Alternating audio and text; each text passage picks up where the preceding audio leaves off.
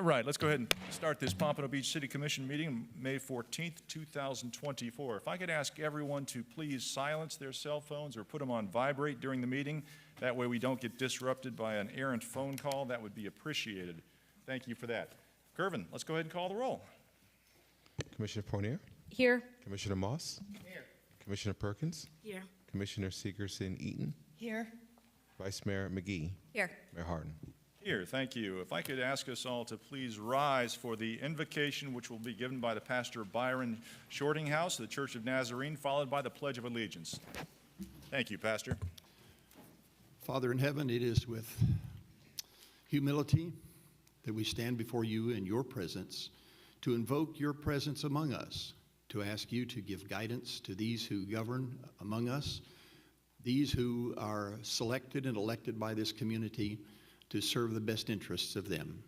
We ask, Lord God, that each of them individually and corporately will know the blessings of Almighty God, and may you be present in this meeting today. In Jesus' name, amen. Amen. I pledge allegiance to the flag of the United States of America and to the republic for which it stands, one nation, under God, indivisible, with liberty and justice for all. Thank you. You may be seated. All right. Can I get a motion approving the regular City Commission meeting minutes of April the 23rd, 2024? So moved. Second. Moved and seconded. All in favor say aye. Aye. Opposed? Motion carries unanimous. Thank you for that. On our agenda this afternoon, we have some changes. We will be striking item number 7. So it is stricken from the agenda. We are going to be postponing item number 22 until our June 11th meeting, and also postponing item number 13 until our May 28th meeting. So strike number 7. Number 22 is postponed till June the 11th. Number 13 postponed until May the 28th. Are there any other changes to our agenda, Mr. Bosworth? No other changes, Mayor. Very good. Can I get a motion approving the agenda as amended? So moved. Second. Moved and second. All in favor say aye. Aye. Opposed? Motion carries unanimous. On our consent agenda this afternoon, we will be pulling item number 1 for individual discussion. So item 1 will be discussed individually. All other items on the consent agenda, with the exception of 7, of course, and number 1, are eligible for discussion during audience to be heard. All right, that takes us, well, let's see. Next on the agenda is I'm veering off the agenda slightly. At this point in time, I'm taking a point of privilege, and I'd like to call up some 2024 City of Pompano Beach Environmental Services Scholarship recipients. We took some photos earlier, and they've got some big checks, but this is compliments of coastal waste management, coastal waste, and also the City of Pompano Beach. We've got 4 students that were awarded scholarships. And they were here earlier. So we've got Judaiah Elam, and I'm sorry if I said that wrong. We've got Liz Sanchez, Omri Shoshan, and Ella Casey. Judaiah is going to Broward College. Liz is going to Florida Atlantic University. Omri is going to Georgia Institute of Technology. And Ella is going to Daytona State College. Congratulations to all of you guys. We could all stand. We'll just stand right behind you so you guys can get your photo op at this point in time. Here you go. You want to take it from this angle? Here you go. Okay. So everybody hold your checks. Everybody smile. And Russ is our official coordinator.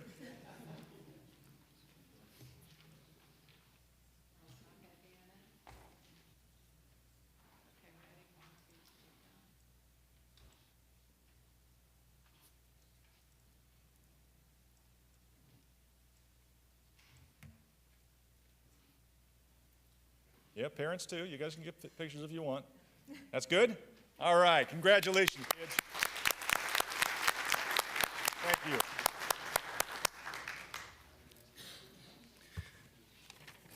All right. As I told them earlier, they are the future of our country. Thank you for what you do. All right, now that takes us up to special presentations. I've got a number of proclamations that I will be reading today over at the side table over there. We're going to start off with Broward County 2024 Naturescape Emerald Award presentation. Anthony Gross Senior, Program Project Coordinator with Broward County, will present urban forestry in the city of Pompano Beach with the Broward County 2024 Naturescape Emerald Award. Wade Cullen, the city's urban forester, will accept the award right over here. Thank you.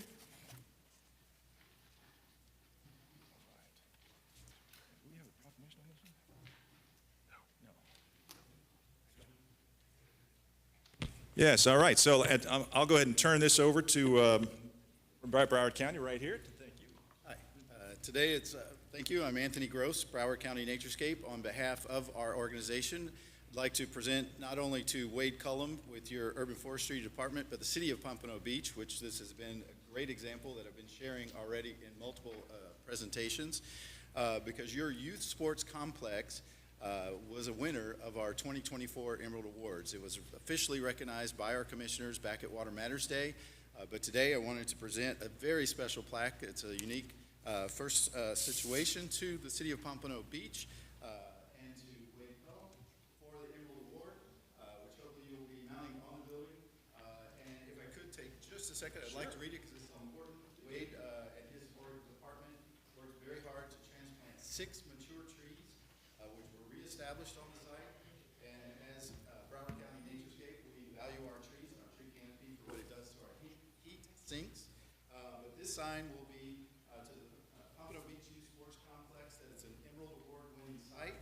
And in particular, this certified Naturescape Broward site exemplifies sustainable and ecological landscaping practices. And this site's tree canopy, bioswales, and building roof lines structured to channel stormwater to the native Coontie rain garden and rain collection area help manage stormwater and remove pollutants and conserve water. The native grasses, shrubs, and trees will also provide virtual vital habitat for migratory birds and other wildlife awarded in 2024. So again, congratulations to Pompano Beach on winning this award. And I would like to say on behalf of Commissioner Lamar Fisher, he sends his regrets today that he's not able to be here. He wanted to be here, but he has a budgeting meeting that conflicts. It happens, it happens. Congratulations. Thank you so much. You Appreciate it. bet. Thank you. Wade, would you care to say a few words? It's great accomplishment. Thank you all very much. Good afternoon, Mr. Mayor, Vice Mayor, Commissioners, Mr. Bosworth. Good to see you today. We'd like to start off by, of course, thanking Mr. Anthony Gross, Broward County Naturescapes, for this award commemorating everyone's hard work at the Youth Sports Complex. We would also like to thank our friends at Pompano Proud, Miss Claudia Hickman, Miss Lee Waldo, and Miss Donna Castro for their help in the process, and of course of teamwork from the landscape professionals at Keith & Associates. They drew a great plan, and it just worked out very, very well. Internally, I would be remiss if I didn't take a moment to thank our urban forestry team of certified arborists over there, and also Mr. Horatio Danovich and Fernand Tony for their management and support during the whole process. This is a very prestigious award. We've been chasing this for a good many years, so it's an honor to have it at the park. And usually it's a stone that they put on the ground, but because the park is so big and has such a presence that they've decided that they were going to do something new and make a sign for us to put up, and it's got a QR code that's going to lead you to information about the park. So it's a big day for us in urban forestry, and we thank you very much.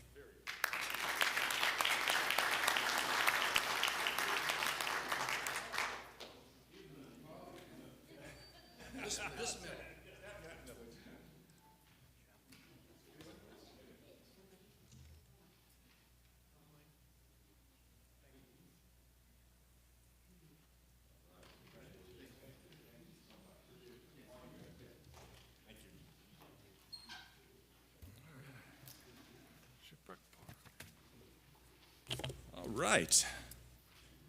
Next up, I could call up, let's call up Rob Wire, Chairman of Shipwreck Park, for a presentation on new donated underwater camera for the Fisher Family Pier. Rob, come on up. Yes.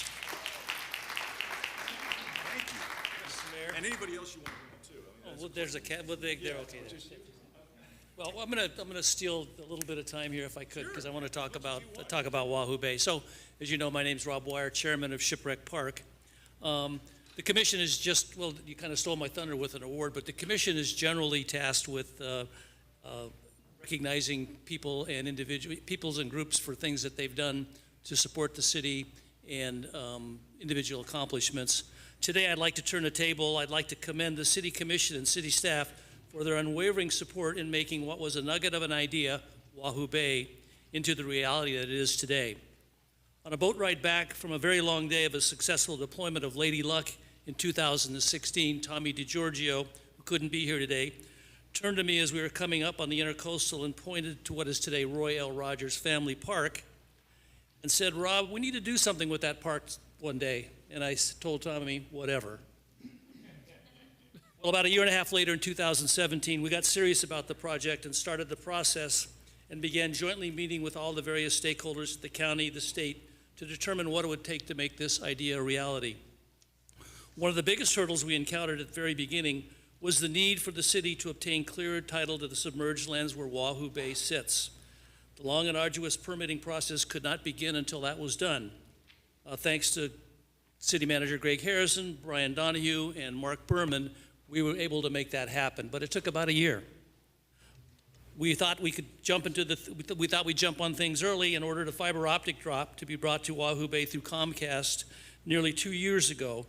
When we signed that contract, we were told it would take about 5 or 6 months, but it's taken 2 years, but thanks to the IT department, Gene Zamoski and his group, we got that in, and it's now up and operating. That fiber optic communication also allowed the Pompano division of BSO to put eyes on the park, to not only watch the Wahoo Bay, your Wahoo Bay assets, but to keep the park much safer than it was before. Thanks to the solid commitment of Dr. Good, who we call Tammy, we would have never been able to acquire, stage, and deploy the sea hives in Wahoo Bay. She was instrumental in aiding us in maintaining pricing on the cost of the sea hive modules at pre-COVID levels when construction prices were going through the roof. She and Hector Gandia worked tirelessly with the University of Miami, ensuring that we deployed the sea hives at an elevation that would be most conducive to mangrove growth. And the fun is just about to begin for Mark Boudreau and his Parks and Rec staff.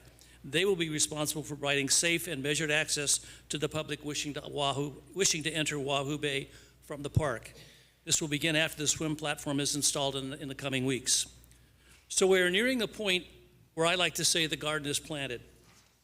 The first phase of your Wahoo Bay is nearly complete. I was looking at notes that I took back in November of 2020, 4 years ago, when we met with most of you sitting on the dais today to bring you up to speed on the project and to seek your support. Commissioner Perkins said she was 100% in. Commissioner Eaton said she was really excited about the project and was impressed with the work we had already accomplished. Commissioner McGee loved the idea, and Mayor Hardin said, let's make it happen. So none of this would have been possible without the full support of the city, and one of the most important things that we pledged was to make Wahoo Bay available and accessible to our elementary schools to experience up close and personal. Thanks to the hard work of Sue Colton and Katie Hendrickson, blanket pre-approval has been obtained from the Broward County school administrators to bring field trips via the Intercoastal to Wahoo Bay. I'm really pleased to tell you that in just 2 weeks from today, on the morning of the 28th, 20 energetic and inquisitive fourth graders from Pompano Beach Elementary School will be the first ever to make a public school field trip into Wahoo Bay. And rumor has it that even the school principal is going to get in with them for that very special day. So thanks for indulging me, but I think the agenda item says something about a camera. Can I ask my Shipwreck Park team to stand, please? All of you? Thank you. Right. In recognition and with deep appreciation to the Pompano Beach City Commission, the Board of Directors of Shipwreck Park, and all of its supporters and collaborators, including the University of Miami and FAU, wish to find a unique and appropriate way to acknowledge our gratification to you for this wonderful public-private partnership. Today, Shipwreck Park is giving the city of Pompano Beach the Fisher Pier underwater camera. This camera will be live streamed and enjoyed by our local residents. It will also show another beautiful side of Pompano Beach to the world. Florida's warmest welcome. So here's a brief video that Jimmy Gonmatsky from Jeff Terode group put together on what it's like to install an underwater camera.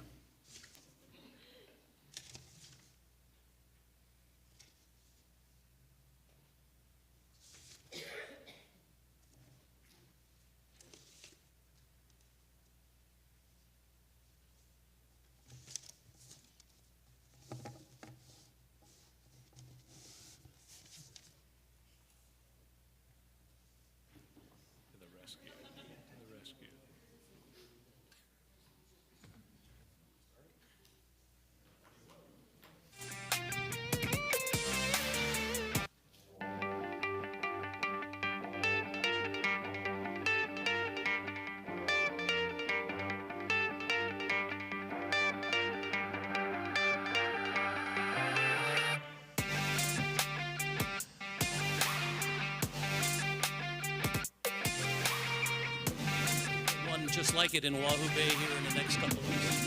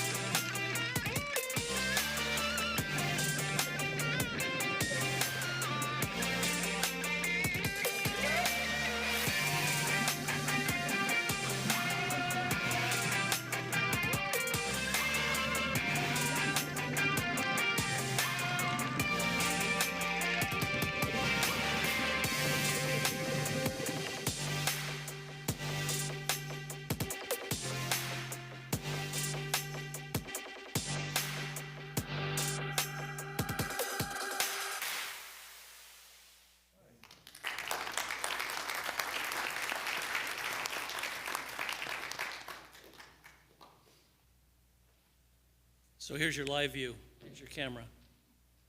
Today. A little bit rough out there. Water's kind of murky.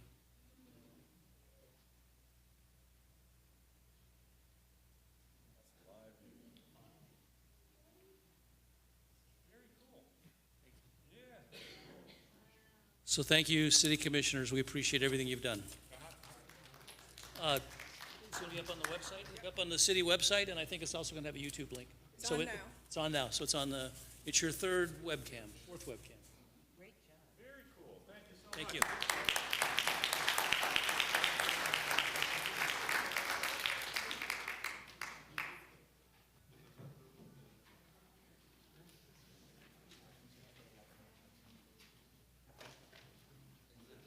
Very cool, and thank you so much to the Shipwreck Park board members and all the volunteers who've helped out to make Wahoo Bay a success. I mean, thus far, it's a complete success, and it's just getting better every day.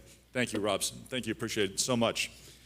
All right, let's follow that up with National Safe Boating Week. If I could ask Rich and Gwen Lees to come forward, Mark Brody, come on down. Great segue into to boating safety.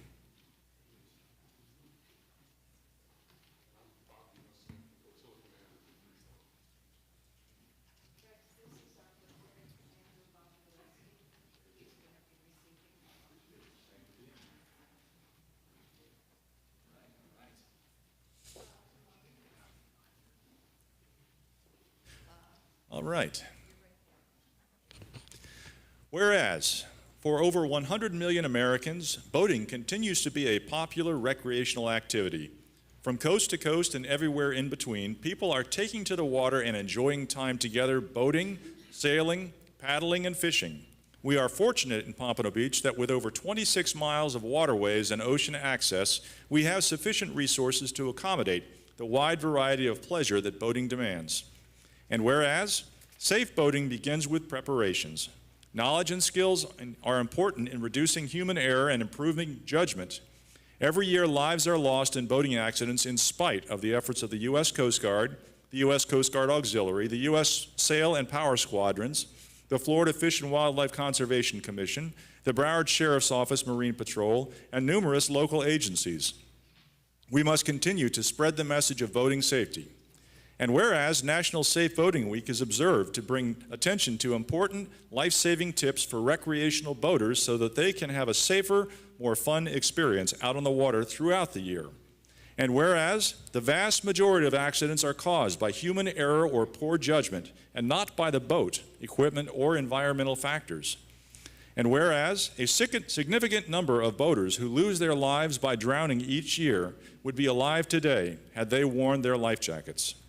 Now, therefore, I, Rex Harden, Mayor of the City of Pompano Beach, on behalf of the entire City Commission and residents, do hereby designate May 18th through May 24th, 2024, as National Safe Boating Week and promote safe boating in Pompano Beach and urge all citizens to support the goals of the Safe Boating Campaign. Done this 14th day of May, 2024. Rex Harden, Mayor. Thank you so much. I appreciate all you do. And please, let's get a picture first, and then we'll hear a few words.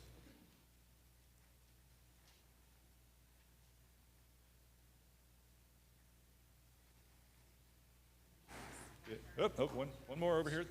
Pelican, turn around.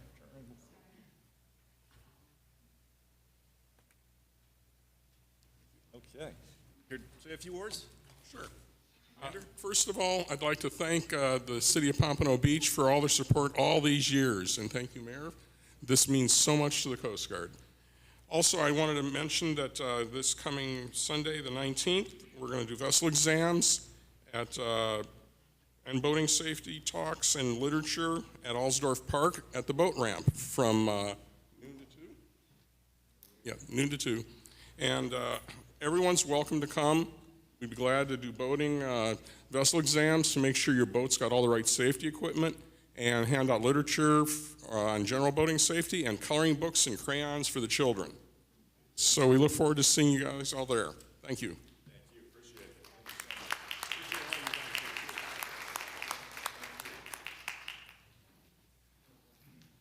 Yeah, it's hard to tell how many lives you all have saved throughout the years with what you do. Thank you so much for all of that.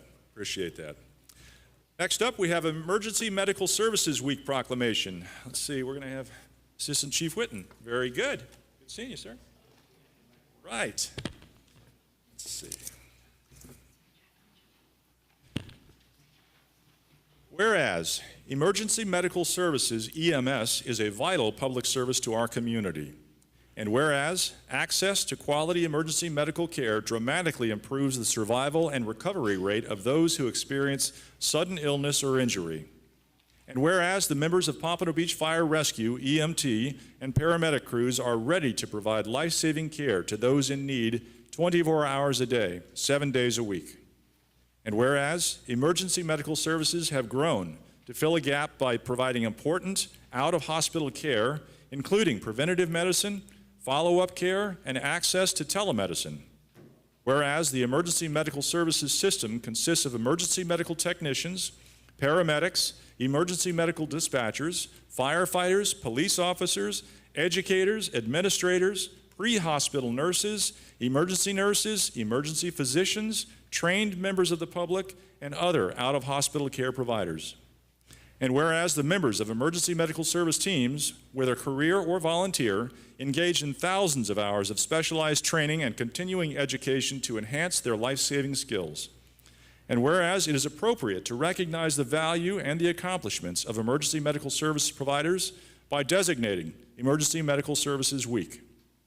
Therefore, I, Rex Harden, Mayor of the City of Pompano Beach, Florida, on behalf of the entire City Commission, in recognition of this event, do hereby proclaim the week of May 19th through May 25th, 2024, as Emergency Medical Services Week, with the theme, Honoring Our Past, Forging Our Future.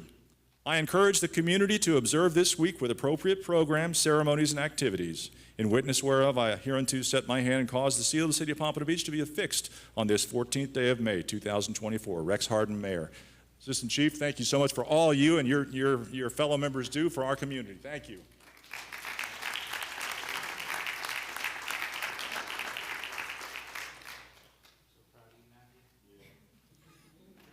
Sir.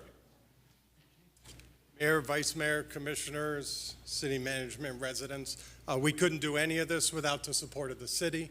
We truly appreciate everything you do for us to allow us to provide the service. Thank you very much, and we will continue trying to give you the best service we can. Thank you.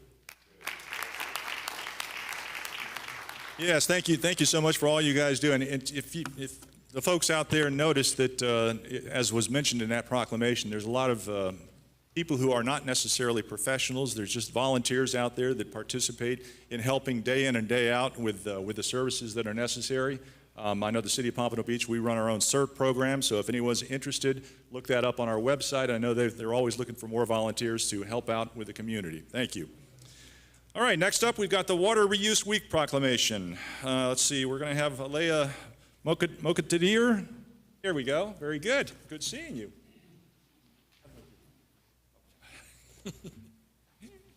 Here we go. All right. Whereas safe, clean, and sustainable water resources are essential to Florida's environment, economy, citizens, and visitors. And whereas, although Florida's water supplies are finite, the state's population and need for water resources continue to increase. And whereas water reuse provides a means for conserving and augmenting Florida's precious water resources and is key to the state's sustainable water future. And whereas Florida has risen to be the national leader in water reuse, reusing 900 million gallons of reclaimed water per day to conserve freshwater supplies and replenish our rivers, streams, lakes, and aquifers to support our potable water.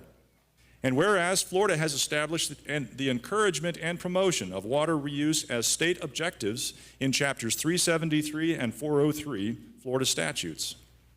And whereas Water Reuse Florida, the state section of the Water Reuse Association, has proclaimed the third week of May to be Florida Water Reuse Week. And whereas the City of Pompano Beach has joined with Water Reuse Florida, the Florida Department of Environmental Protection, and the South Florida Water Management District in encouraging and promoting water reuse and conservation. And whereas the City of Pompano Beach has been investing in and implementing a water reuse program that has saved nearly 25 billion gallons of fresh water over the past 34 years to ensure a sustainable water supply for the future and protect our natural resources. Now, therefore, I, Rex Harden, Mayor of the City of Pompano Beach, on behalf of the entire City Commission, do hereby proclaim the week of May 19th through May 25th, 2024 as Water Reuse Week in the City of Pompano Beach and call upon each citizen and business to help protect our precious resource by practicing water conservation and promoting the use of reclaimed water. Done this 14th day of May 2024. Indeed, an important proclamation, and thank you so much for what you do. Yes, care to say a few words?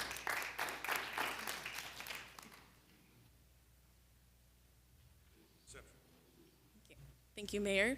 Good afternoon, City Commission, fellow city staff, and Pompano Beach residents. Using reuse water as an alternative water source is a vital step towards water conservation. By recycling and treating wastewater, we're not only preserving our freshwater sources, we're also reducing strain on ecosystems while ensuring a sustainable and reliable water supply for future generations. Thank you to Water Reuse Florida, the Florida Department of Environmental Protection, the South Florida Water Management District, and the City of Pompano Beach Mayor and Commission for encouraging and promoting water reuse and conservation. By participating in initiatives like this, we can continue to think globally and act locally. Thank you. Thank you, appreciate it. So much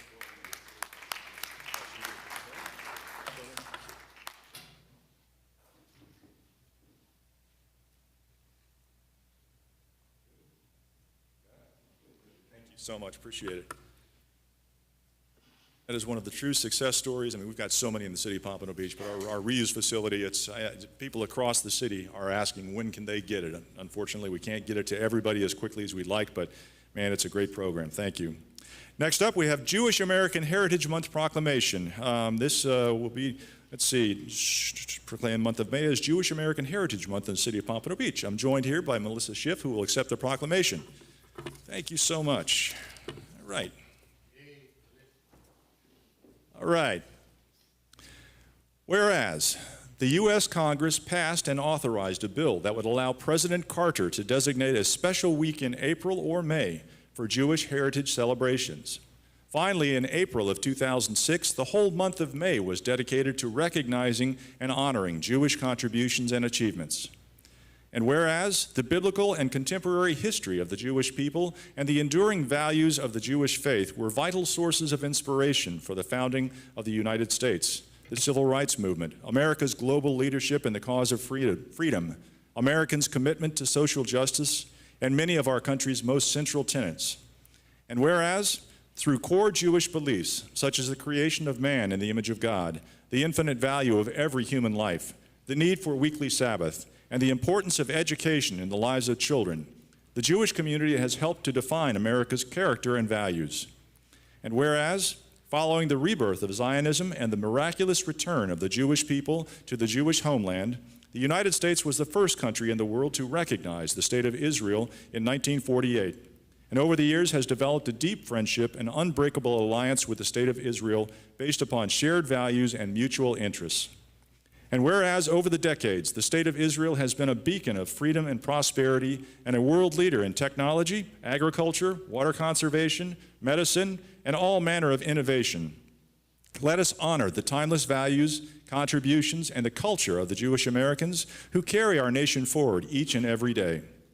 Now, therefore, I, Rex Harden, Mayor of the City of Pompano Beach, Florida, on behalf of the entire City Commission and residents of Pompano Beach, do hereby recognize the month of May 2024 as Jewish American Heritage Month in the City of Pompano Beach, Florida.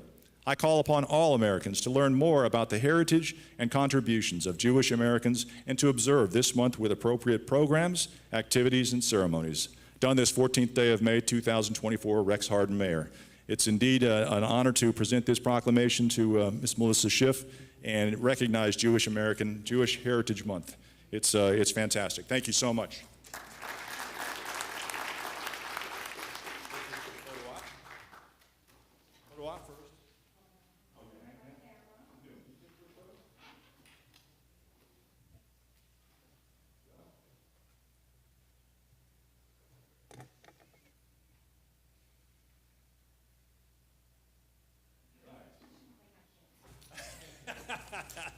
Go ahead. Hi, good afternoon, everyone. My name is Melissa Schiff. I'm very proud member of the Jewish community here in Pompano Beach. I just want to thank the mayor, vice mayor, all of the commissioners, our assistant city attorney. I think it's very important, obviously, during this moment in time to remember Jewish history, to remember the Holocaust. I would be remiss if I didn't ask you all just to take a moment of silence, a couple seconds, to remember those hostages, 128, 6 Americans that are still being held by Hamas.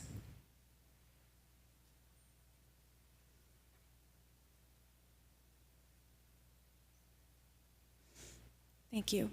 Close to 700 Israelis were tortured and killed on October 7th, taken from their homes, a music festival like any one of our children might have gone to celebrate and have fun and listen to music.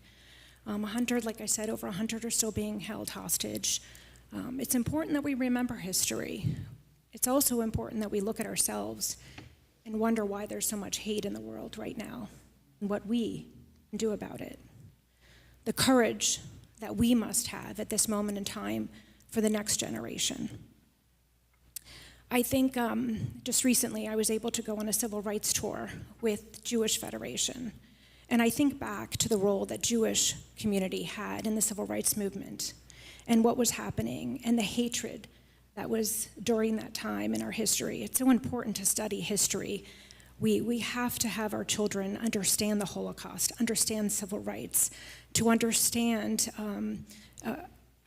any kind of moment in our history where we had to fight for rights. We don't want weak children because they'll fear the unknown. And if they don't know history, we don't know what's going to happen.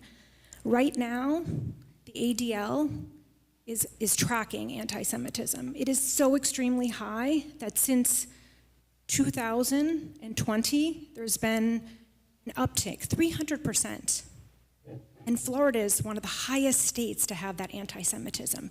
It takes courage among all of us to stand up if we see Nazis waving flags, if we see hatred in our workplace, if we see hatred in our businesses, if we see hatred in our classrooms, if we see it in our community, we must speak up, or else it's just going to continue to grow. So I think it's up to each one of us to dig really deep and ask ourselves, why is there so much hate? And what does everyone fear so much? We all are a community, and we need to stick together. And Pompano Beach is one of the most beautiful places in Florida. I tell all my friends and everyone in the Northeast, every time they want to come down here, I'm like, you need to stay in Pompano Beach. It's so fabulous. So please, I ask you, on this day, Israeli Independence Day, I accept this proclamation on behalf of the Jewish Federation of Broward County, but I ask all of you, please do your part in making us a better community. Thank you.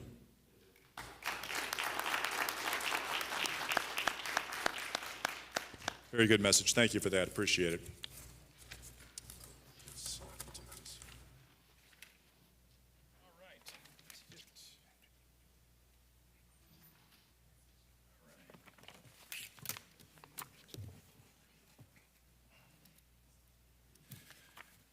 All right, that takes us up to our presentation, Strategic Plan 2021 through 2026 and Action Agenda 2021 through 2022, second half FY23. Progress presentation. Mr. Reyes, good afternoon, sir.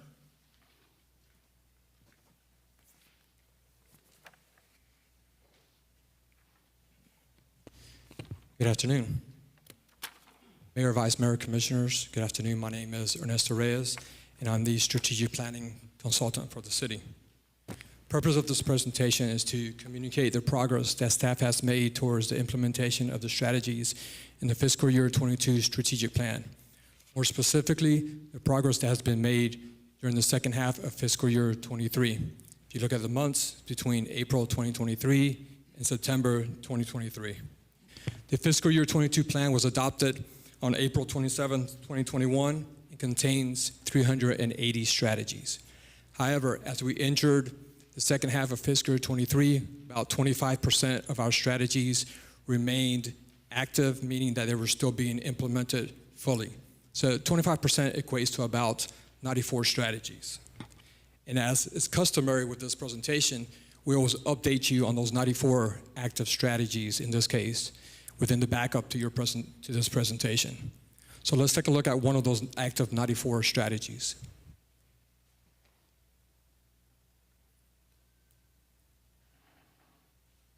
$1.2.6 Beach Festival 2022-24 development.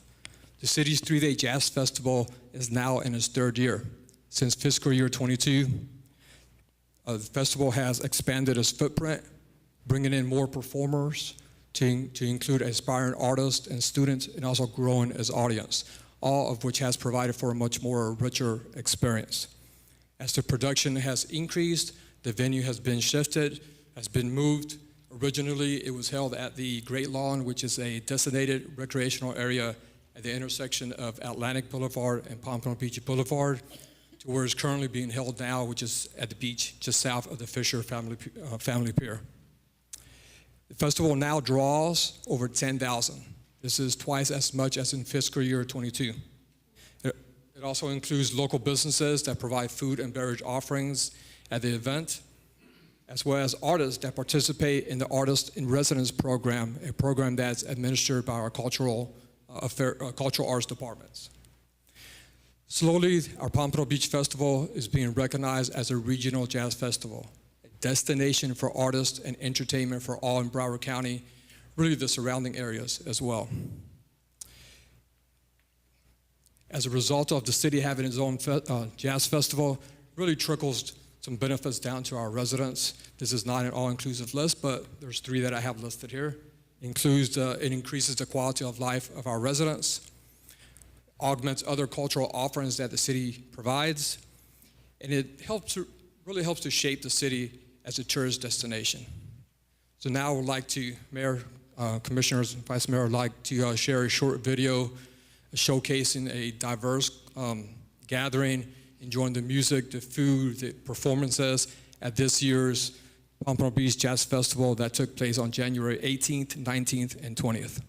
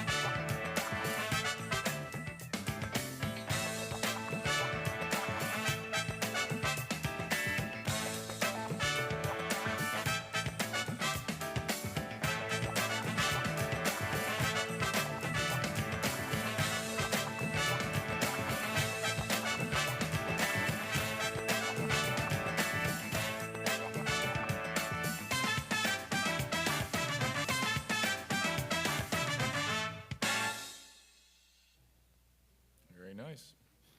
Great commercial. Mayor, Vice Mayor, Commissioners, that concludes the presentation. Very good. You should package that and put it out all over the country, all over the world. Good commercial for Pompano Beach. Thank you for that. Appreciate it. All right, that takes us up to audience to be heard. Mr. Alfred, do we have any audience to be heard signed up? Yes, we do, Mayor. We have 11 speakers. Very good. Let's see how we go. First speaker, Ken Arnold, followed by Gloria Irvin, followed by Jackie Moreland. Very good. Just please name and address for the record and try and limit your comments to 3 minutes.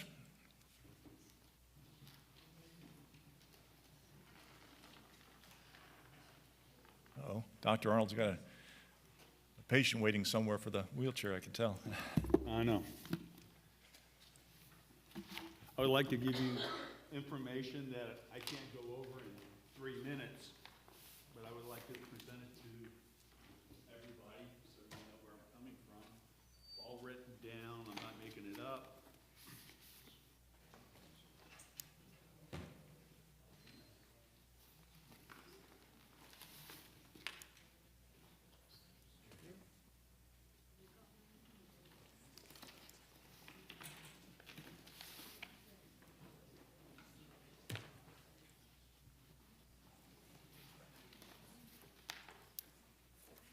Thank you, sir. As you look at it, I have some colored pages, paper in there, kind of marking the sections off.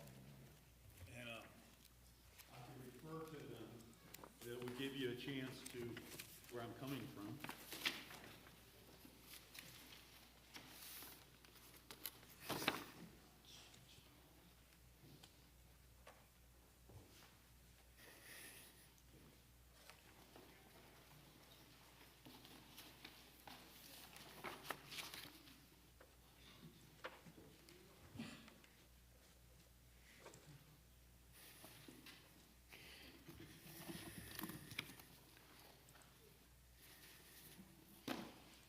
Also, people that cannot be here, I'm going to present you with their letters.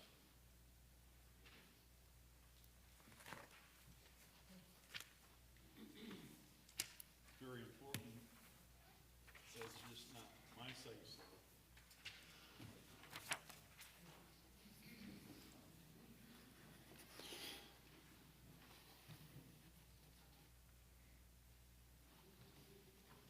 And one more. Paul, he couldn't come, and I apologize for him because he's in Japan. You couldn't make the flight in.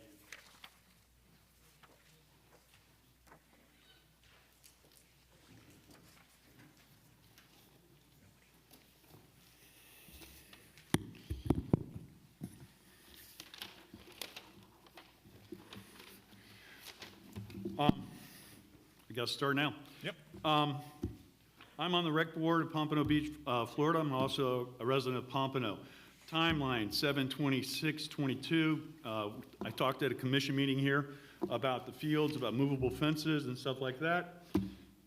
Shortly after the meeting, I got to meet Allison. She wasn't a commissioner yet, and she wanted to know more about baseball. At that time, we talked about baseball, and she didn't understand why she couldn't have her team. And also, she admitted that it was runly poor, and I agreed. Pompano baseball wasn't doing good, but I told her that she couldn't have her team because it would be not equal for all the kids to play other teams. So we try to keep it fair. Then we text back and forth. On 5/10, we had a text. 5/10, I replied. She had a subject about dogs and baseballs. Replied back to me on 5/15. I told her I'd be able to meet to her.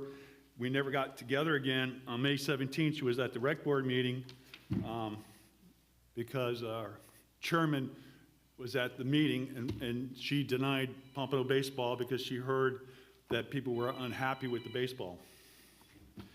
So anyway, after rec board meeting, it was, you got the green section is all my notes from the rec board, from all the meetings I've been attending, and from May 10th until I saw Pompano pokers out in the area of Pompano. People started calling me about Pompano pokers, And I didn't know who the Pompano Pokers were.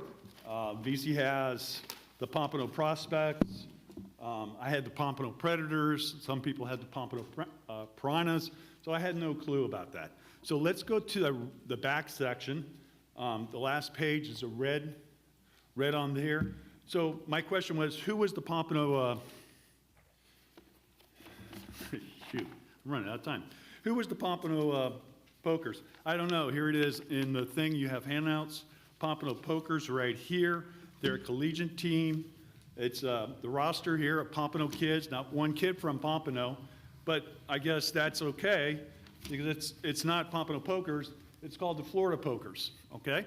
And when they came to the commission meeting to get the okay to work the parks, they became the Florida Pokers. Now there might be the Pompano Travel. If you go back to history, here I am with Coach Pettick, Coach Waggle.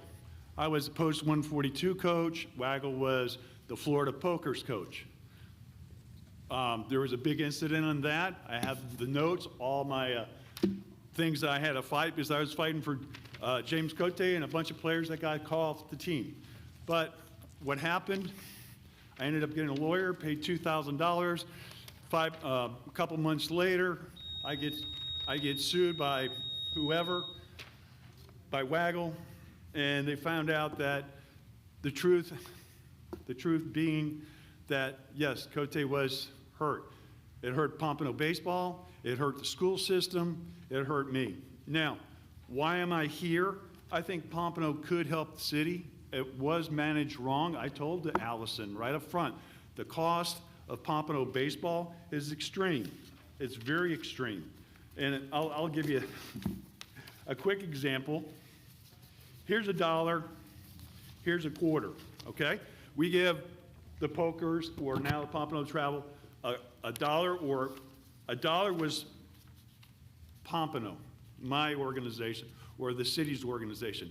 All the coaches had to coach a team in the league to be able to travel. And if they didn't coach in the league, if they didn't use 100% players from Pompano, and at least they had to be 51% of those kids to play. And if they couldn't, then they wouldn't have a team. And that whole team had to go back into the system. We give the Pokers 25. All we have to do is 25 cents. We give them all of our fields. We give them a $3 million complex we just paid at Kester, okay?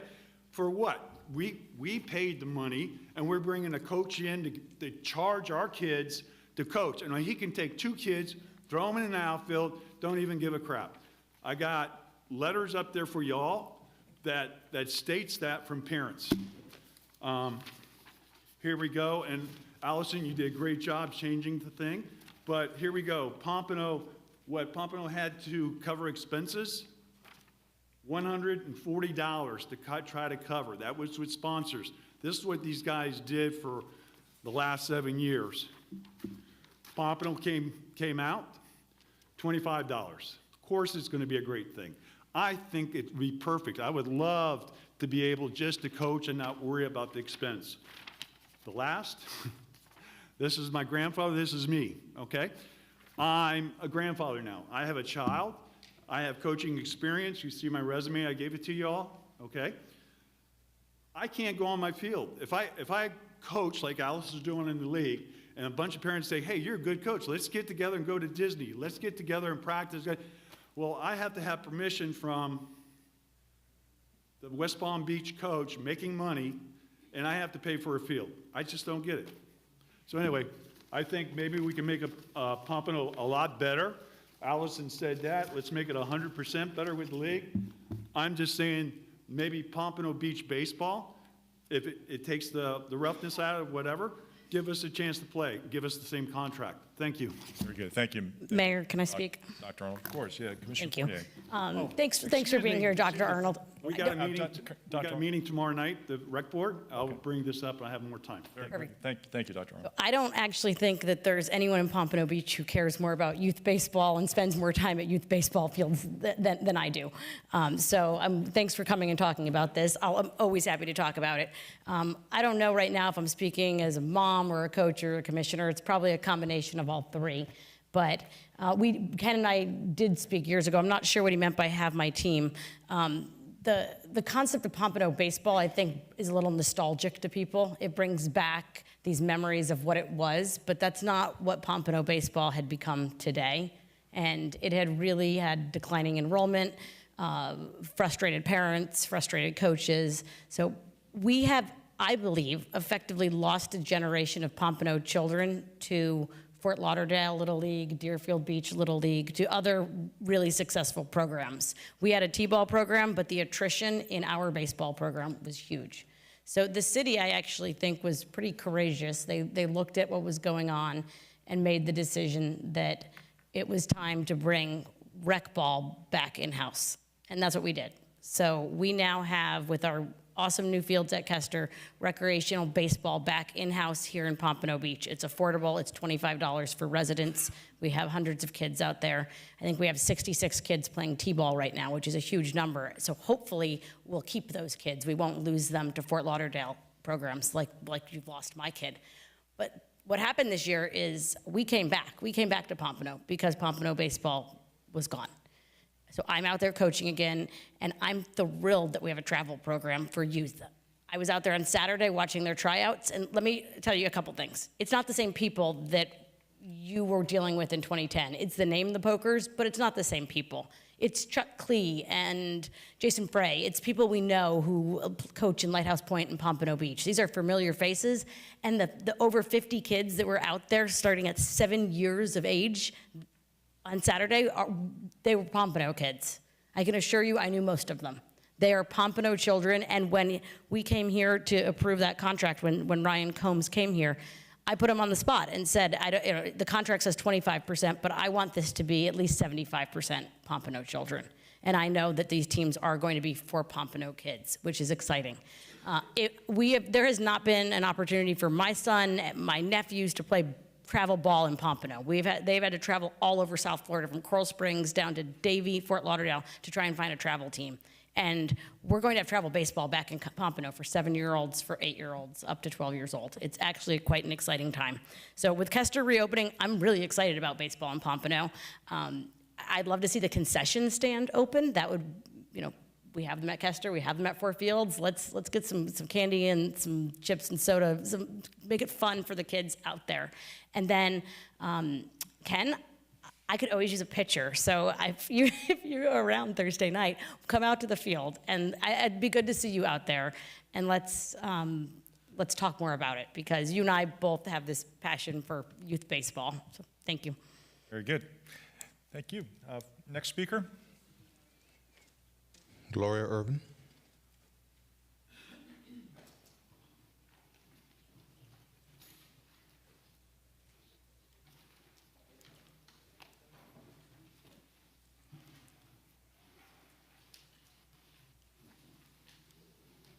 Good afternoon. Good afternoon. If you could pull that microphone down a little bit also. Oh, won't it be too loud? No, it won't be too loud. Don't worry. Okay. We're here from the Senior Citizen Activity Center, Ma'am Rex Harden. I'm not a good speaker, but okay. We're here. We are the members of the Senior Activities Senior Citizens. We have a complaint about the funds being used. We are at the point where we are now paying for all our activities, which we didn't before. And I have been a part of the seniors program for the last 7 to 8 years. Mm-hmm.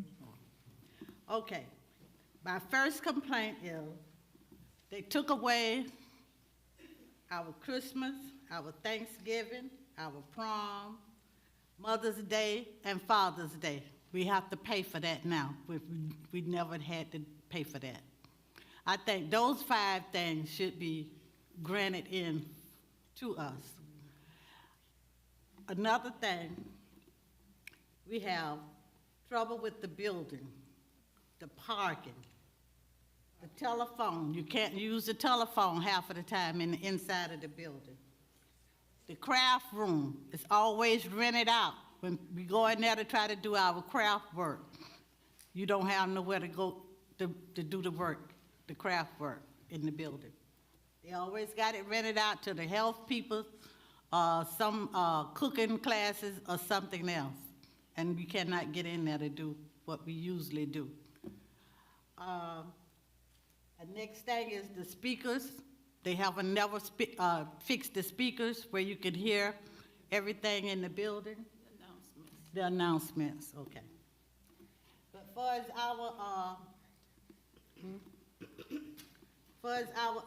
the 5 things I named that I think we shouldn't have to pay for, but all the other activities that we might get to go on, which we don't hardly go on no more, like, well, okay. You want to speak? Okay.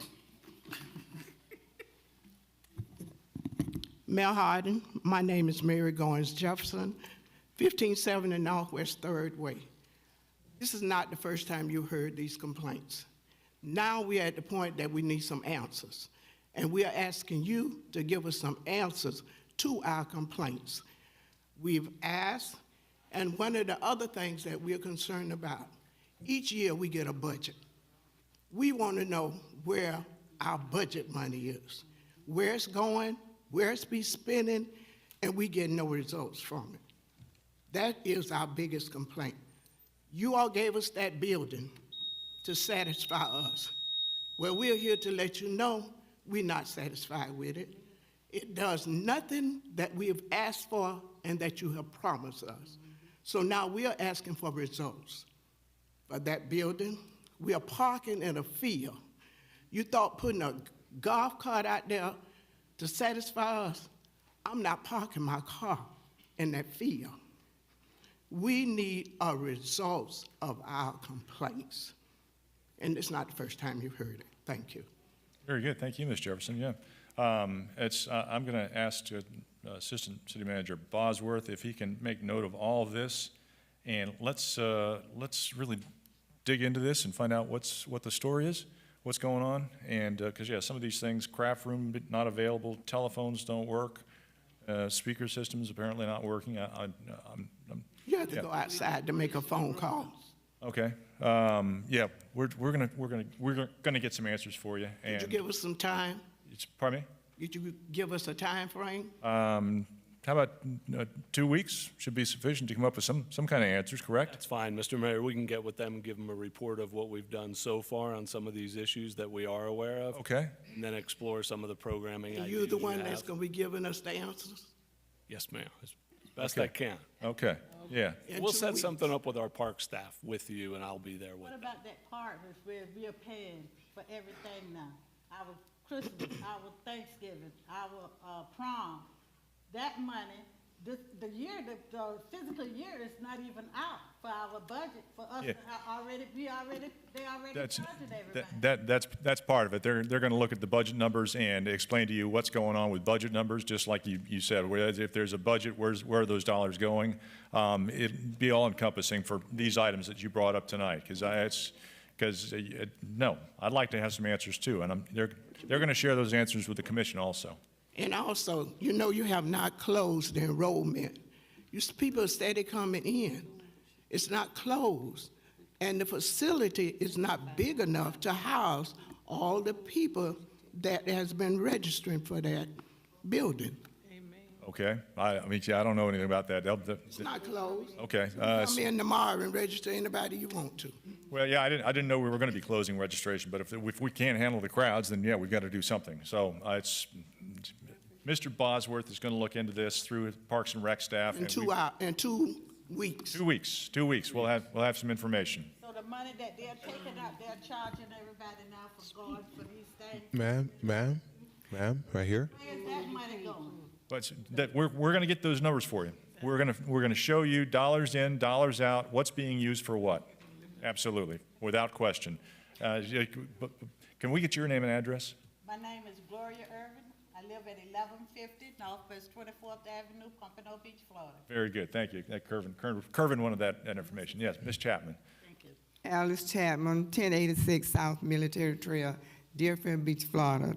I would like to know, Over the years, everyone came from different cities was not paying. The ones from different cities are paying $30. So I would just like to know what reason why now that the different cities coming to the center has to pay $30. And that's a good point there. Where's that money going? Also, with the number of seniors being registered this meeting, can be done more activity outside of the building. That's just me.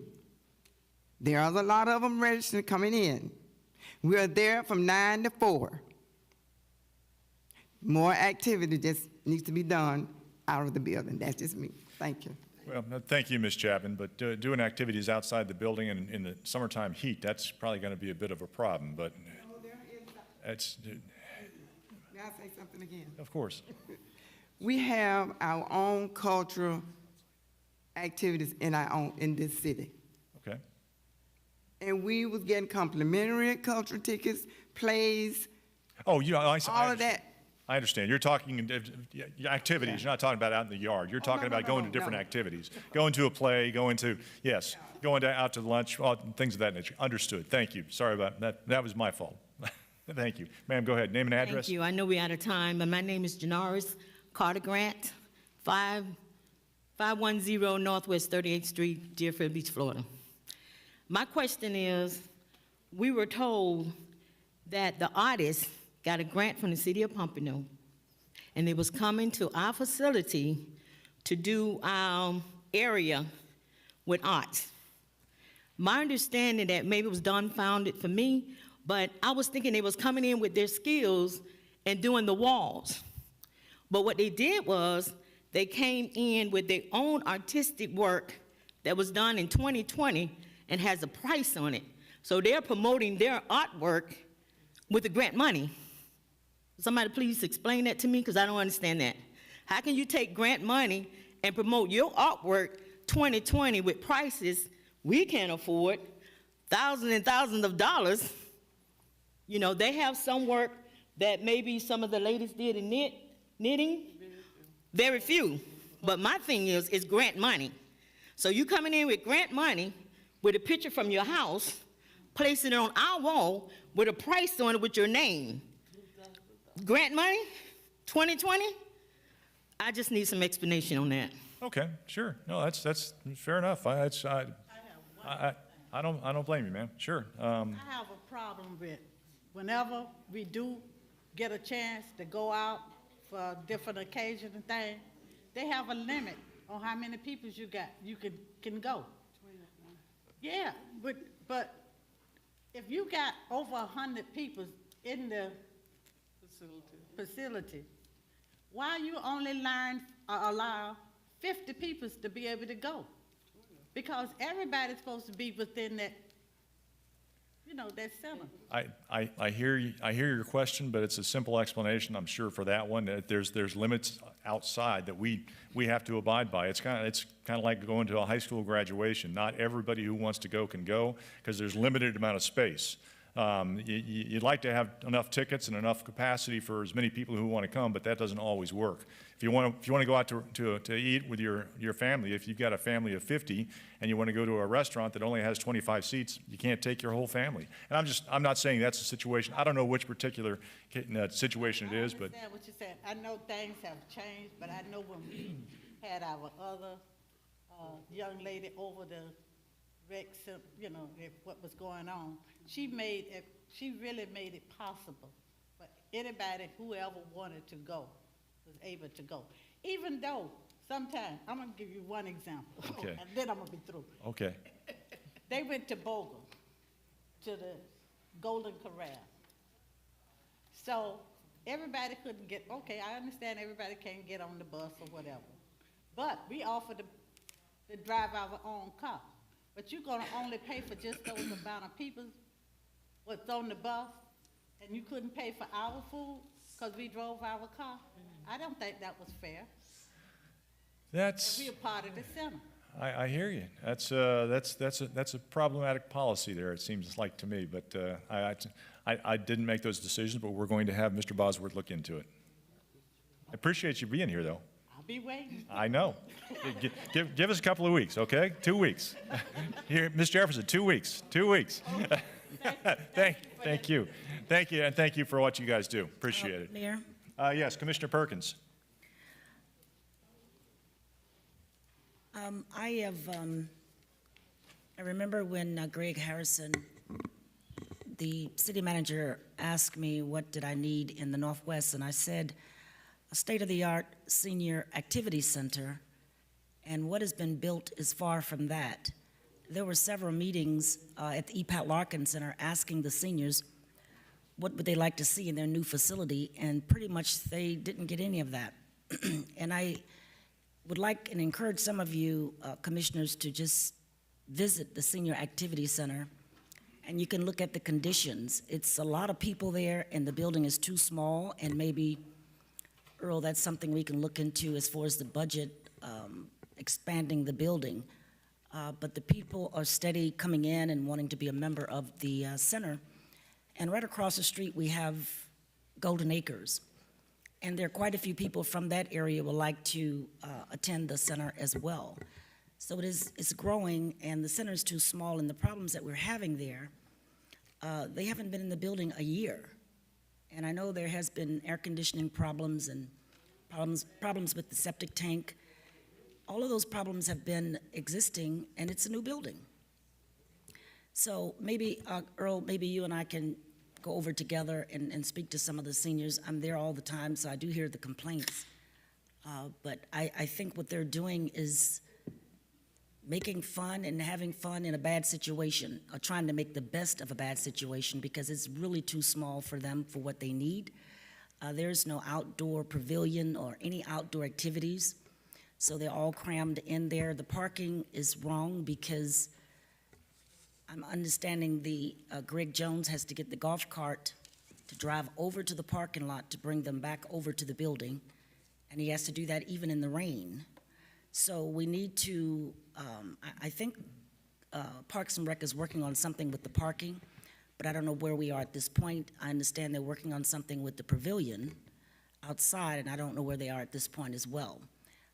But the building is very much, too small, and we need to consider that a lot of these seniors have fixed incomes. So we need to reconsider, charging for different events that they have, and they do have an event pretty much every holiday.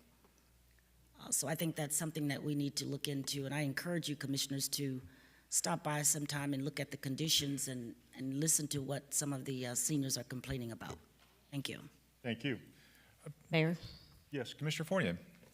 I've been out to the center a couple times also, and when I first went there, I was a little surprised at some of the design choices out there and the size of the facility. So I can understand the frustration, but it's a brand new building, and it's obviously really difficult to do anything about expanding a new building. So in my district, we have the youth sports complex, which is also a beautiful new facility, but there are some design challenges at that facility as well.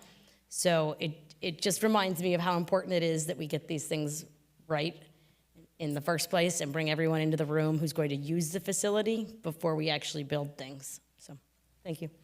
Very good, thank you.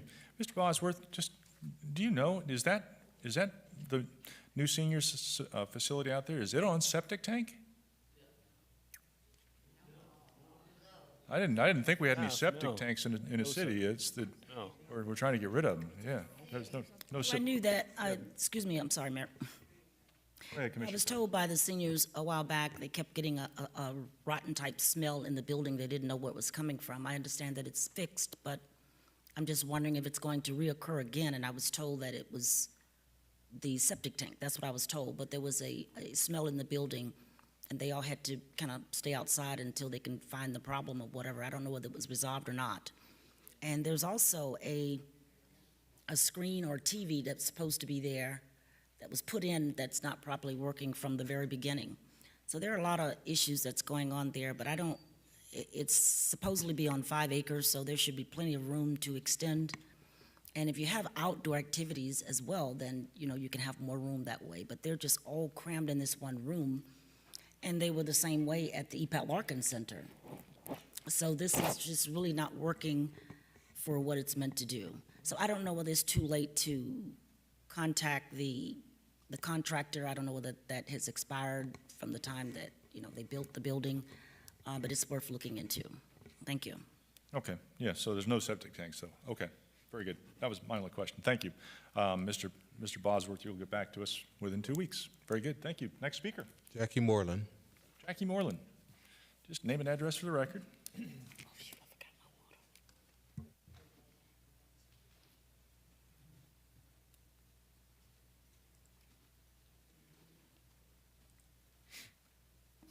Good afternoon. Jackie Moreland, 1526 Northwest 7th Lane, Pompano.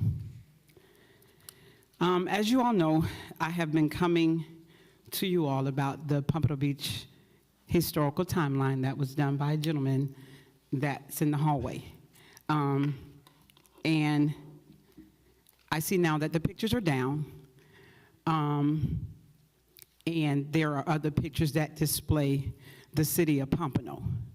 So I'm glad to see that. But what I'm troubled by is, ironically, I reached out to different media outlets, and I reached out to the New Pelican, and they featured my story about the same thing that I have been coming to you all about, complaining about since February. They featured it in the New Pelican that came out on Wednesday, May 9th.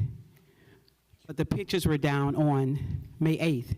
And I found that kind of ironic that that happened that way. And my question now, there are beautiful pictures out there that display parts of Pompano.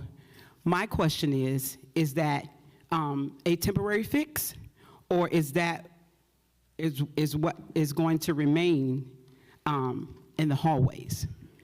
And the other information I gave you, because it appears every time that I come or that I speak, I'm always talking about the diversity that needs to be seen in the city of Pompano and the inclusion. So, but I seem to have been met with equity problems, and I just gave you some information on equity, some information on biases, and some information on racism and diversity. And it's funny that not funny, but ironic as well, Ms. Katz talked about the Jewish history and the rich history and how we should know our history. And so these are the cries and the pleas that I've made with you all since coming about the pictures in the hallway, that they show the history of all the constituents in the city of Pompano. So for whatever reason, I guess maybe my cries didn't fall on deaf ears because the pictures are down now. It wasn't because of what I said, because all of you voted to not move them immediately. But now I come this week and they're down. So I'm glad for that. So I want to know, what is the next step? Where are we going with that? I also had a wonderful and productive meeting with Ty and other constituents from the city of Pompano, talking about the cultural diversity in the city and how we can continue to evolve in those areas to continue to show diversity, and how we could show diversity in the historical timeline that was out on the hall and on display. So I don't know what's going to happen with that. And the other information that I want to share, Mr. Moss, you make it a point after every meeting to share the different things that happen in Cypress Bay and Palm Air at the end of your meetings. But our private school, Morelands Academy, is also located in your district, and we invited you to a teen expo, and that is the first sheet that I gave you. And we had partners, the waste department, coastal waste was partners with us, the YWCA, and TD Bank, and Truist Bank, I believe, as well. And they partnered with us, and we had a 16-week program for our youth and the students at our school and youth in the community and from Palm Air as well, because we do have students in our school that live in Palm Air as well. And we invited you to the program, and we never heard back from you. And we also invited you, Mayor, as well. Commissioner Perkins comes all the time, but we invited you all, and we didn't hear anything from you. So you make mention of the different great things that are going on in your district. Our school is in your district, and we invite you often. We call, you said call, and we call, and we didn't hear anything back. So we just wanted to let you see the things that we have going on. And again, that's why I gave you all the definitions of equity and equality, because I think there needs to be more equity when we look in the city, when we look at the city. And it recognizes that each person has a different circumstance and allocates the exact same resources and opportunities needed to reach equal outcome. So we're different, but the outcome should be the same and it should be fair. So my question now, what happens now with the display? Is that going to be temporary, or is it long lasting, or what happens next? Thank you, Ms. Moreland. I appreciate that. I know Mr. Tabing, he's working on that. If you can get with him, and he can give you a timeline for what's going on and all that kind of stuff. All right? Mr. who? Mr. Tabing. Oh, okay. Ty Tabing. But he gets his directives from you, right? No, we set policy. We don't direct staff. We're Okay. forbidden. Actually, in case you didn't know, we're forbidden by charter from getting involved with the actual day-to-day running of the city. I didn't know if you knew that. Okay, so who made the decision to take him down? That would be the city manager. That would be the city manager? City manager, yeah. Okay. He's currently out of town. Okay. Yeah, thank you, though. I appreciate that. But yeah, Mr. Tabing, he can get with you. I mean, I understand you. We met on May 6th, and I asked him about the timeline. He said that was what he said was that was above his pay grade, and he didn't make that decision. So I would have to come back to you all, and I will get with the city manager, and we can talk to see what happens from there. Very good. But we will be very happy to have you attend some of our programs in our community when we invite you all. Absolutely. Thank you. Mayor? Yes. Yeah, I'd like to speak about this. I'm a little disappointed to see that what was up there before came down. I mean, we had a vote, and this commission voted not to take anything down immediately until more research was done, more time to study, but it was taken down. So I really find that to be a bit of a slap in the face to this commission, who made it a point to vote 4-2 not to take it down, yet turn around and it's down. So I think really the commission needs to have an explanation made by the city manager's office as to why that was taken down in spite of our vote not to. Thanks.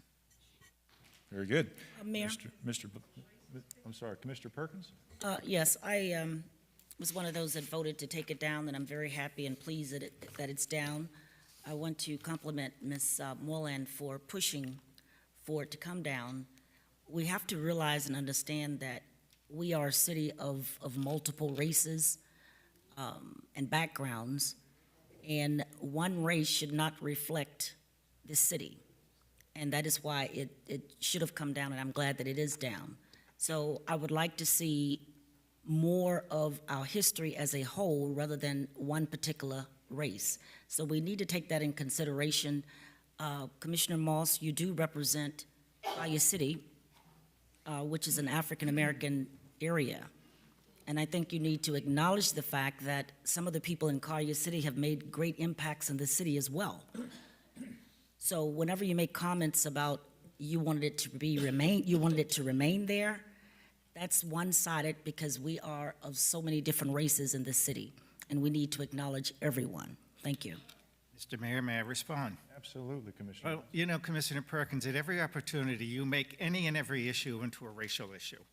I said before at the previous meetings that I have no objection whatsoever of doing a study, finding out what's the best thing to be done, and how to go about it, not a knee-jerk reaction. I'll also point out that no one has shown up here with a petition with 500 signatures on it saying that they wanted that to take down. We're talking about two individuals who have shown up and who, in my opinion, have bullied this commission into doing something that it was not. Ladies and gentlemen, ladies and gentlemen, I will ask you to please, if you have comments, please take them out into the lobby.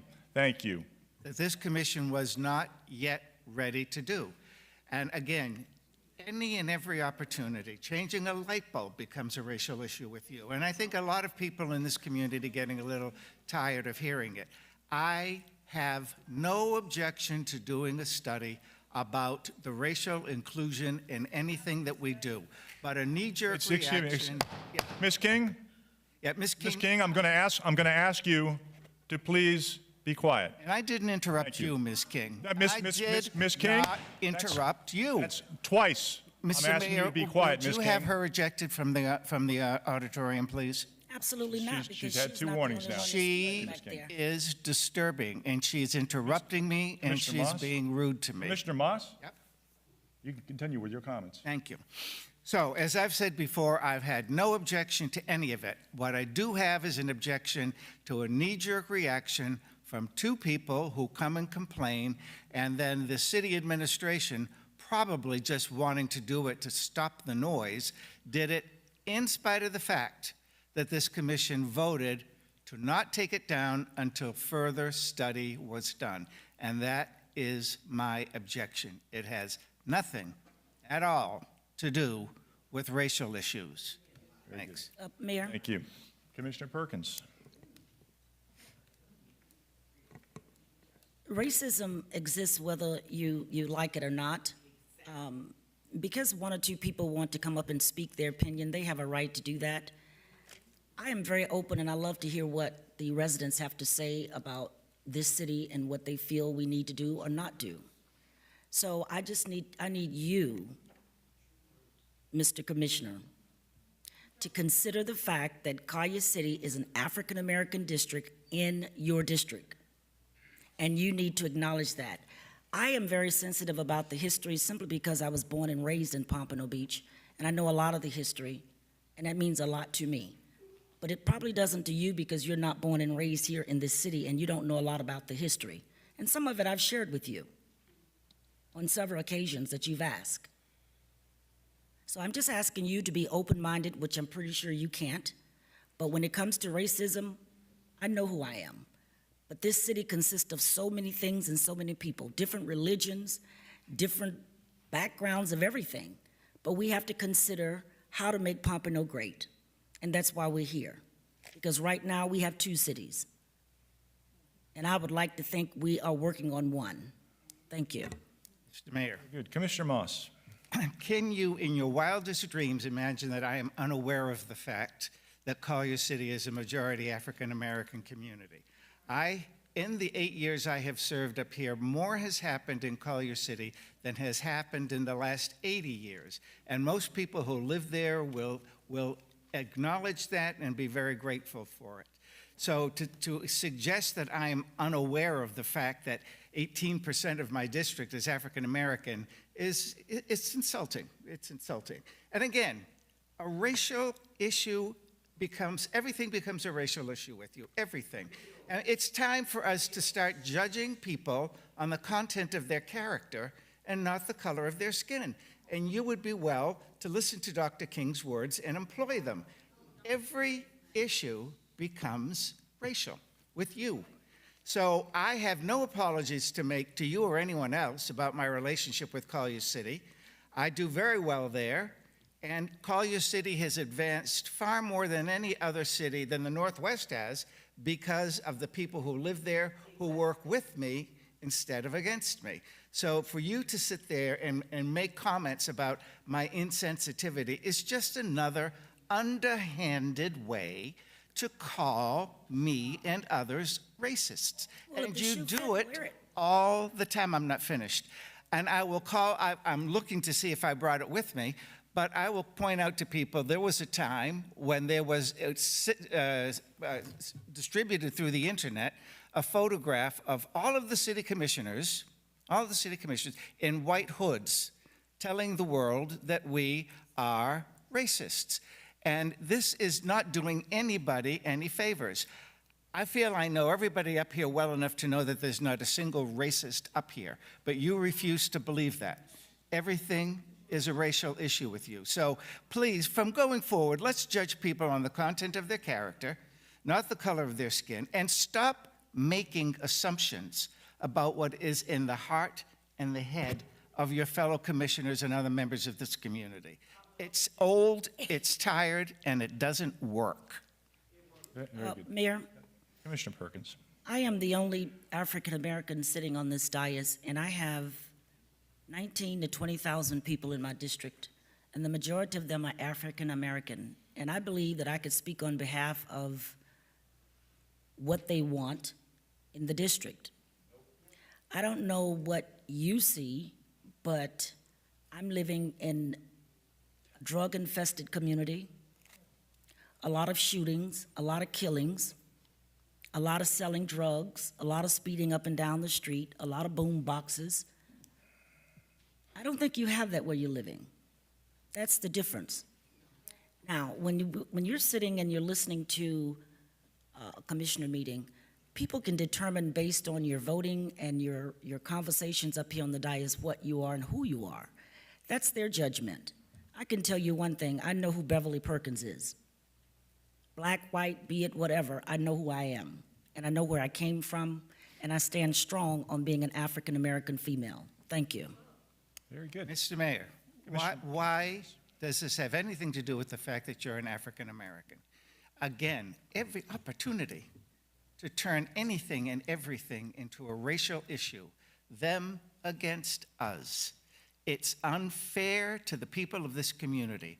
I have no issues with my constituents in Collier City.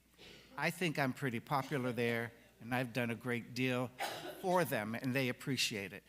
But every single thing, what you quote is that a reason or an excuse? So you live in a very bad neighborhood. I know it. There's a great deal of crime. There's prostitution. There's drugs. There's trash. I know it.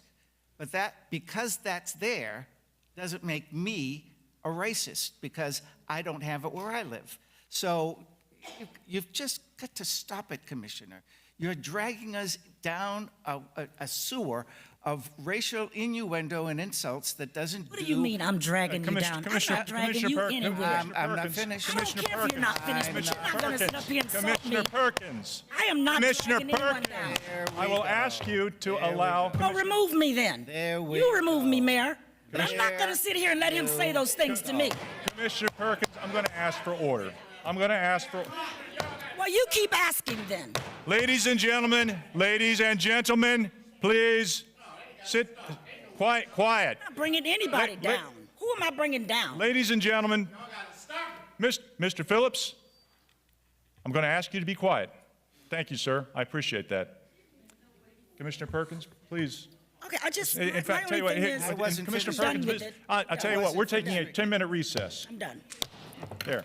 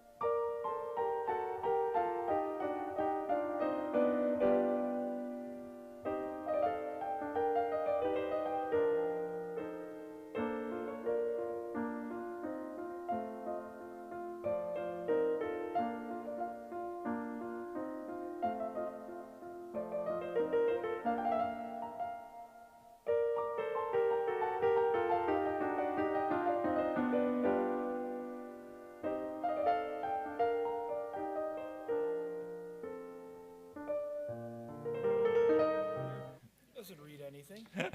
He doesn't agree to anything. I'm ready. All right, let's go ahead and call this meeting back to order. Commissioner Moss, I believe you had the floor. Very good, very good. And Commissioner Perkins, I believe you had your hand up afterwards. Or you? Yeah, I'm done, Mayor. I just think that, this can go on and on and on, and I would like to see us work together for the betterment of the city. Very and good. That's my stance on the entire thing. Thank you. Very good, very good. At this point in time, that concludes audience to be heard at this time. We're going to finish up audience to be heard at the end of the meeting because it's been well over half an hour. Yes. First 30 minutes. So yeah, that concludes audience to be heard at this point in time. The remainder will be heard at the end of the regular agenda. That takes us up to our consent agenda. Can I get a motion approving items 2 through 6 and 8 and 9? So moved. Second. Moved and second. All in favor say aye. Aye. Opposed? Motion carries unanimous. Item number 1 is a resolution. Resolution of the City Commission of the City of Pompano Beach, Florida, approving and authorizing the proper city officials to execute a First Amendment to the interlocal agreement between the City of Pompano Beach and Broward County for surtax-funded municipal transportation project, Dixie Highway, Atlantic Boulevard Corridor Improvements, Pompano 002, providing an effective date. So moved. Second. Moved and second for discussion. This item was pulled by Commissioner Fournier. Commissioner? Thank you, Mayor. At the risk of talking about another controversial topic, I wanted to pull this because this appears to be additional surtax funding for the Atlantic and Dixie project.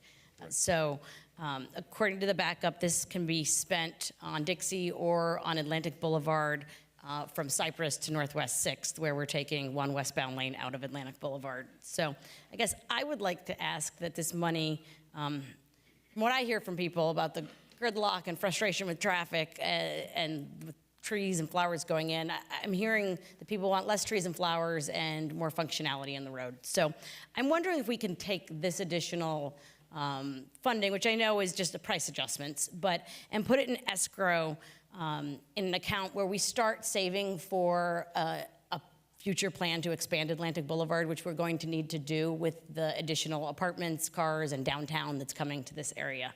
So, I think what we should be doing is apologizing to the residents of the city for what we've done to them, for wasting their time, for taking their neighborhood streets and turning them into racetracks.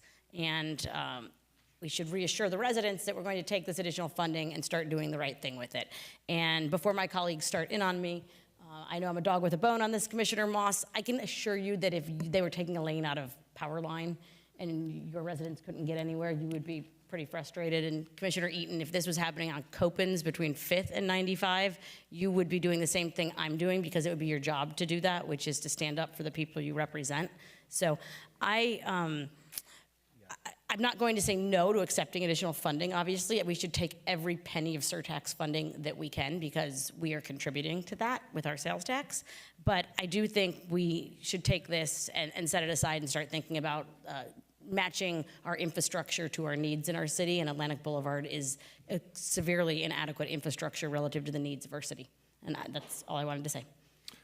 So was there a motion in that or not? Well, I'd like a motion. Yeah, sure. I'd like to make a motion that we put this money aside and start doing some analysis on right-sizing Atlantic Boulevard. Okay, there's a motion on the floor. Is there a second? Second. Moved and seconded to set this money aside and start looking at, I'm sorry, what was your word again? Right-sizing or, expanding Atlantic Boulevard. To set it aside to look at expanding Atlantic Boulevard, where we're currently doing construction. Okay, it's been moved and seconded. This is a public hearing. Is there any input from the public on this item? Seeing none, public input closed. Commission discussion. I'm sorry, Commissioner, what? I'm sorry, Mr. Bosworth? Can we clarify the motion because, no? No, I don't think this needs to be. Okay, all right. Thank you. I wanted Okay, commission discussion? Commissioner Moss. Now, I'll just say what I've said 1,000 times. The only constant in this world is change, and I would encourage you and your constituents to wait until all the work is done before you pass judgment. You might just find out that it's a big benefit and that it makes their life easier, not harder. Very good, thank you. Commissioner Fournier. I think people are fine with change, but the change they're seeing is Waze apps and Uber drivers and flying down their streets, and that's not going to change back behavior. People have found their alternate routes, and it happens to be on neighborhood streets through Old Pompano, through Garden Isles and Cypress Harbor, and the people who live there didn't deserve this. It's the residents of District 3 are the ones that have borne the brunt of this decision. So change is, trees, all that's fine, but they see the change on their streets, and we're having to litter the neighborhoods with speed bumps, and they don't like the change they're seeing. Mr. Mayor? Commissioner Moss. I would just say I'm certainly, I sympathize with them. I'm sure that is the case, but the job's not finished yet. That's all I'm saying. Wait for it to be finished and then see what the impact is. That's all. Very good. Thank you, Commissioner. Commissioner Fournier. With the additional apartments coming online, Old Town, and the downtown that we are going to be looking at, later on this month, I think we all know that area is beyond its capacity right now. With bright lines and potentially commuter rail coming to those tracks, those train crossings go down, or going to, half a dozen to a dozen times an hour, perhaps, once we have all of that. So there's just not enough space there right now for cars to even sit and to get where they need to go in what is a major corridor, transit corridor of our city, not a walking corridor. So I don't think we need to go back and forth in this forever either. We are never going to agree, but the change that people are seeing on their streets and the changes that they're seeing on Atlantic, they do not like. One last comment. Commissioner Moss. As the city grows, there's going to be more traffic. But one of the things I find very, very amusing, representing a district that is about 75% apartment dwellers, when part of the problem with traffic in this city, and particularly in your district, is when you drive down any residential street, in perhaps even yours, you drive by homes where there are 2, 3, and sometimes 4 cars sitting in the driveway. And these are the people that jump up and scream the loudest about how much traffic there is. Well, there's that much traffic because everyone in your district has 4 cars, or 3 or 2. And you're not going to find, as new people come into the city and new people move into rental buildings or condominiums, those people are not going to have 4 cars. Many of them will have none. At most, they'll have 1. So that's another thing that, you and others in your district need to start thinking about. If you want less traffic on the streets, you can't have that many cars parked in your driveway. Dad's got 1, Mom's got 1. Sammy Jr. is a junior at Broward College. He's got 1. And the younger daughter who's in high school, she's got 1 too. So that's the real problem. And maybe if we're going to do a good look at, the impact of traffic on the lifestyle of the community, we need to look at the fact that far too many people have far too many cars. Very, very good. Very good. Very good. Thank you. Ladies and gentlemen, please, if you want to make comments, please take it out in the lobby. Thank you. Commissioner Fournier. So my district is also comprised of people who have jobs, have businesses, work vans on the road, who have to earn a living and go to work every day. And they might have a car for mom to go to work and a car for dad to go to work. And yes, their teenager might have to get to school. So that is what my district looks like. And none of these people are giving up their cars to walk or bike. So any additional apartments, while they may have less density of cars per unit, it's still additional cars. Very good.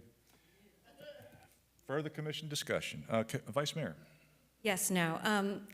I definitely have always and have put a lot of time, effort, and support into what we are doing in the entirety of Pompano Beach as we've done our revitalization. And I know Commissioner Fournier disagrees and has disagreed since she started talking about this with every professional engineer, traffic consultant, design consultant, RMA, economic consultant that we have brought forward to say that this is good for the city, that this is going to create Old Town and Downtown into what we are trying to create. And I look around, and first off, I do talk to many people who very much like the landscaping that has gone around on Pompano. They're dealing with the fact we are still under construction, and that's looking good.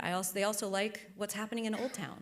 We're looking at huge turnouts for Old Town Untapped. We're looking at South Bar and Kitchen, the vault's about to open.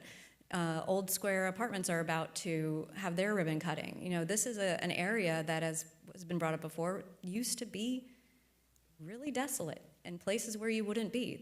But change starts incrementally. Now, my district did take a road out, a lane out of Atlantic between the bridge all the way to US 1, way back in the day. And people were annoyed with the added traffic during construction, but it works. Does it get backed up when the bridge goes up? Of course it does. But that's what the trade-off is when you live next to a bridge or by a train tracks and have alternate transportations. If you don't want traffic, you live a place that doesn't have restaurants and job opportunities and bridges and traffics and beach. It's a trade-off of where you're choosing to live and making it the best place that we can be. You know, this type of investment from the city, and you know, I know I've said this before, and I'd hope after a year and a half of this back and forth that some of it might have sunk in, that's how we attracted a $1.5 billion investor to come in and take on our downtown project. That's how we got the restaurants to come and take a chance in Old Town.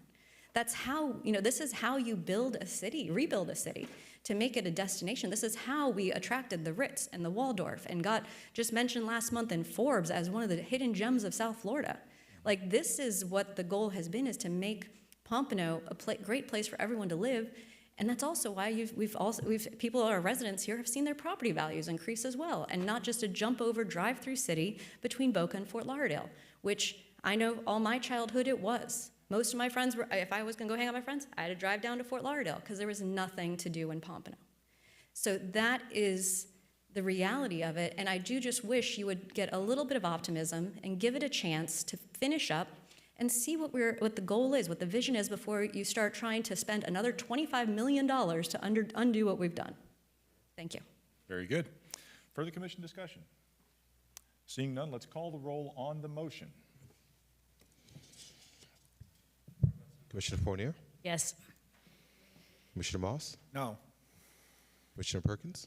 Yes. Commissioner Segerson-Eaton? No. Vice Mayor McGee? No. Mayor Harden? No. Okay, we're back on the actual item. Further commission discussion?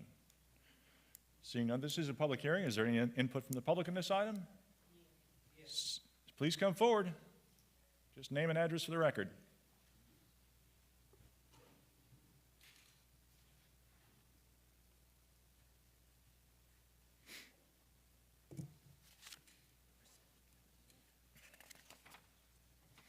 Please keep your comments focused on the item. I need to repeat my name again. Yes, ma'am, I'm afraid so, even though we know who you are. My name is Mary Jefferson. I live at 1570 Northwest 3rd Way, Pompano Beach, Florida. I also live in the area that Commissioner Allison is speaking about. I live off of Atlantic and 6th Avenue. Now, when I travel, I go back streets. It is too much traffic on Atlantic Boulevard. When they took away the lanes, it created more traffic. We have people coming from out of state. You have you call them the snowbirds, that added more traffic, and it's just terrible that one of the lanes have been taken away. It added so much traffic. Like I say, where I live, I take 6th Street, cross over to get to Publix. I don't even use those streets. It's too much traffic. So I agree with Allison, using budget money to give us some kind of lanes or some kind of other traffic way so it would eliminate so much traffic in our area. Very good, thank you. Thank you. Appreciate it. Next speaker, please come forward. Just name and address for the record. And this item is on the additional surtax money. Thank you. Robert Prine, 101 Briney Avenue, apartment number 1211. All right, I go over the bridge, I'm right there, and I take the first right turn by Houston's, which is northeast 1st Street, you know, because the traffic and the construction on Atlantic is horrific. All right, and when it's snowbirds are down, it's worse. The only way I think to alleviate traffic is to stop building. Why do we need more high-rises? Why do we need more stuff that is going to take away from the beauty that I moved into in Pompano Beach? I mean, you got high-rises, you got cars, you got people. You can't take away a house that has 4 cars. It's their prerogative. But you could take away the buildings that are going to be built that you guys already approved that shouldn't be approved because you're going to block up. You got Briney Avenue, that's more like a pedestrian mall. You got Atlantic Boulevard that has all the stores and the restaurants and everything, but you can't get to them and you can't park there. So if you alleviate the population, not alleviate it, but if you stop adding people, you're going to stop having all this bottlenecking traffic. I appreciate that, sir, but this is for getting additional surtax dollars to help offset some additional costs. No, I understand that for the tax purposes, but you also have to understand the people that reside here, wherever they are, east or west. Sure. You're taking away from the beauty of the town. Stop. Very good. Stop. Thank you, sir. Further input from the public? Seeing none, public input closed. Further commission discussion on the item? Seeing none, let's go ahead and call the roll. Commissioner Fournier, Yes. Commissioner Moss, Yes. Commissioner Perkins, Yes. Commissioner Segerson-Eaton, Yes. Vice Mayor McGee, Yes. Mayor Harden. Yes, that takes us up to our regular agenda. Item number 10 is an approval. Approval to award ITB E-06-24 Lift Station 92 rehabilitation to the lowest responsive and responsible bidder, Southeastern Engineering Contractors, Inc., cost of $1,496,789. So moved. Second. Moved and second for discussion. Good afternoon, Dr. Good. Good afternoon, Mayor, Vice Mayor, Commissioners. Tammy Good, CIP Manager. This item is a request to approve the invitation to bid to the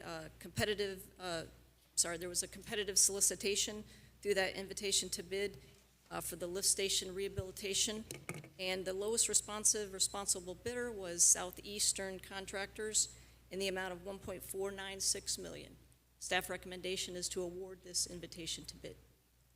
Very good. Thank you for that. This is a public hearing. Is there any input from the public on this item?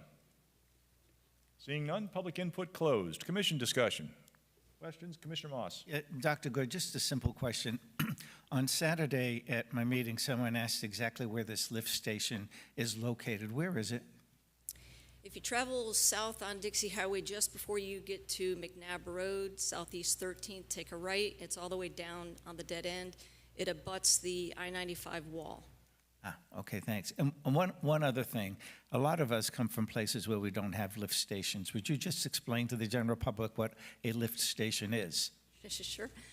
So essentially, all of our sanitary sewer, we flush the toilet, take the shower, wash anything down the sink. It goes into the gravity sewer. Ultimately, it conveys through a gravity system through a series of piping, and ultimately, it's got to be lifted back up because otherwise the pipe would be so deep we couldn't access it or maintain it. So we have a series of lift stations throughout the city. I think there's around 90 of them.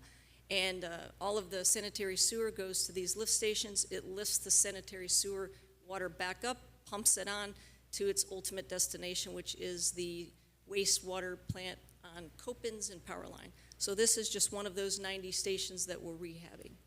Thanks very much. Very good. Further commission discussion. Seeing none, let's call the roll. Commissioner Fournier, Yes. Commissioner Moss, Yes. Commissioner Perkins, Yes.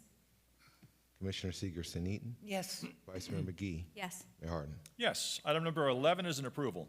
Approval to award ITB T-10-24 Ally Cultural Phase 3 Black Box Interior Build-Out to the lowest responsive and responsible bidder, Person Services Corp., at a cost of $1,239,718. So moved. Second. Moved and second for discussion. Good afternoon again, Dr. Good. Tammy Good, CIP Manager. This item is an approval to award another invitation to bid through a competitive solicitation for the interior renovation of the Allied Cultural Center Black Box Interior to the lowest responsive bidder, Person Services, at a cost of $1.2 million. I would like to also mention that we did receive a $500,000 grant from the state through the African American Cultural Heritage. Thank you. Very good. Thank you for that. This is a public hearing. Is there any input from the public on this item? Seeing none, public input closed. Commission discussion, questions? Commissioner Fournier. Thank you, Mayor. Hi, Dr. Good. I had a bit of sticker shock with this one for 2,300 square foot space being 1.2 million to renovate, especially when it's described as, classroom spaces, concession areas. Nothing really sounds like it should be that expensive. Can you explain why it is so expensive to build a black box theater more expensive than I would have expected? Sure. Namely, also to add to that, to echo to your concern, it is just an interior renovation, so the shell, the roof is existing. We will be installing a slab on all the interior construction, but almost $500,000 is related to the HVAC, the heating, ventilation, and AC, and all of the equipment and controls, and then another $450,000 for the audio, visual, stage, lighting. So it will be state-of-the-art black box theater when we're completed. So unfortunately, with the market conditions that they are, things are just very expensive, namely electronic equipment, electrical equipment, mechanical equipment. So that's what's driving up the costs on this one. Okay. We did have 3 bidders. This was the lowest bidder. It does say that they're out of Alabama. That's their headquarters. They do have a location here in Fort Lauderdale, so they are relatively local.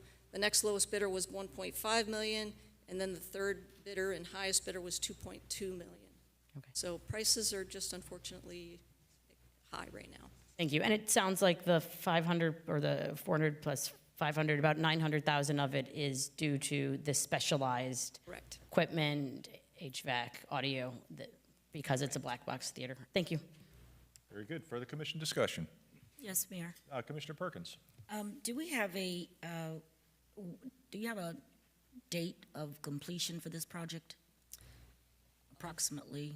Approximately, let me go back to my crystal ball. I can get that to you. Let me get this awarded. I'll talk to the contractor, make sure there are no long lead items on any of the specialized equipment. And then I don't want to just kind of on a whim say something, but I know the construction duration that they put was less than a year, I think, so right at a year. But we got to get permits and all of that good stuff, so. Okay. But I want to thank you for moving this project forward. We've been waiting on this for a while, so thank you so much for starting it. Right. Very good. Further commission discussion. Seeing none, Vice Mayor. No, I just want to echo that and thank you for moving this along. I think a black box theater is really a super cool, super great step towards, helping develop the Pompano's Performing Arts Cultural Center type thing. It's, where so many people get their start either, with improv or children's theater, and you start, like, black box is basics. So I'm very excited to see this moving forward, so thank you. Very good. Further commission discussion? Seeing none, let's go ahead and call the roll. Commissioner Fournier? Yes. Commissioner Moss? Yes. Commissioner Perkins? Yes. Commissioner Seegerson-Eaton? Yes. Vice Mayor McGee? Yes. Mayor Harton? Yes. Item number 12 is a resolution. A resolution of the City Commission of the City of Pompano Beach, Florida, approving and authorizing the proper city officials to piggyback off Clay County, Florida's contract for various equipment and amenities for parks and playgrounds and execute a contract for lighting installation between the City of Pompano Beach and Musco Sports Lighting LLC, providing an effective date. So moved. Second. Moved and second for discussion. Good afternoon, Mr. Al Hashimi. Good afternoon, Mayor, Vice Mayor, Commissioners. Anthony Elishemi, Engineering Department, City of Pompano Beach. Staff is requesting commission approval to utilize the Clay County contract to retrofit 16 lights for the 4 fields located at Community Park. Staff met with multiple vendors and determined Musco Sports provided the complete package staff was looking for. The new lighting will be mounted on existing poles and will offer improved performance with spill and glare control, upgraded grounding and lightning protection. In addition, the new lights will be controlled using a monitoring system which provides remote access and 24/7 support. With the upgrades, we also expect a 20% decrease in energy costs. With that, if there are any questions, I'll be happy to answer them. Very good. Thank you for that. Appreciate it. This is a public hearing. Is there any input from the public on this item? Seeing none, public input closed. Commission discussion. Questions, concerns? Seeing none, let's go ahead and call the roll. Commissioner Fournier? Yes. Commissioner Moss? Yes. Commissioner Perkins? Yes. Commissioner Seegerson-Eaton? Yes. Vice Mayor McGee? Mayor Harton? Yes. Item number 14 is a first reading of an ordinance. An ordinance of the City Commission of the City of Pompano Beach, Florida, amending Article 25, Sections 250, 251, and 253 to Chapter 57-174 Laws of Florida Special Acts of 1957, as subsequently amended and supplemented, otherwise known as the Charter of the City of Pompano Beach, Florida, to modify requirements and restrictions relating to contracts and leases and to revise language to be consistent with state laws to use of ordinances and resolutions, to amend criteria for transfer of city-owned property to other governmental agencies, providing that if the amendments are approved by a majority of the voters at the general election of November 5th, 2024, then such amendments shall become a part of the city's charter upon certification and acceptance of the election results, providing for conflicts, providing for severability, providing an effective date. So moved. Second. Moved and second for discussion. Good afternoon, Mr. Berman. Good afternoon, Mayor. How are you? I'm doing well. Well, this is a redux, basically, of the original charter amendments we had brought to you the last meeting.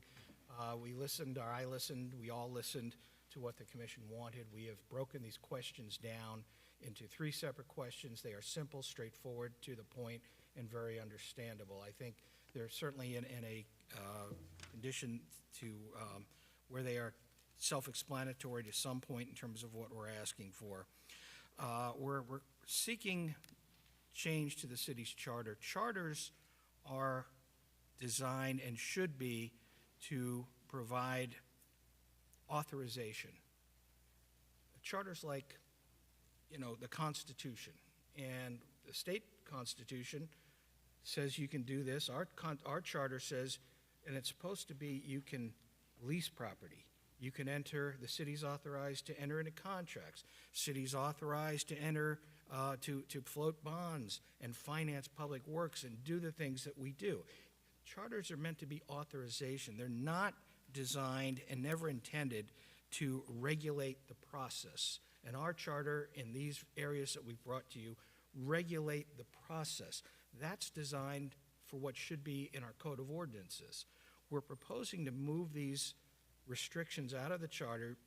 The commission is free to put any of these restrictions back in the code of ordinances, should it wish, but to do so and amend the charter, why they're there, it's a history of how this charter has developed over the years. I'm not going to spend any time going over that. But we're looking to change a few things. Number one, a change to modify... Mr. Berman, could you pull that microphone a little closer to you? Sure, I'm sorry. That's okay. Pull it down. No one's ever told me they couldn't hear me before, but that's great. Okay, thank you. The first question is a proposed amendment which amends language in the charter for approval of potential lease time periods. And that, right now, there's a requirement that leases be approved by ordinance. State law, and Ms. McKenna is going to tell you what state law says on that, ordinances are designed to make law, not to approve contracts, not to do things that are ministerial in nature. That's for a resolution.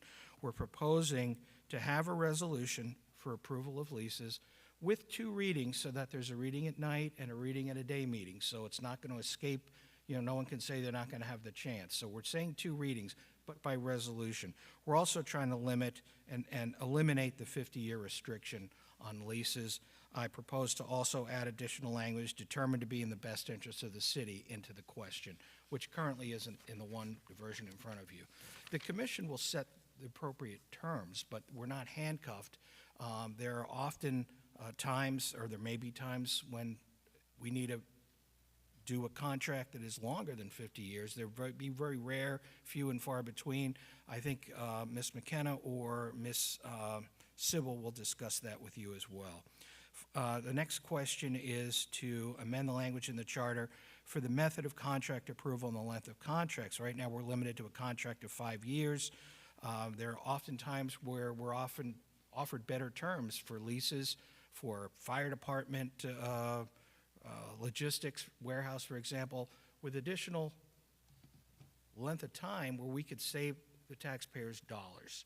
And, again, 5 years may not do it. So we're asking to remove that limitation.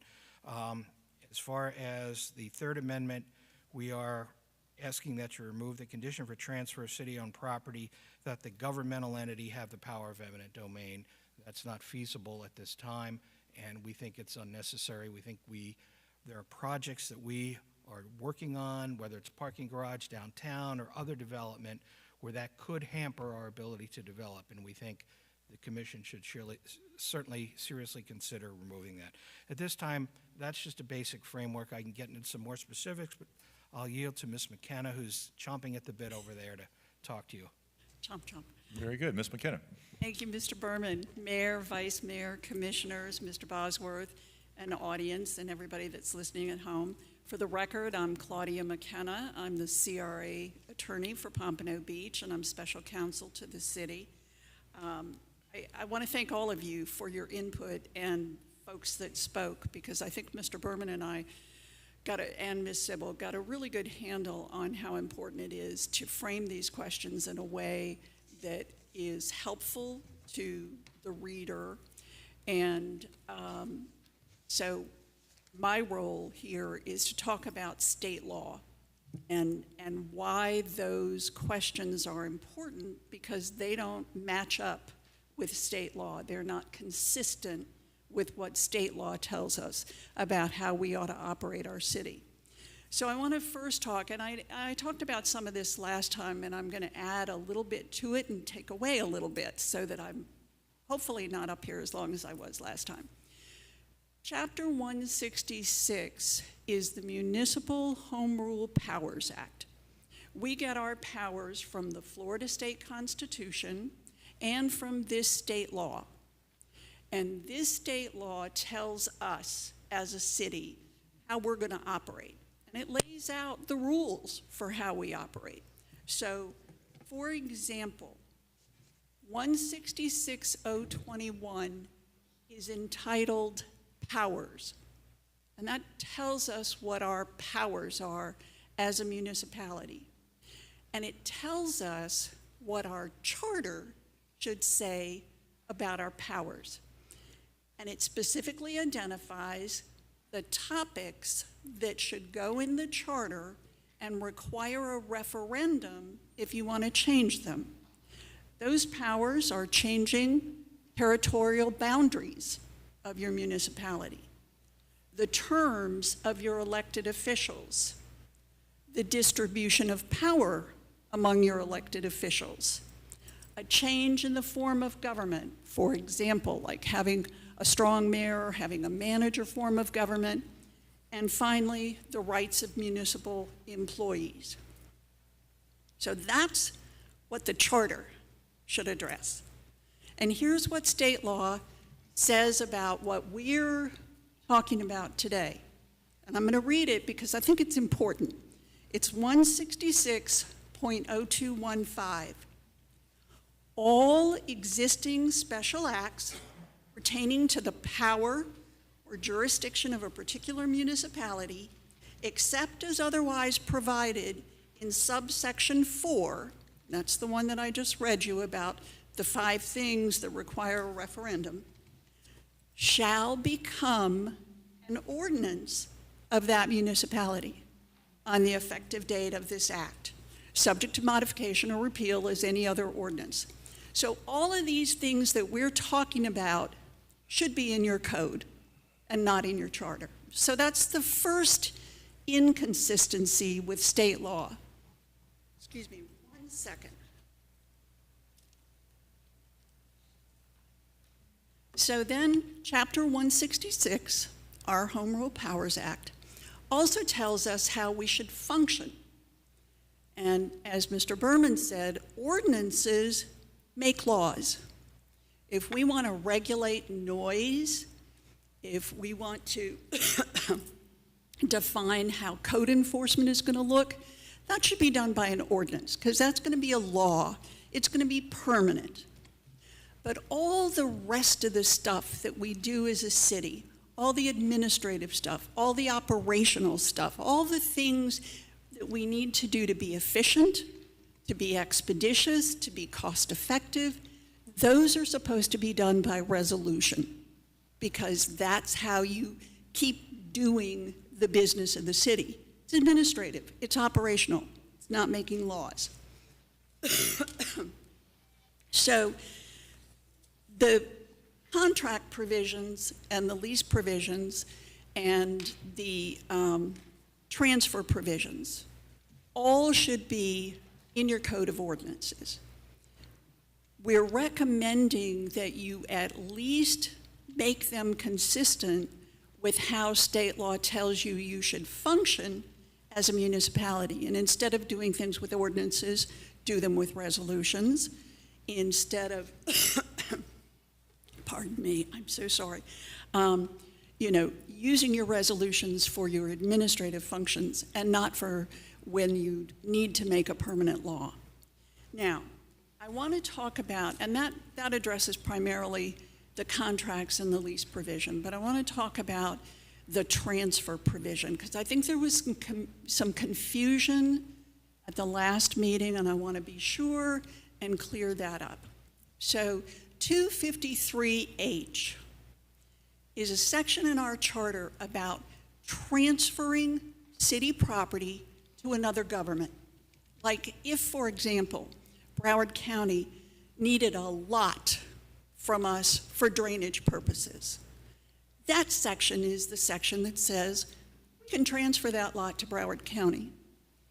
Similarly, if FDOT said, golly, we need some road right-of-way, that section is the one that says we can transfer to FDOT for road right-of-way.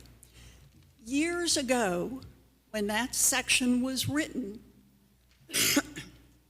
for some reason, I don't know the reason, a provision was included that said you can make that transfer if that particular government has the power of eminent domain. We all know that the power of eminent domain has changed in Florida. So what Mr. Berman and I are suggesting is we don't need that requirement anymore, because the state of Florida has come in and limited the power of eminent domain for most government agencies. Broward County can't do eminent domain anymore, other than for, excuse me, utilities, roads, that type of thing. But as a practical matter, that provision says we can't transfer to Broward County. We need to be able to follow state law.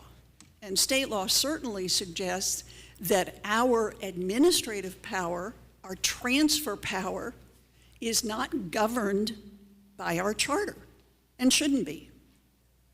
So what we're recommending, instead of adding to that section, what we're recommending is you just take that requirement out. You don't need to have the power of eminent domain in order to transfer a vacant lot to Broward County. You're going to transfer a vacant lot to Broward County because it makes sense to do it, because they've got a good reason to come and ask you. The same with FDOT. They're going to come and ask you if they want something to be transferred. So we're just suggesting, take it out. Just take that requirement out altogether. Doesn't need to be there. You have the other provisions that allow you to look at the request and say, this makes sense for the city, or it doesn't make sense. So I want to take just a minute and talk about eminent domain and how state law has changed in that regard. Because I know there are some folks who are concerned that the city or the CRA could use eminent domain to take private property. And I want to be sure that everybody knows, and anybody that can hear me knows, that's not the case. State law has changed. The city, the CRA, Broward County, all counties in the state, all municipalities in the state, no longer have the power of eminent domain to take private property and use it for private development. We can't do that anymore. And so I want to be sure that everybody that can hear my voice knows there is no longer any concern that you should have about eminent domain, because it can't be used. If we do the downtown project, we can't use eminent domain and take somebody's property. State law has changed, and so what we're suggesting is that we make our charter consistent with state law. Let me just double check and see. I think that's everything that I needed to talk about, and I'll let Ms. Sybil tell you why we should change in terms of our best practices. Very good. Thank you for that. Good afternoon, Ms. Sybil. Good afternoon, Mayor, Vice Mayor, Commissioner. Suzette Sybil, Assistant City Manager. First, I wanted to take the opportunity to say that we fully respect staff, 20 years ago or beyond when some of these charter provisions were introduced and ultimately passed. Our decision today to bring these items forward is not meant to criticize. Certainly we fully believe that at that time, when those provisions were added to the charter, that the elected officials at the time, the voters at the time, based on the information that was shared, thought they were making the best decision. And it's possible it was 20 years ago. I think what we're trying to say is that there are different considerations today, right? Nothing stays static, right? The economy evolves, it changes, it morphs, market conditions change, et cetera, et cetera. I think one of the speakers that spoke when we had the agenda item on a few weeks ago stated that, because we're saying one of the objectives is to align with best practices, the speaker said, why do we have to follow what other cities do? I fully agree. I do not disagree. I think Pompano Beach, I think we've proven that we're leaders, that we're innovators, and that we're the city that the other 30 cities in Broward County seek to follow. However, I think it's my fiduciary responsibility when I see that other cities may be operating more efficiently than us, that I want us to align and to operate as efficiently as they do in how we consider decisions that we bring forward to the City Commission. Because at the end of the day, we want to make sure that, one, decisions that we bring forward yield tax savings to our residents. We want to ensure that we're removing waste and inefficiencies from our processes. We want to allow for maximum flexibility and latitude to evaluate transactions on a case-by-case basis that has the highest and best use and garners the best potential benefits for our residents. And we would not be sacrificing discussion or consideration of these matters. These matters would still come before the commission. It would be in the light of day, in the sunshine, right? You would get to consider items on a case-by-case basis for approval. Sometimes not just one meeting, but in the case of the recommendation to remove the cap on the lease term, we said we would allow for 2 meetings. It would be approved via resolution, but it would be in the sunshine, subject to discussion on 2 occasions. One of the things that I wanted to discuss with you is the lease provision. And we spoke at the last meeting when the item got tabled. So just to give an example, and this is the situation where the city owns land, right? This is not going to happen a lot, but in situations where we own land, and we want to put it out for solicitation. We want to attract the highest and best use that's going to have the best potential benefits to our residents and taxpayers, right? And they come to us and they come to the city and we put in the solicitation. Oh, well, the lease term is capped at 50 years, right? And they may submit their procurement and say, well, I'm talking to a few lenders. I'm trying to see if this deal can work for me. My banks require a 7-year lease. Well, all of a sudden, I have basically impeded that action from moving forward, or that potential partner from partnering with the city, which is something that could have had the greatest impact for our residents, right?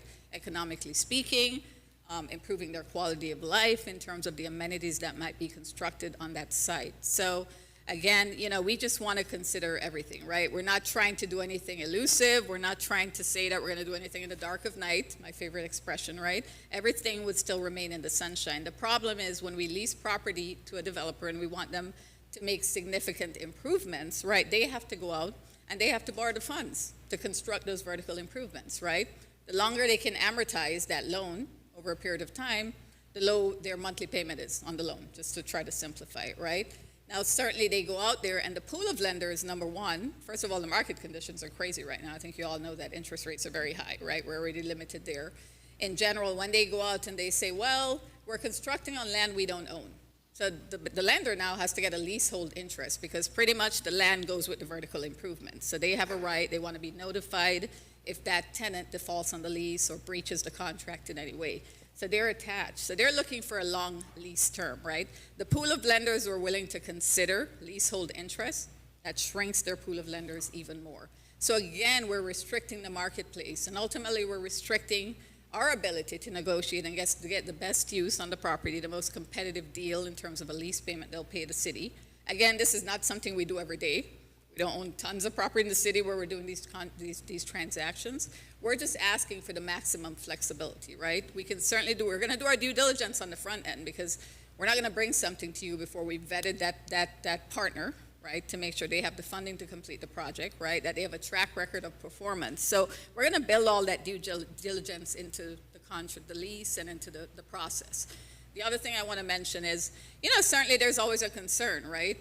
The speakers talked about getting, in with a bad actor for a long term. Well, you know what? We're going to do our due diligence on the front end. Can it happen that after year 5 of a lease, or 10 or 15 or 50 or 55 years, someone is not performing in accordance with the lease contract? Absolutely, that can happen. That can happen in a 5-year lease, a 10-year lease, a 50-year lease.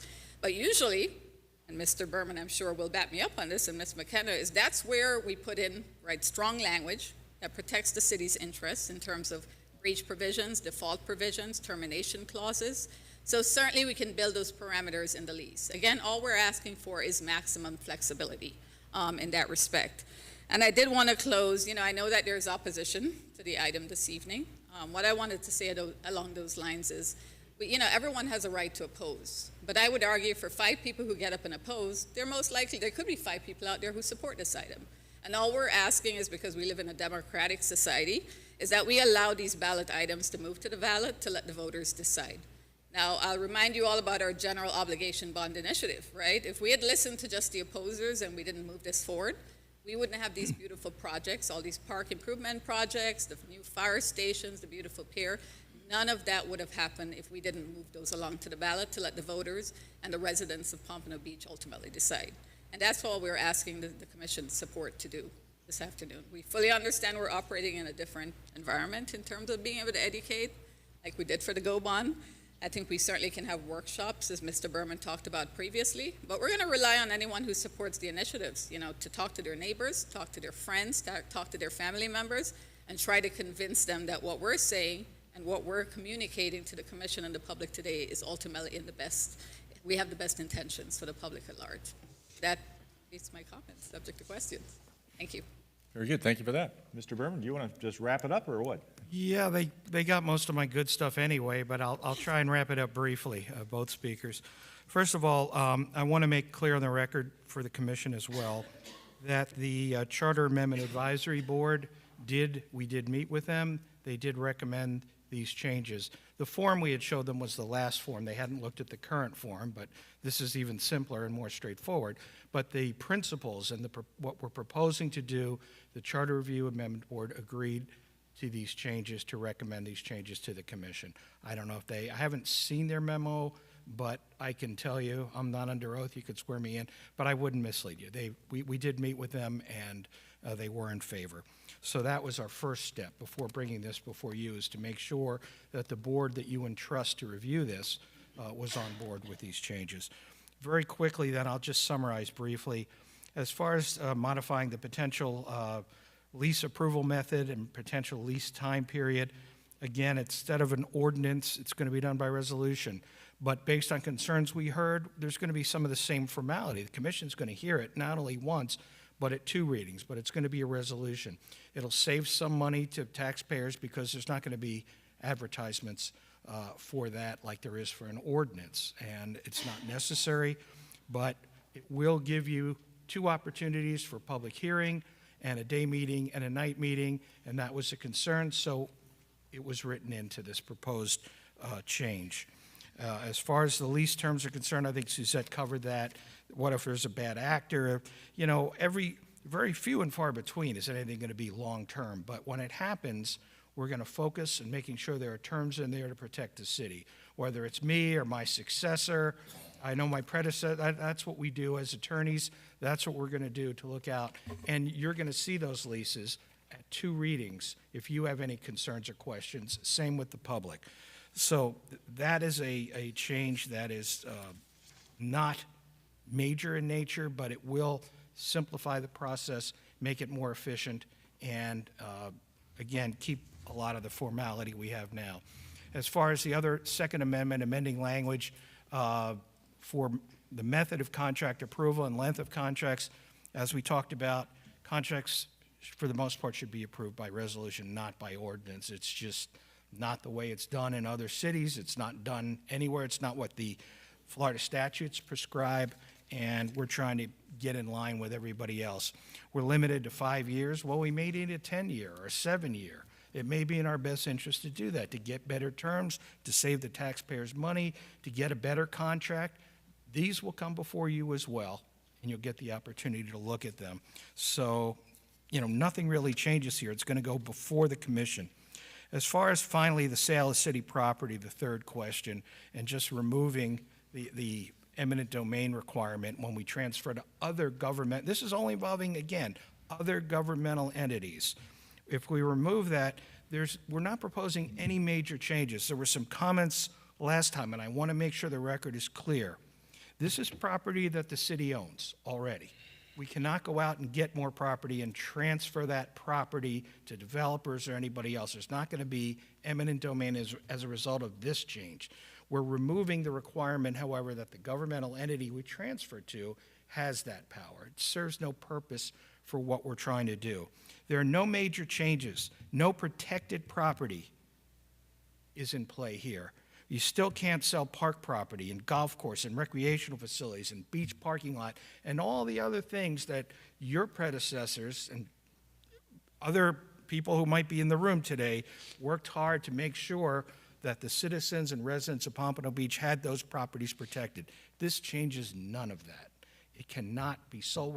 It's not a major change. We're just proposing a change to transfer to governmental entities and restore a common sense approach to how we transfer to other governmental entities. There's not really a lot more to say about this. I think we've been pretty clear. I'm going to stop now for your questions and certainly for the public. Thank you. Very good. Thank you for that. Appreciate all the information from yourself, Ms. McKinney, and Ms. Sybil. Thank you. This is a public hearing. Is there any input from the public on this item? Please come forward. Just name and address for the record. Vincente Thrower. Mayor, I'm going to start off by saying that the last previous statement that was made about 5, maybe 4 or 5 people that may get up and say something and take it to the voters, it took those same 4 or 5 to get that park bond passed.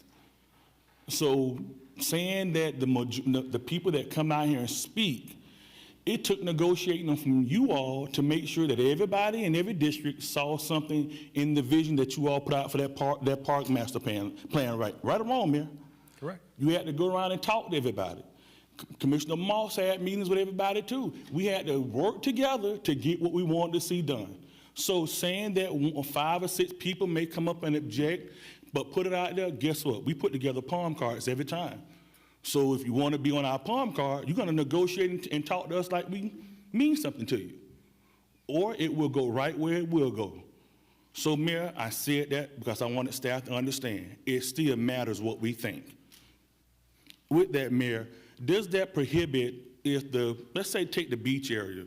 If the voters approve this situation, does that allow a renegotiation of that contract for that developer to negotiate a longer-term lease? No. Not automatically, but I mean, it's something could probably, anytime with any lead, whether this changes or not, it could be brought before the commission, but this doesn't do that. It has nothing to do with it. No, I'm asking with a purpose, because I keep hearing everybody say that it helps us with a tax base and it helps us.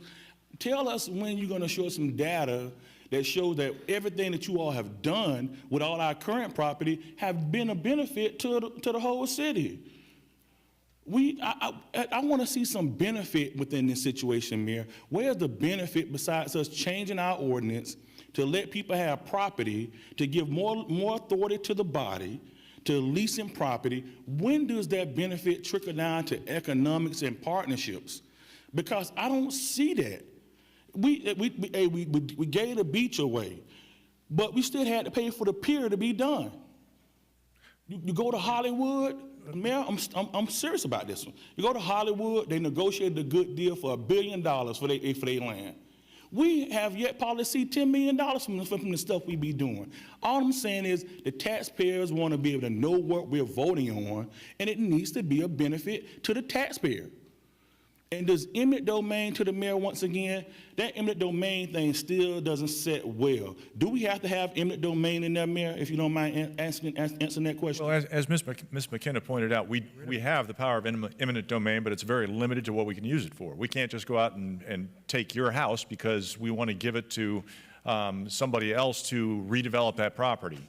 But if we need your house to put a roadway through, then we can pursue eminent domain. But no, we can't do it for economic development purposes per se. So eminent domain. Is that correct, Mr. Berman? Yes. Thank you. So eminent domain in that category still seems like it's not telling us what is the actual legislation looking to change. Why must it be that on? Have you saw how the agenda is laid out, Mayor? Mayor, and just indulge me for a minute, Mayor. As you see the agenda, we couldn't even, if you don't go online, my grandmother doesn't have a computer. Most of these seniors don't have computers. If you don't get the agenda, you could not even read how it will be read on a sheet of paper.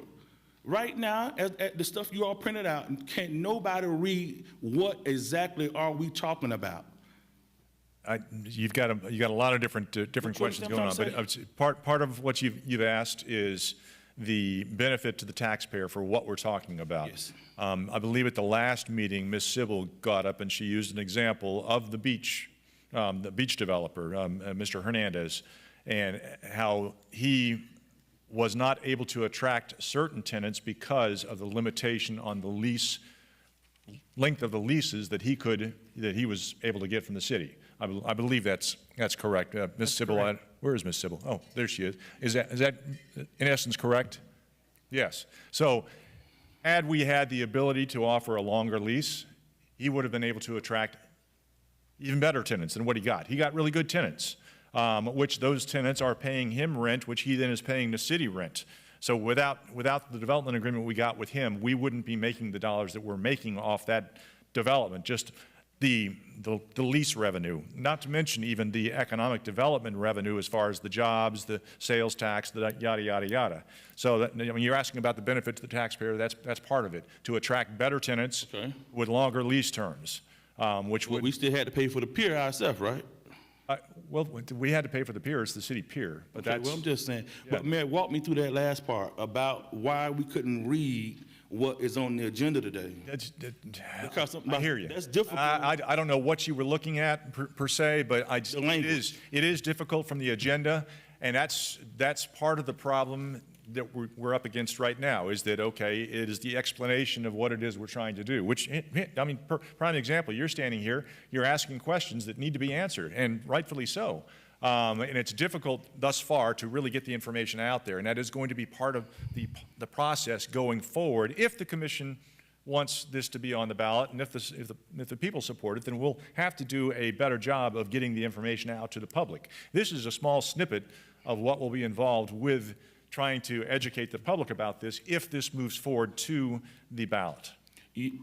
Once again, Mayor, most of our seniors are our super voters, and I'm telling you that if they don't understand this, what does eminent domain mean to them? Why would we even put that in that category? That scares people. So if it's not supposed, if it doesn't have to be there, why can't we not just say transfer of land and something, et cetera, et cetera? To me, it needs to be thought through again. Okay, very good. Mr. Berman? I just wanted to point out again, this needs to, if it's going to go on the ballot, and again, we are bringing this to the commission because the opportunity to save the taxpayers dollars in terms of general election, when the voter districts will all be occupied by the supervisor, the cost will be less. So we're bringing this to the commission's attention now, so you have the choice whether you want to move this forward. If you're going to move it forward, and it's going to be on the ballot, it has to be in the supervisor's office by the first week in June. And we need to move this forward now. The education process for the public, for the community, will be forthcoming to the extent the law allows us to do that. But that's why we're bringing it now. And we will do that. Whatever we need to do to answer people's questions, we're happy to do. Sure, absolutely. Very good. Thank you, Mr. Berman. Mr. Mayor. Speaker? Hello. Mr. Mayor, My name, I'm sorry? I'm sorry. I'm sorry, Ms. McKenna. Wait, one moment. I think it's really important for our record if I address Mr. Thrower's comment about eminent domain, and it may help other speakers as Okay. well, because I may not have made it clear. What we're suggesting is exactly what Mr. Thrower suggested, which is take eminent domain out of that section. Just take it out. So when the voters see the question is going to be, should we remove the eminent domain requirement from this section of the charter? And what we're hoping is that everybody will say yes, because it doesn't need to be there anymore.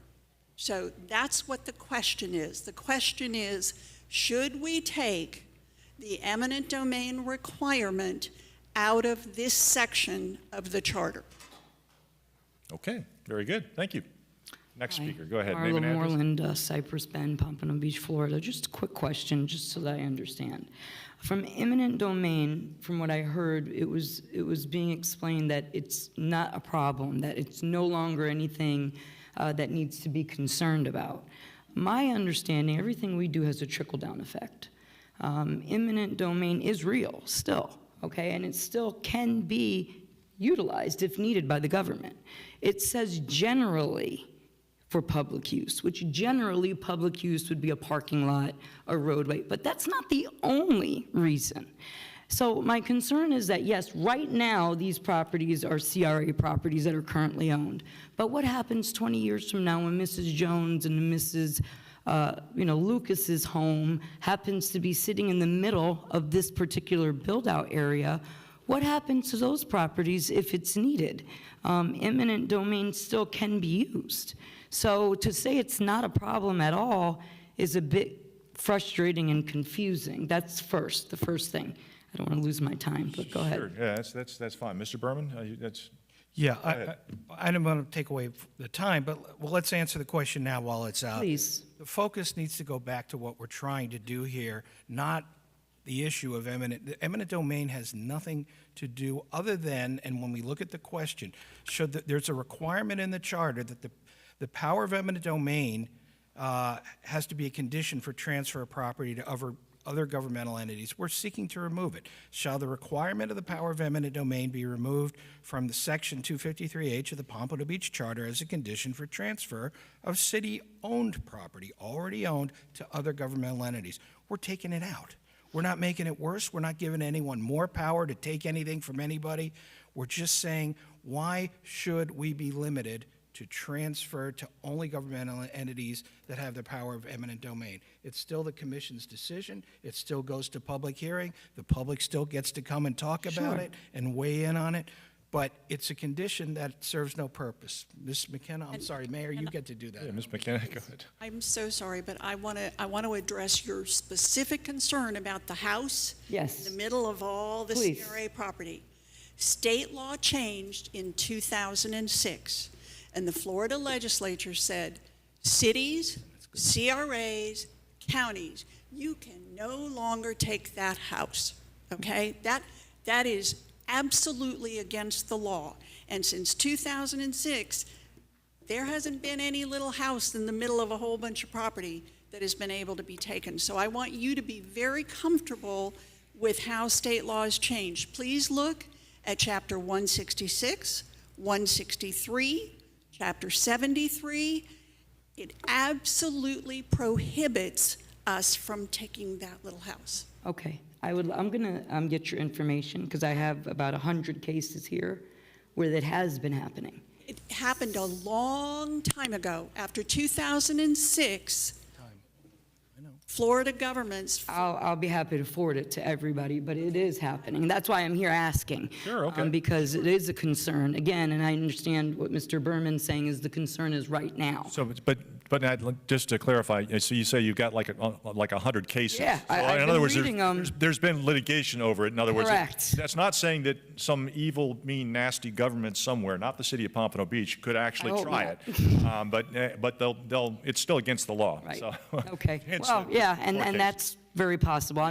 That's my concern. And and again, my concern are the elderly people, as was already spoken, that don't understand what is eminent domain. And yes, it may not have an effect on the current properties now, but it will have an effect later on. And I want us to think about that, to think about the people later on down the road that this could affect, this one decision that we make today. And I will say that I was in the middle of handling something very personal, and I couldn't be here today. I was watching it online. But I got so emotional after watching the first half of this. I got to say that I show up to a lot of stuff within District 4 or 5 and other districts as well. And it's painful a lot of times that I come and I found out that Mr. Moss was the commissioner over City of Coyote City. I didn't know that for a long time because I've never seen him at anything that goes on there. And so, with that being said, one of the comments that was made was that this isn't a racial issue. And I hope it's not. I want to hope it's not. But I can tell you that I show up all the time, and I'm there all the time. The only person that I normally see, unless it's everybody as a whole, is Commissioner Perkins. I never, ever, ever see anybody else. It's painful. So I just wanted to say that. Thank you very much. Very good. Thank you. Next speaker. I'm a little taller. Hi, I'm Audrey Fezzik. I'm 412 Briney Avenue. And I just had a few questions I hosted a sort of a community get-together yesterday, and so there was a lot of questions about this particularly. And so specifically, when I first printed off the agenda, my very first note was just clarity needed. And while I appreciate trying to simplify the wording and try to help everybody understand what it is, there's three things initially. There's a lot of, it seems like in this one agenda item, there's a lot of things sort of all smashed together, which makes it even more confusing. As somebody who's not an attorney, just a layperson, who's fairly intelligent, I hope, but what I've noticed is that if it would be a little bit simpler for the general public to understand, if maybe it was broken apart a little bit more simply. Also, the questions that will be posed to the potential voters, and maybe I missed it, I didn't see those clearly listed. So that was one of the things that I believe that the gentleman had mentioned. It's confusing for a lot of people to read through, and if I understand that the legalese needs to be there, but if there's some way to make sure that is also, it could be followed by a paragraph that simply explains in plain English for that, then that would be very helpful. Secondly, can we be more specific about what government agencies are, so that it could be, regarding, say we've thrown around CRA, et cetera, but in the letter of the wording, could we be a little bit more specific about that? One of the other questions is, how would this impact future commissions, mayors, local government, or people in the future? I'm not necessarily talking about the leases, but I'm talking about just some of the changes we're making. How does that impact, or does it tie anybody's hands, or does it restrict any local government, or does it restrict anything? And from what I heard earlier, the answer may be no. I just would like a little bit more clarification on that. Mr. Berman, is there an actual definition of governmental agencies? In other words, if we just say that the City of Pompano Beach can transfer to other governmental agencies, is there a definition of that? It's tough to say without defining it as governmental entities or governmental agencies. I'm using the language in the question that's in our charter. I understand. And yes, governmental entities are any subdivision of the state of Florida, such as FDOT, such as the county. We are a subdivision, so to speak. We're a municipal corporation, but governmental entities, it's clear. Is there an actual definition for that? The way it's listed in our charter, I'm not aware that there is in the charter, but governmental entities, it's usually a very broad and clear term. It's not, CRA is a governmental entity. It's a separate legal entity, but it's a division of the city. The county is a governmental entity. These are governmental entities. So, Water Control District. Water Control District, that's a governmental entity. You can go on and on. Department of Environmental Protection, it just goes on. They're governmental entities created by governments, or they are governments themselves. Would a community development district be considered a governmental entity? Yes, potentially. And then just one other, the final thing for me.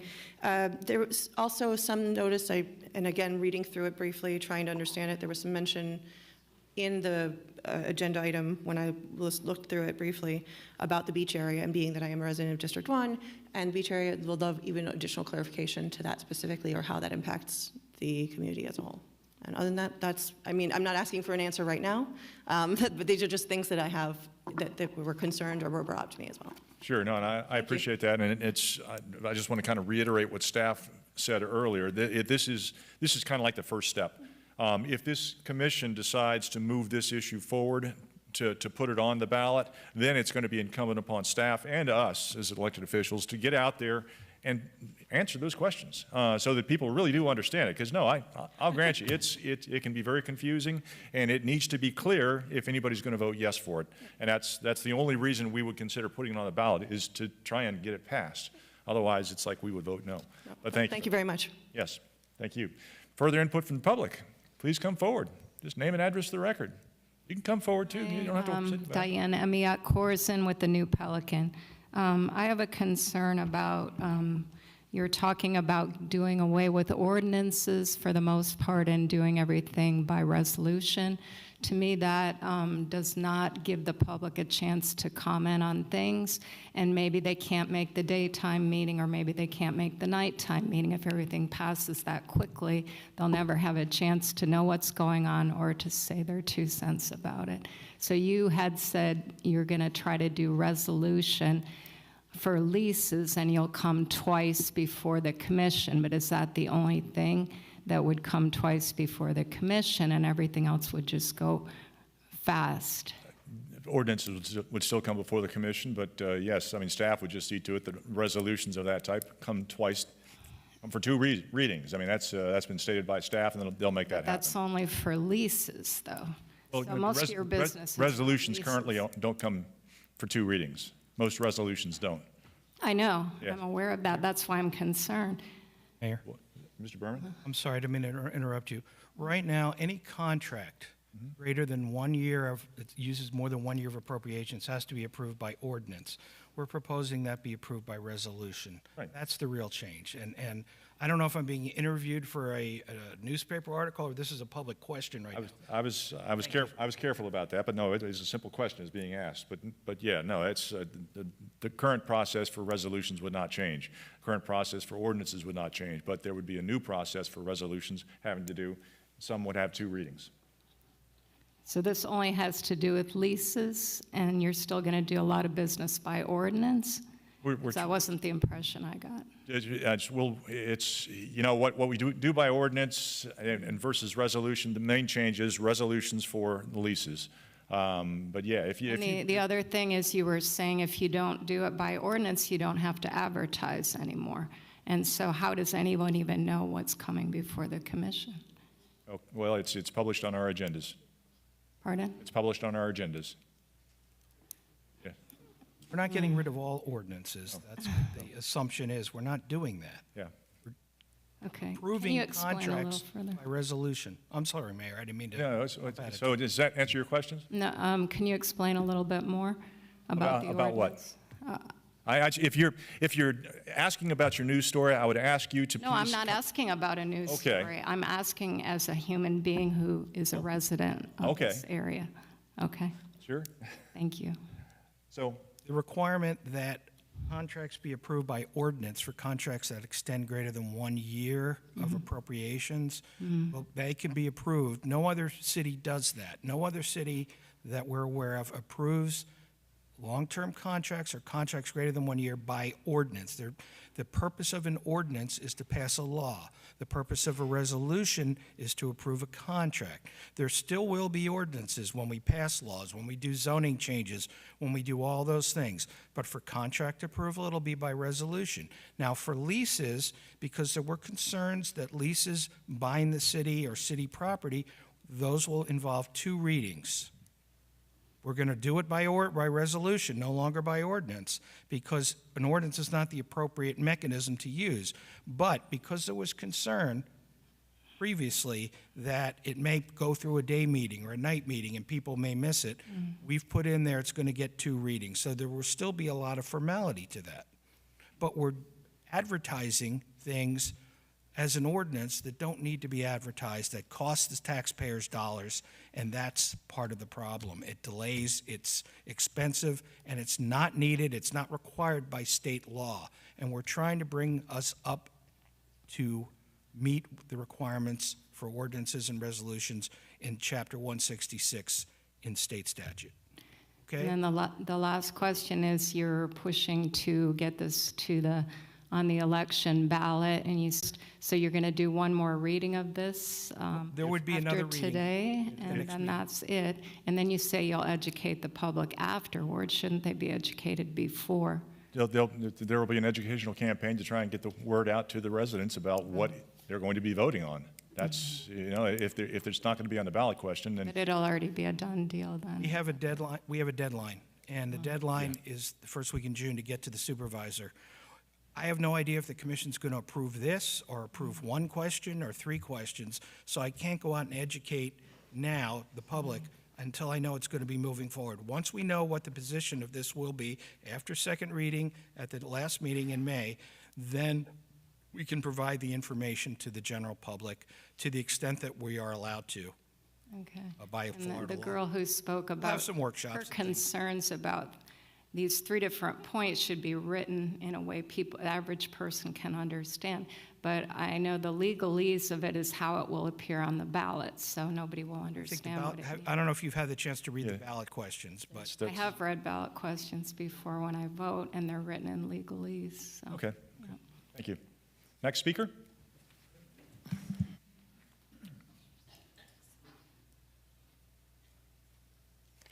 Good afternoon, former mayor. Good afternoon. John Raisin, 1031 Northeast 27th Avenue, Pompano Beach. I am very pleased with the progress that you've made since the prior hearing. I think you have a working proposed amendments. I do have some suggestions, though, Mayor. I believe that, we have a U.S. Constitution. Mr. Berman mentioned that this is Pompano Beach's Constitution. It's our charter, which it is. There have only been 27 amendments in 250 years of our U.S. Constitution, 27. So you're putting on amendments now to our charter that was first written in 1957.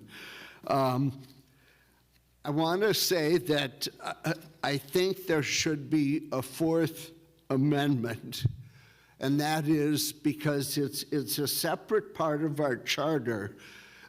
It shouldn't be thrown in because I think it makes it a 2-pronged amendment if you kind of fit it in with what you have on the contracts or terms. And what I'm talking about is the part where you're changing from ordinance, which I support, by the way, to a resolution. It should be a separate charter amendment. First, shall the charter be amended to eliminate the requirement for an ordinance in order to do a contract and have it be done by resolution instead, something like that. Secondly, I don't know why we have 2 public hearings proposed for a lease, but we don't have 2 public hearings for a contract. I think that 2 public hearing part should be in the contract amendment as well, because contracts are especially if the public were to approve a 99-year contract. That needs to be part of that. That's a suggestion I have. So I'm suggesting that you have, it probably should be the First Amendment to change from ordinance to resolution, and then have the lease language, the contract language. And then I want to address the 3rd one, and that's the one I have problems with. I don't know what it was called in 1957, but as you see, Go ahead. if I could just proceed, the charter refers to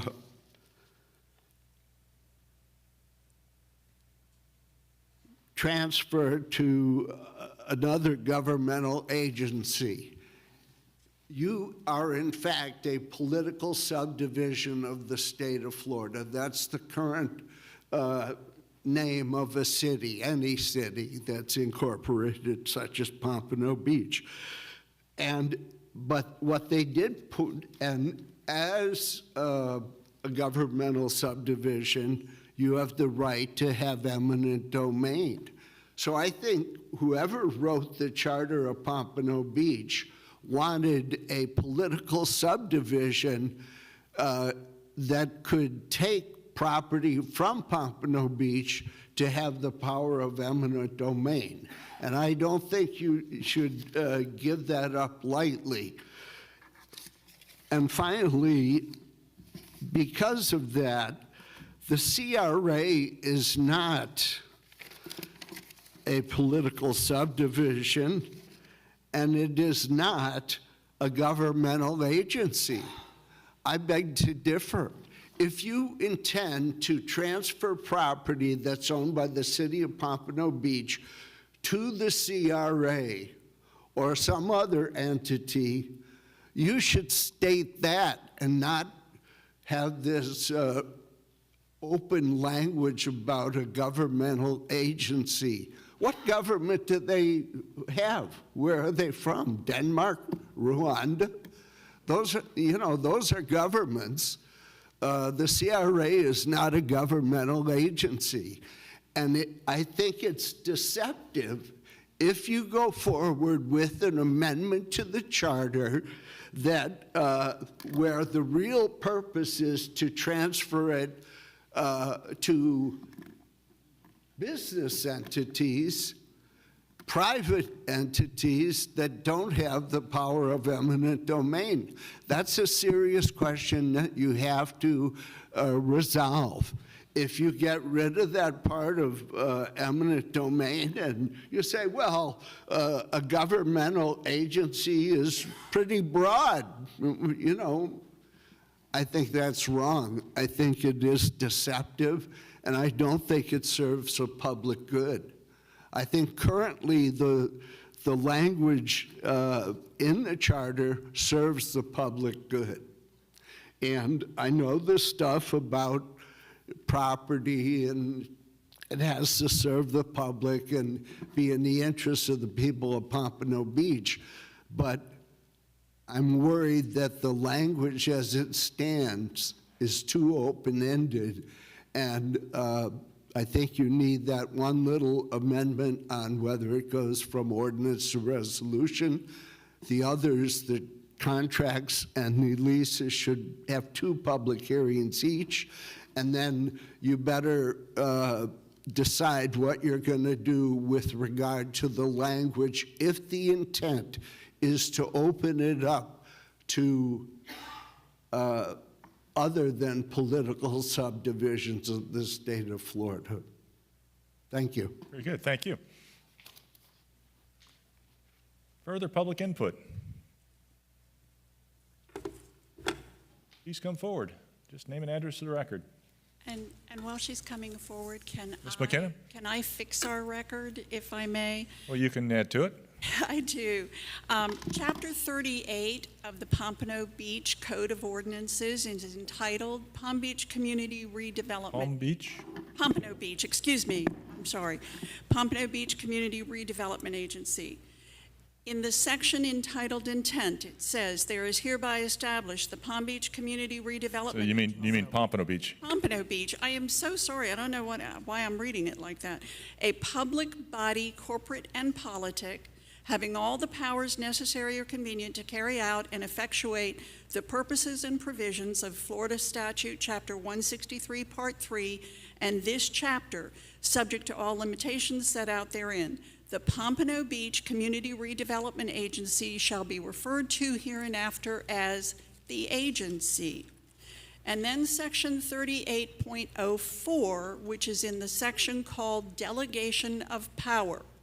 Within the community redevelopment area, the City Commission specifically approves of the exercise of the power of eminent domain by the agency, and that power is hereby conferred upon the agency. So the section in 253 of the charter includes the CRA, because at the time the City of Pompano Beach established the Pompano Beach Community Redevelopment Agency, it had the power of eminent domain. So I just want to be sure that everybody understands that section is not limited to a political subdivision, it's a government entity. The City of Pompano Beach created a government entity pursuant to Florida Statute Chapter 163, which is a community redevelopment agency, a body politic and corporate. And at the time, in 1988, when that section of the code was adopted, the CRA, through the statute, had the power of eminent domain. Now, Broward County, Pompano Beach, any other municipality or county no longer has that power to take property and give it to a private developer. So we are suggesting that it's just not a necessary requirement anymore when we want to transfer a piece of property to Broward County, or we want to transfer a property from the city to the CRA. We don't need the power of eminent domain because that's not what the statute requires. So you're basically saying that the CRA is a governmental entity? Absolutely. Okay, very good. Question. By state law and by our code. Very good, thank you. Okay, great. Jocelyn Jackson, I'm glad she came back with that information. I'm totally against eminent domain. Some of my family members, a lot of the African Americans lost their properties with eminent domain. And if that word is anywhere on the election, on the ballot, it's gonna be trouble, trouble, trouble. So we need the language to identify exactly what you guys are in reference to transferring the property, conveying property. And I don't have an issue with CRA, I don't. You know, some of these places, a lot of other cities need CRA too, clean up. Because they slum, dilapidated, deplorable, they need help. Some of them look like third worlds. That's just what it is. But eminent domain, that's a very strong, powerful definition when it comes to taking over someone's property to get rid of it, to give it to a private developer. So all I'm asking, the language is very important. As Mr. Thrower say, we have a lot of elderly people that are the super voters. We need to be able to identify them, just like we did that gold bond. We need to be able to put the language up there so they can understand and comprehend, not all these fancy words like my grandma say. Eliminate the fancy words, be straight up, and I think we'll be able to get it done because it's transferring property, conveying property. That's all you want to be able to do, be flexible. But eminent domain, that word need to be vacated, remove, release, erase. Don't bring it back. Very good. Thank you for that. Further input from the public. Seeing none, public input closed. Thank you for those comments. Appreciate all of them. Mayor? Commissioner Segerson-Eaton. Thanks, Mayor. I asked Suzette to put the actual ballot questions up on the screen. Right now, we have the first one. And I just wanted to put that out there because if this what is on our agenda right now were on the ballot, I would feel like, wow, what the heck are they saying? I totally get that. So up here on the screen is the proposed amendment number 1. Or is 3, is that what's there? No, it's 1.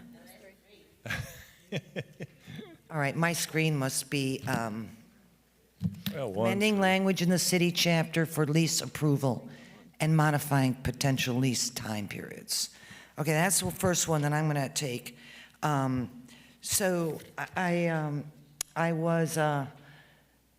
thought you said it very well, Mr. Berman, that currently by charter, it says 50 years is the maximum lease we could do. So if we wanted to have a lease that is, say, 75 years long or 60 years long, in order to get that approved the way it's structured now in our charter, we would have to, during an election, go out and ask the residents on a ballot question to approve a lease agreement for 60 years, because that's the charter limits us to that. We still have to come before the commission in 2 readings and approve a lease, but we're trying to remove the restriction of 50 years. And the same thing kind of goes, so it's the length of the lease, and the same thing goes with the length of a contract. You know, kind of like you can have an economy of scale if you can get a contract for 10 years, still has to go before the commission twice, and public input. If you can get a contract for 10 years, you might be able to get a better rate, right? Or 20 years. I like to think back on waste management, how long we had waste management. We had 10 years and a 10-year re-up, and we were able to save the taxpayers a lot of money on their garbage. We had one of the lowest, probably the lowest rate in the county, right? Or very close to it. So the economies of scale, by being able to have a longer contract. And currently, our charter restricts us to 5 years. So to do business and to be able to make good deals, we're restricted by the charter. So, you know, and we've been dealing with this for a couple of months, going through this. It's not that we're trying to get rid of restrictions. We're just trying to not be restricted by the charter. And also, resolution versus ordinance. And I know you've probably looked, Diane, at the Code of Ordinances. What are our zoning code laws? What are our setbacks? What are our speed limits? What is our sign code? Those are all, for lack of a better word, laws that we have instituted here on this dais. Those are our mandates that we expect our citizens to follow. A contract, on the other hand, is not a law, right? And that's what I think the difference between a resolution, and Mayor, you explained it good, but you know, it does take, it's when you've been doing it 15, 20 years like you have, and you know, some of the attorneys and other folks in here, this stuff kind of comes natural, but it's not always as easy when you're just kind of getting used to it. Who even knows what a resolution is half the time, or an ordinance, right? So, and that's the difference. If you could imagine having to do it by ordinance, a contract by ordinance, you essentially then have to put that ordinance, that contract, in your code of ordinances and create a law. Well, that's not how it should be done. But the charter restricts us to that. So we still have to come, it becomes a resolution. It doesn't become part of our law. Why they did that those years ago, who knows? But that's kind of how I see it, as length of contract is restrictive. And I also, so we're on ballot number 1, at least my screen. What are we seeing up here? Amendment 1, and then the next one, you have 2 and 3 there? So that's kind of how it's going to look like on the ballot. The questions will be much simpler. Not what you see in this. This is just for us to, but so the last thing I want to talk about is eminent domain, right? CRAs, and I know it's been said, I'm just going to say it again, the Kelo decision, Supreme Court, Kelo versus, I think, state of Connecticut, 2006. You cannot take private property and give it to a developer or a private entity, corporation, for public use. And that's exactly what happened up there.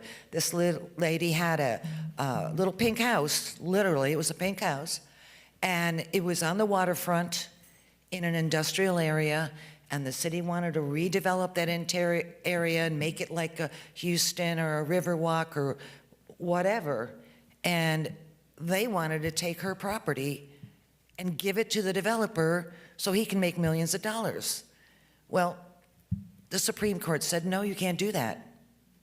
And therefore, most states, for sure Florida, said no more eminent domain. CRAs no longer have the power of eminent domain. Now, am I saying that right, Mark? They no longer have the power of eminent domain. Our charter says CRAs, well, however it's worded in the charter, it implies that the CRAs do have eminent domain. So that verbiage essentially in the charter says those entities with the power of eminent domain, only entities with the power of eminent domain can transfer property. The CRA does not have that power. So we want to take that language out.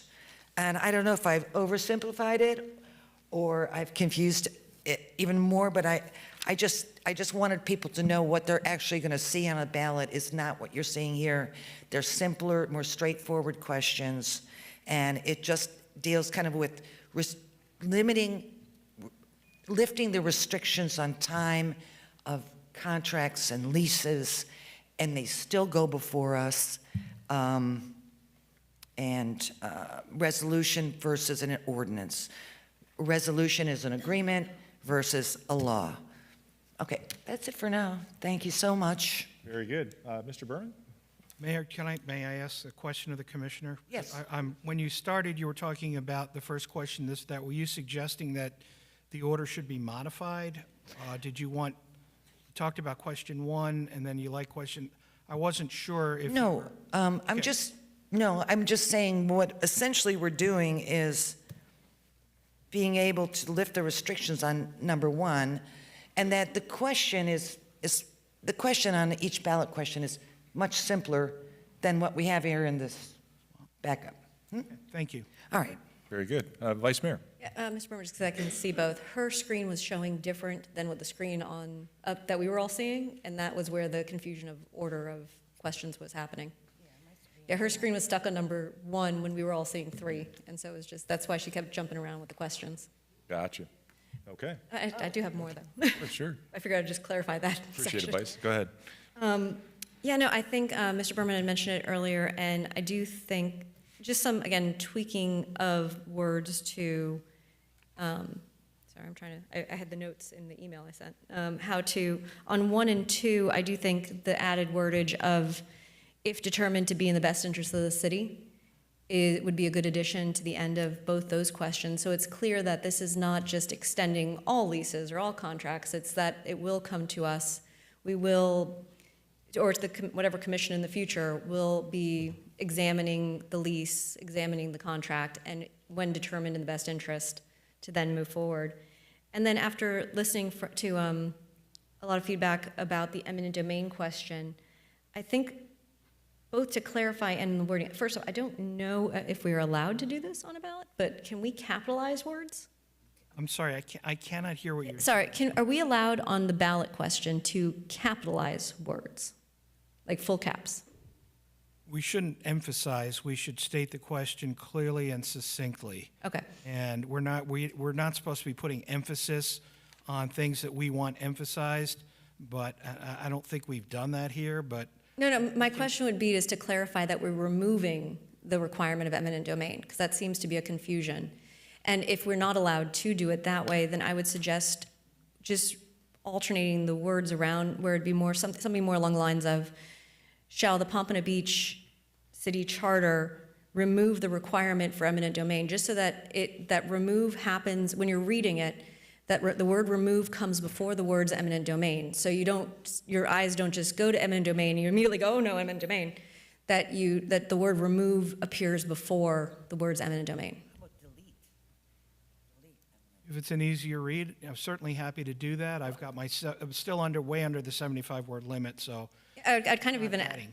not to open it, but just nodding, would that clarify, do we think? I can reshuffle to make an easier read, perhaps for second. That's what I'm reading thinking. If you'd like, if the commission would prefer that, I'm happy to do that. That's all I have for that, is just reorder words and a few additions. Okay. Further commission discussion. Commissioner Fournier. Thank you. I'm going to work my way backwards here. So on number 3, the one with eminent domain, we're really bogged down in eminent domain, which is not really I think the intent here.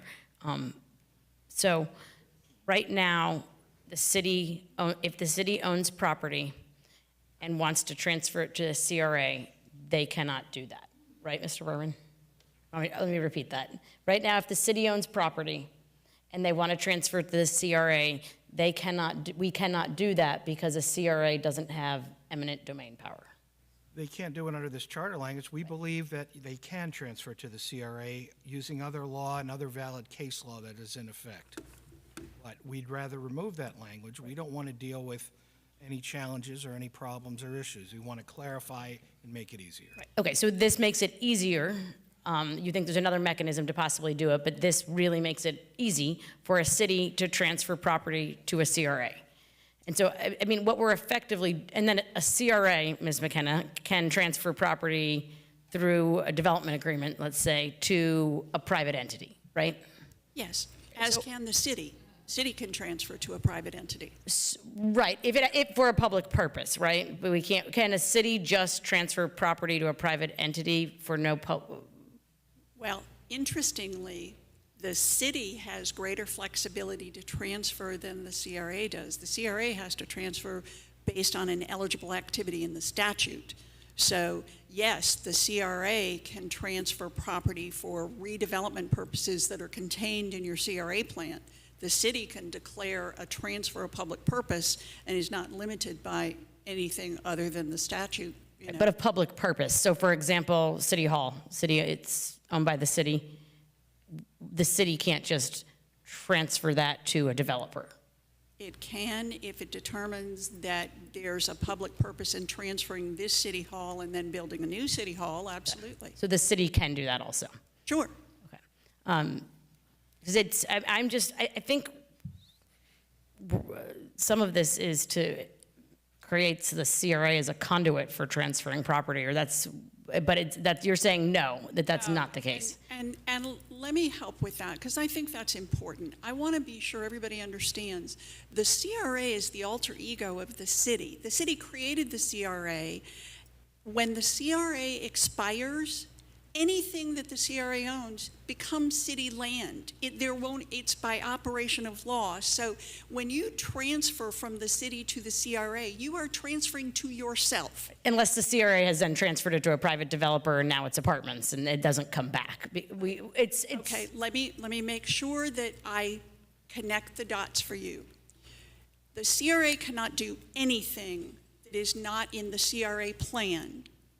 The body that approves the CRA plan is the city commission. The CRA board does not do that. So the city commission decides, as a matter of policy, we want our agency, the CRA, to redevelop this area in this manner. So you are the ones that are deciding to transfer property to a private developer, the city commission. Not the CRA. We're obviously putting this on the ballot for a reason. We want to do something as a result of this, right? We do, and I think there's no... Is there a problem, Commissioner Eaton, with that look? Am I not allowed to ask what the reason is? Yeah, the reason is we're about to do the downtown project, and it definitely makes more sense to take the small number of parcels from the city and transfer them to the CRA so that the developer can deal with one entity holding the property. The only way that will happen is if the city commission says that makes sense to us, okay? It's in our plan, it's in our CRA plan already that we are doing this project. So What we want to do, because there's confusion, clearly we've heard there's confusion about whether or not the CRA the city can transfer property to the CRA. From my perspective, and I've written a legal opinion on it, it's an intra-governmental transfer. You are transferring to yourself, so that section of the charter doesn't even apply. But if it does apply, there's a Florida Supreme Court case that very specifically says when we took away the power of eminent domain from counties and cities and, you know, all of the political subdivisions that could take private property for private purpose. When that happened, that law did not say anything about municipal transfer powers. It was a general law.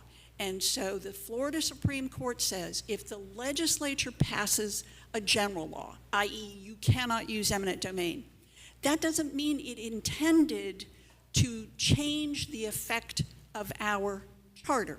So that because before 2006, there was no question the city could transfer the CRA, no question. It was clearly Chapter 38, and so that law, when it took away the power of eminent domain, did not amend our transfer powers. So it didn't change the ability to transfer to the CRA. I understand all of this. I think the struggle is the question reads eminent domain, and I understand why it does, because we're trying to be able to, we're removing that because the CRA doesn't have that power. But what if we wanted people to actually understand what we're trying to accomplish, it would say something more like, do you want it to be easier for the city to transfer land to the, do you want the city to be able to transfer land to the CRA to help facilitate a downtown? Yeah, but because I don't think it even applies to the city, the CRA, I would not ask the question. But as a practical matter, that provision that we now have says that theoretically we'd have a problem with Broward County, you know, well, I take that back. They have the power to condemn roads, so I guess to that extent they would still have the power. But if we look at it as simply to do the CRA, it doesn't make sense because we are the CRA. The city of Pompano is the CRA. So we're transferring to ourselves. Right now you can't. We can. That's Right, we're making it easier. So we're making it easier. Okay. Yeah, what we're doing is eliminating the possibility that somebody would say, we think that transfer violated the charter. We don't want to have to defend that kind of a claim. Understand. Mr. Berman and I are very satisfied that legally that transfer can occur every day of the week and on Sunday. Like we just discussed. Right, exactly. But it makes it, you feel this way, legally protected by changing the charter it's to a higher level of protection for sure. And it just eliminates the confusion about we don't need. But this really has nothing to do with eminent domain. I'm sorry, what? But this question really has almost nothing to do with eminent domain, right? It's just because the law changed and CRAs don't have eminent domain that we just have to remove that to make us legally more protected to transfer land from a city to a CRA. Sure. Okay. So thank you for that clarification. On Amendment 2, I think the question about the transparency was a good one. So we are now going to approve contracts, and it could be a long-term contract now, over 5 years. It could be a 10, 15, 20-year contract with one reading via a resolution that is not advertised, right? That's what if this passes? If it's a contract, yes, but not a lease. Right, exactly. The lease is too, but it does mean that we could then approve long-term contracts. We're making two changes that effectively give us, one has less transparency and one has more length or duration to it. Okay. I think those are the questions I had. Thank you. Commissioner Moss. Yeah, excuse me. As I sit here and listen to this, I have to wonder if we're analyzing the analysis of the conclusion of salient facts as reported by the Central Politburo's Executive Board's review. We've been through this for a long, long time. Are we picking apart something for the purpose of killing it? I mean, we're analyzing the analysis. We're splitting infinitives. We're changing semicolons to colons. I mean, at what point are we going to stop arguing about this and just vote on it? So I think we're getting, a little hyper-analytical and a little hyper-legal with all of this. And I think maybe it's not as complicated as it really, some people are making it. Thanks.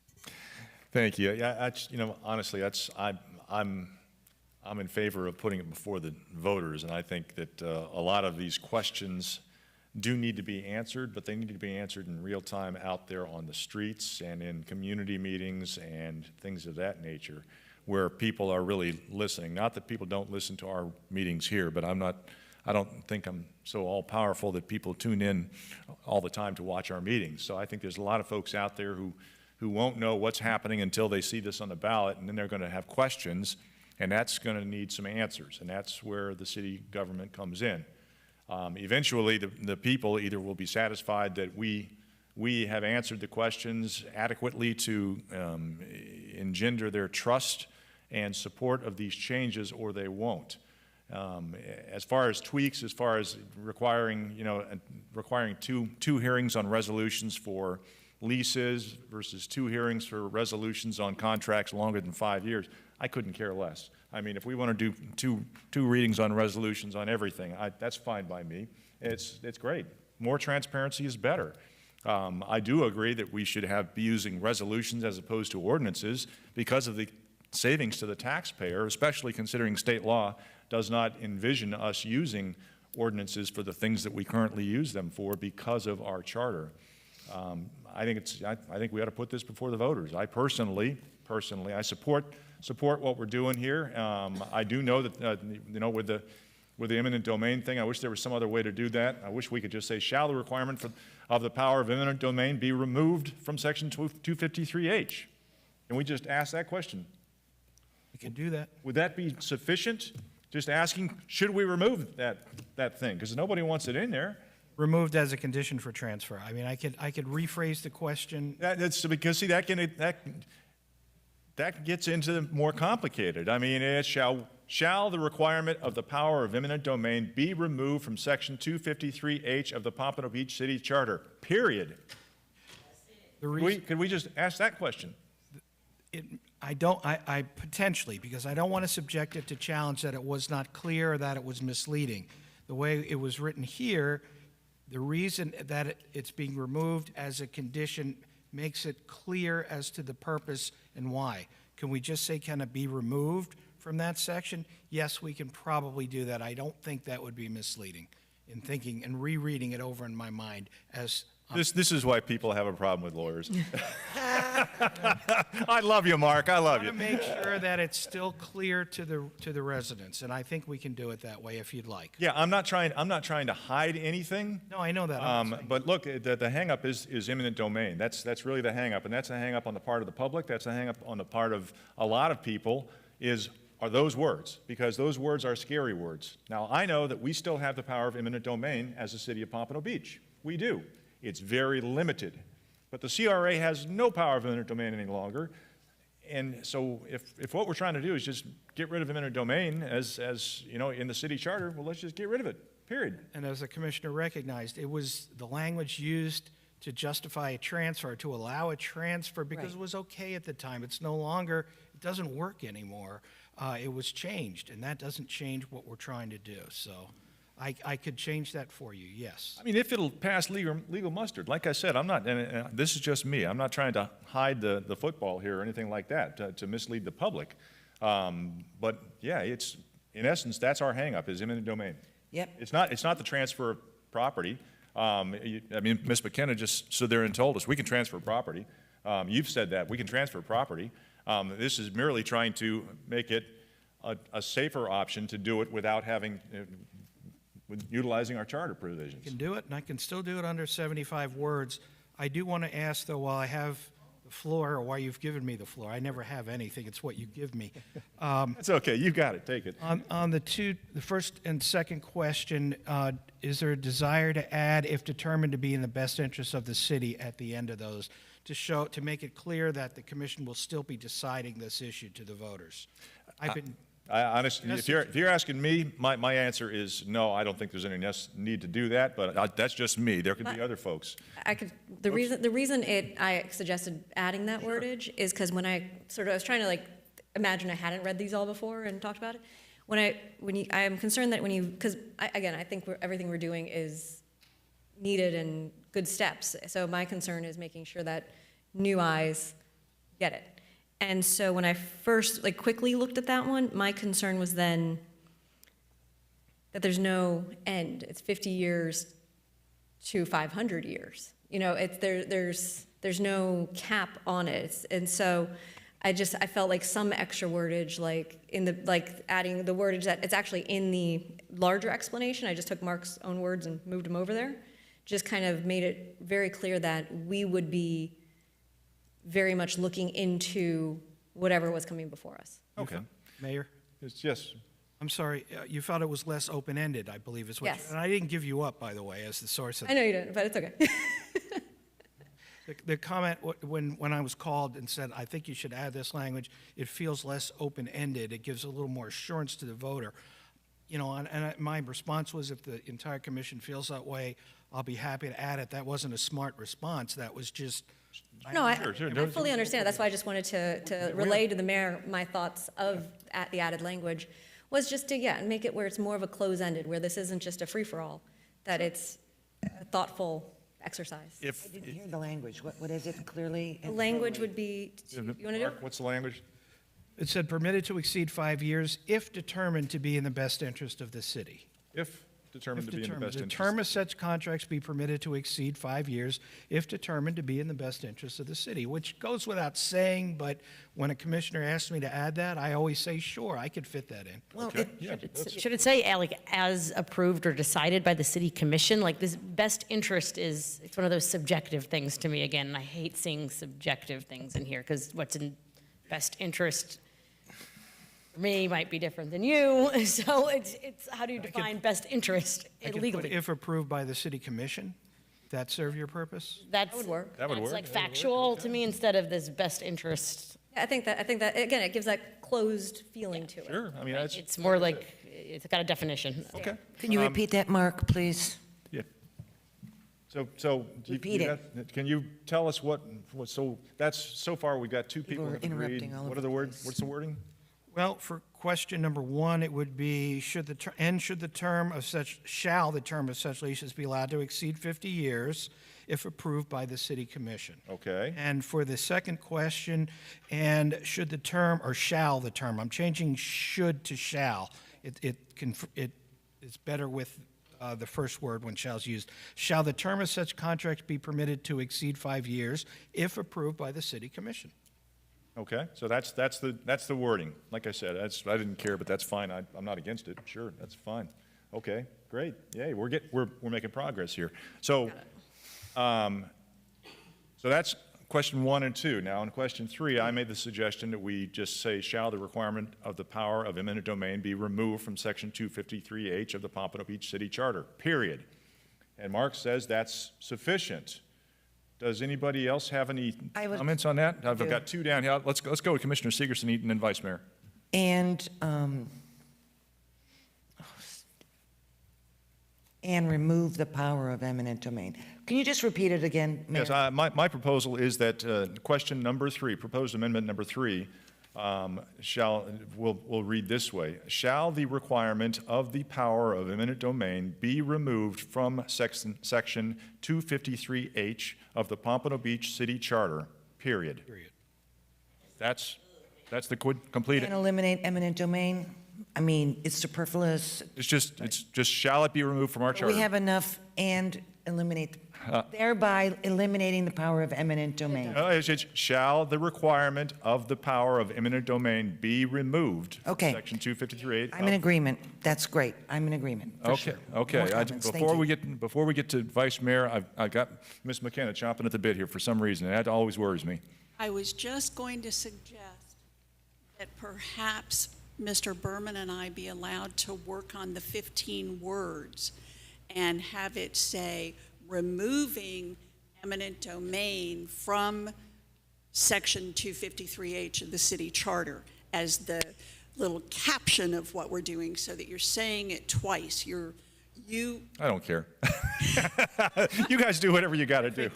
Your concern is the question, not the caption. Correct, yeah. I mean, I'm not trying to be flippant about it, Ms. McKenna, but no, We'll talk. you'll figure it, you guys will figure it out, I know that. We'll If talk you're amongst okay with letting ourselves. us change the caption too, I think we can. Oh, I think if you change the question, the caption may well change, but we'll work on that. I think you guys are We'll getting meet. real close here. My only thing is, Vice Mayor. just to reiterate, because I agree with you, your more simplified wordage, it's just exactly what Ms. McKenna just says, is just reversing, where the word remove appears before the words eminent domain. Sure. Because when people read it, I don't want them to hit eminent domain and stop reading. So I just think putting, however they can figure it out, to put the word remove Okay. before the words eminent domain. Okay, that makes good sense. Okay, now I've got Commissioner Moss. That does not necessarily prohibit us from taking property by eminent domain for legitimate and legal reasons. Is that correct? Okay, It's thanks. only being removed from that section that talks about transfer to other governmental entities. It has nothing to do with anything else. 253H, period. Okay, so any other discussion on any issues? So what do you want us to do, Mr. Berman? Because this has got to be decided now and then on a second reading this month also to get on the ballot, is that correct? Yes, my suggestion would be move to approve at this time with the amendments as requested for second reading, and we'll bring those amendments back to you for final approval at second reading. Okay, very good. Is there any further discussion on these matters? I mean, is there anything that gives any commissioners heartburn on these? I mean, is that anything that should be changed for support, or is it just perfect for support? Is there anything that any commissioner does not support that we can discuss?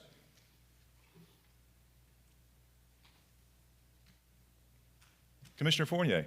I don't really want to belabor this. I don't know that we all need to support this either. I think that the snapshot of hearing from the public tonight and just all of our confusion means we really have an uphill climb to educate people on this, and we're not able to really go out and market it. So I do have concerns about putting this on a ballot that is already going to be a very long ballot, I think, with other big topics on it this year.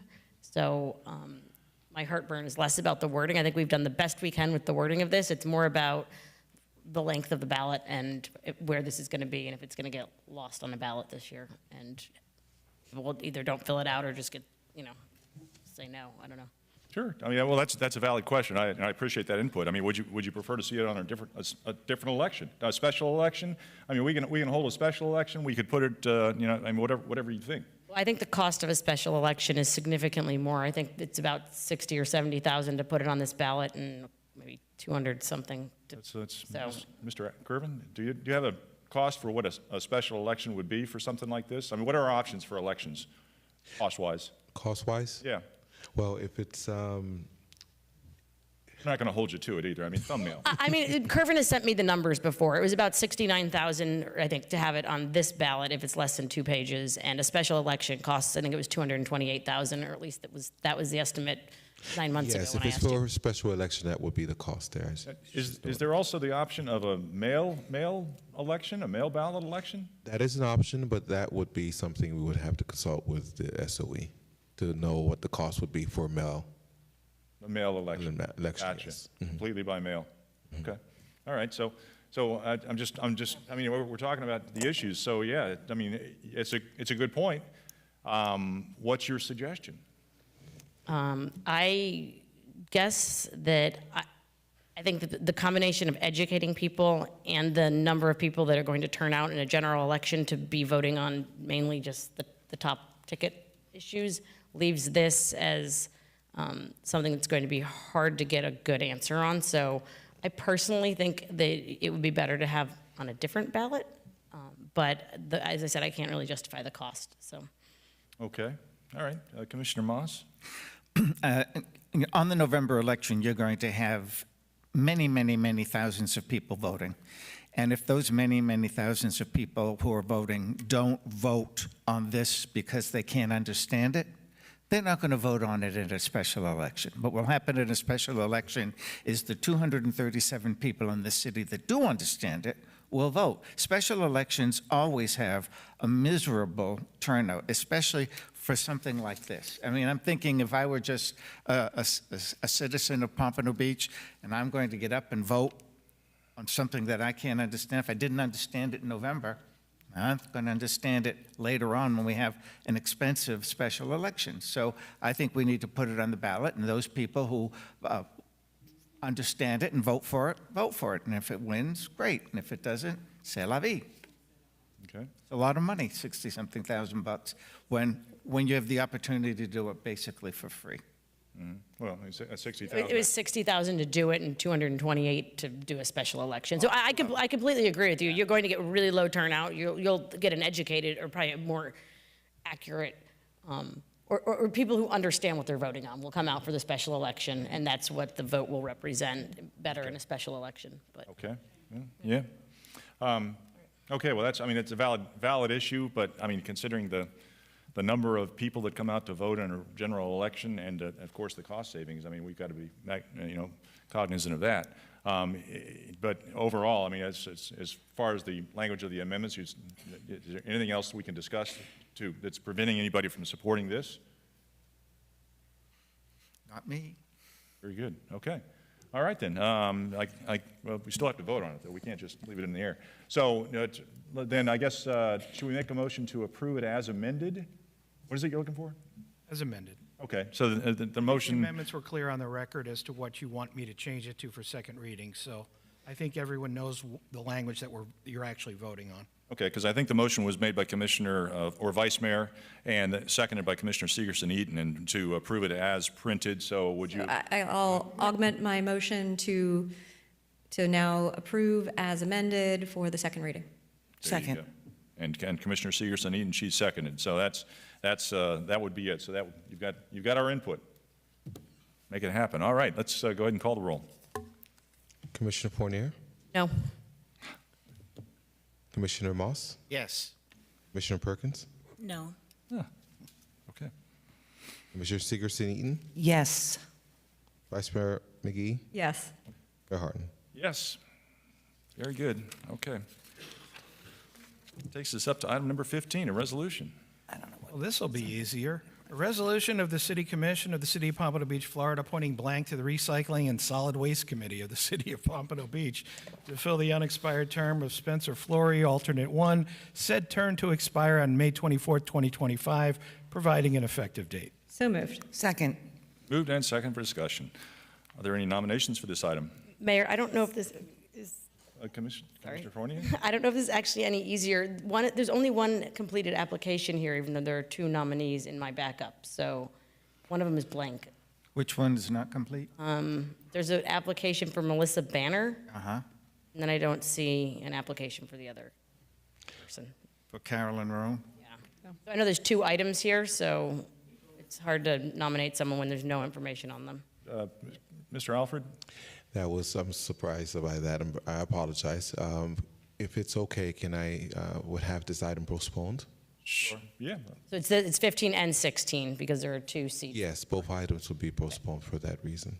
Okay. So then is there a motion to postpone item 15? So moved. And 16 till our next 16. next meeting? Second. Moved and seconded. All in favor say aye. Aye. Opposed? Motion carries unanimous. That takes us up to item 17 as a resolution. Resolution of the City Commission of the City of Pompano Beach, Florida, appointing blank to the Sandus Birds Advisory Board of the City of Pompano Beach for a term of 3 years, said term to expire on May 15th, 2027, providing an effective date. So moved. Second. Mayor? Moved and seconded for discussion. Commissioner Segerson Eaton? Yes, I'd like to nominate Nancy Olson, Nancy. the incumbent and current chair. Nancy Olson. Are there any further nominations for this item?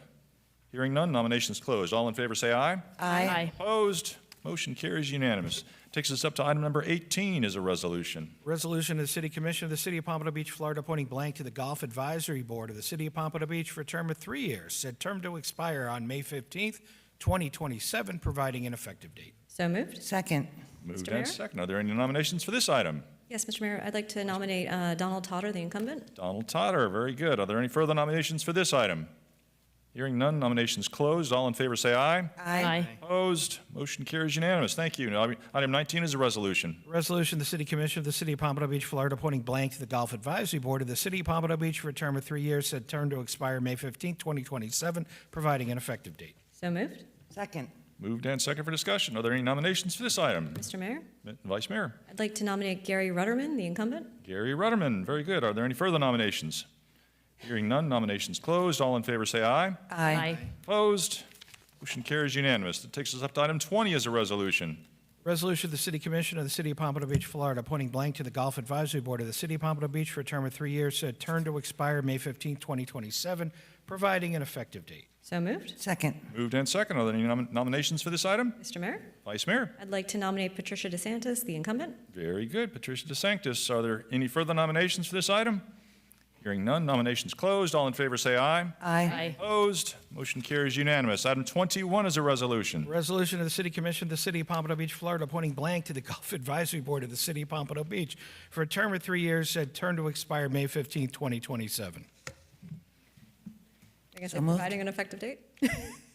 Providing So moved. Second. You left it hanging there, Mr. Berman. You didn't finish it. Providing an effective date. So moved. Moved and seconded for discussion. Mr. Mayor, Vice Mayor. I'd like to nominate James Bunn, the incumbent. James Bunn. Are there any further nominations for this item? Hearing none, nominations closed. All in favor say aye. Aye. Opposed? Motion carries unanimous. That ends our regular agenda. We have up to additional audience to be heard. All right, Kervin, you're up. Okay. Give me a moment.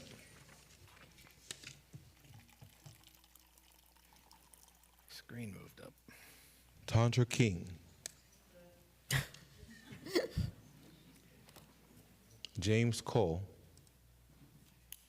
James Cole. Here it comes. Followed by John Coates. Followed by Audrey Fiss. Just name and address for the record. Try and limit your comments to 3 minutes, please. Hello and good evening. Is it evening yet? Close. Almost. We're almost there. My name is James. First time doing this, so I'm a little nervous. It's definitely been a long day for everyone on the board, so I want to thank, first and foremost, everyone that's here, listening attentively. I'm here with my father as well, and I'm wondering if I'd be able to have a little bit more time to explain this issue. It's related to Ken Arnold, who spoke earlier today. I'm wondering if that'd be okay. Okay, I mean, within reason. Go Okay, ahead. of course. So, good evening, members of the commission, and thank you for your time and attention. I was very surprised when I got the call from my old coach, Ken Arnold, as he was always one to get something done himself. I knew this was serious.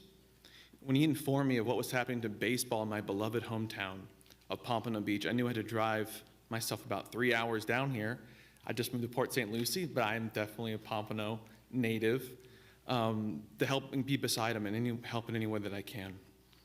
Let me start by introducing a little bit about myself and share a little bit about why I'm here. My name is James Cote, and I'm a licensed mental health counselor receiving my graduate degree from Nova Southeastern in 2018.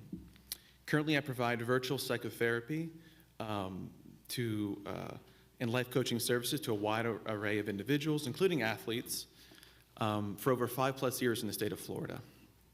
I grew up on Northeast 6th Street, so Kessler Park was right across the street from me. Now it looks a little better than it used to back then, so definitely a great facelift for Pompano Beach, so I love what's been done over there. I remember playing tag, watching my friends play, playing myself, and even working the scoreboard sometimes. I felt like I was a part of something bigger than myself. It was a community where everyone received an opportunity to develop their talents, build friendships, and learn about foundational values such as teamwork, perseverance, and discipline. It was during this time that I met Coach Arnold, an incredibly knowledgeable and team-oriented leader who always sought to bring out each individual player's strengths, and it was just an absolute privilege to learn from him, alongside him as well, and practice in the field while incorporating new and innovative methods to hone our skills. He was a true spearhead in development of an exciting competitive baseball culture here in Pompano Beach.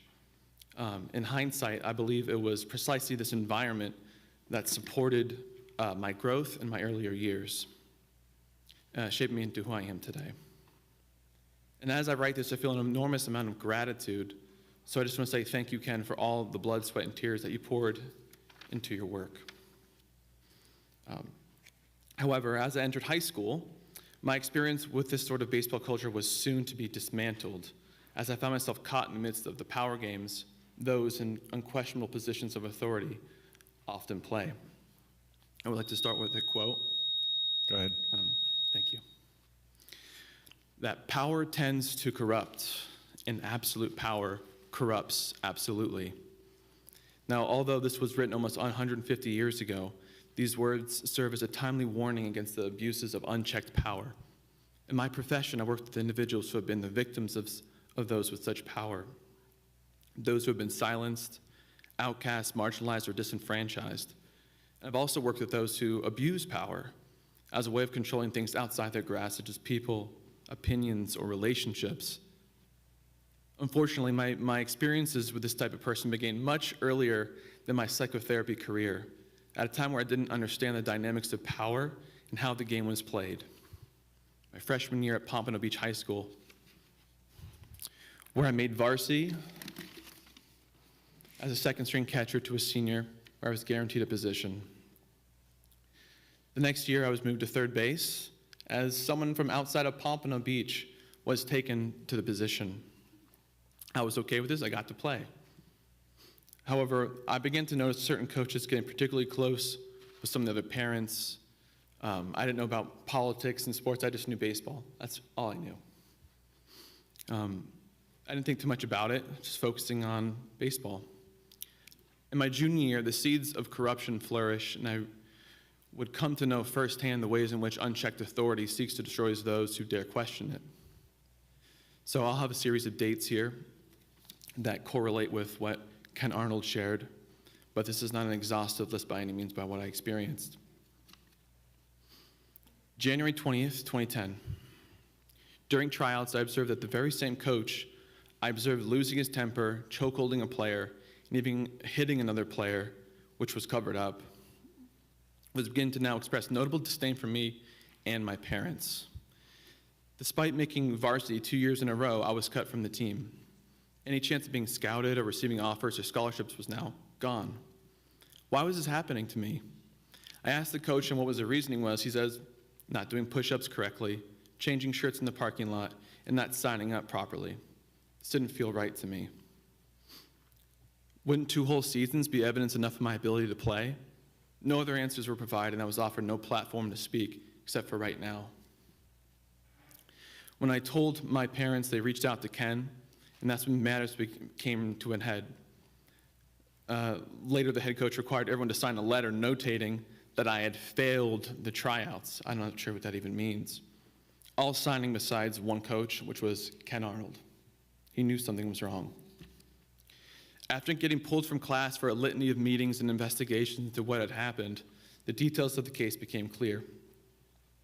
January 28th, 2010, an appeal concerning the first complaint against the coach was determined that the actions of this coach was, in fact, determined as meeting the criteria for repeated bullying and harassment.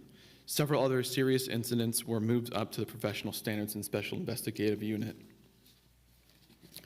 Shortly after, the principal, without me present, announced begrudgingly that he was being forced to reinstate me to the baseball team, but would be placing me on junior varsity for an indefinite period of time. He emphasized that I would not be reinstated to my original starting position. This, in my opinion, was a complicit act with the aforementioned bullying behavior. Throughout this, Ken provided me with support, advocating for me against this clear abuse of power and authority. Everyone else was silent, including the director of athletics, Jason Frey. February 18th, 2010, head coach resigns and all other head coaches and all the other coaches except for Ken Arnold, who assisted with the coaching duties, and he stepped up and helped for the upcoming games. I'm almost finished. Thank you. February 23rd, it is announced that the team that the head coach will be coming back with all the other coaches as well. And Coach Arnold was demoted to the bench, probably due to his written testimony regarding the tryouts and his overall support of me. Coach Arnold later resigns from the team in protest after 5 years of coaching with the Pompano Beach High School baseball team. Due to my father's ongoing support and encouragement, my time on JV was reduced to 1 week, and I was reinstated to varsity. During the dates between February 27th and the 3rd, I was benched for 10 straight games and forced to run laps, be excluded from normal team exercises. My father put in numerous complaints that this coach with a history of malicious behavior was in fact retaliating against me. These reports were systematically ignored, and it seemed my baseball career was at an end. However, on April 11th, things would take a dramatic turn. Due to not receiving my new varsity uniform, my family and I contacted Webster Sports to inquire about how long these uniforms would take to make. It was around 2 weeks. We then asked when the original uniforms were ordered, to which they agreed to fax us the original order. This is what we received. It was dated 11/18/09, which was about 2 months before the actual tryouts on January 20th, 2010. This was a confirmation that the team was already pre-selected before the tryouts were even made. So any reasoning for me being removed was null and void. April 15th, Pompano Forum article comes out. On the front page, several parents say derogatory things about me. April 19th, due to the situation unfolding with this said coach, he was forced to start me against Fort Lauderdale, and I had a decent game, and we won 2-1. Several days later, the principal holds a secret meeting with the varsity team, sharing reports of me demonstrating unsportsmanlike behavior, saying that I was giving signs to the other team. Players, of course, believing the words of authority, turned even harder against me and harassed me in a variety of ways, and I was being painted as the villain. This was no accident.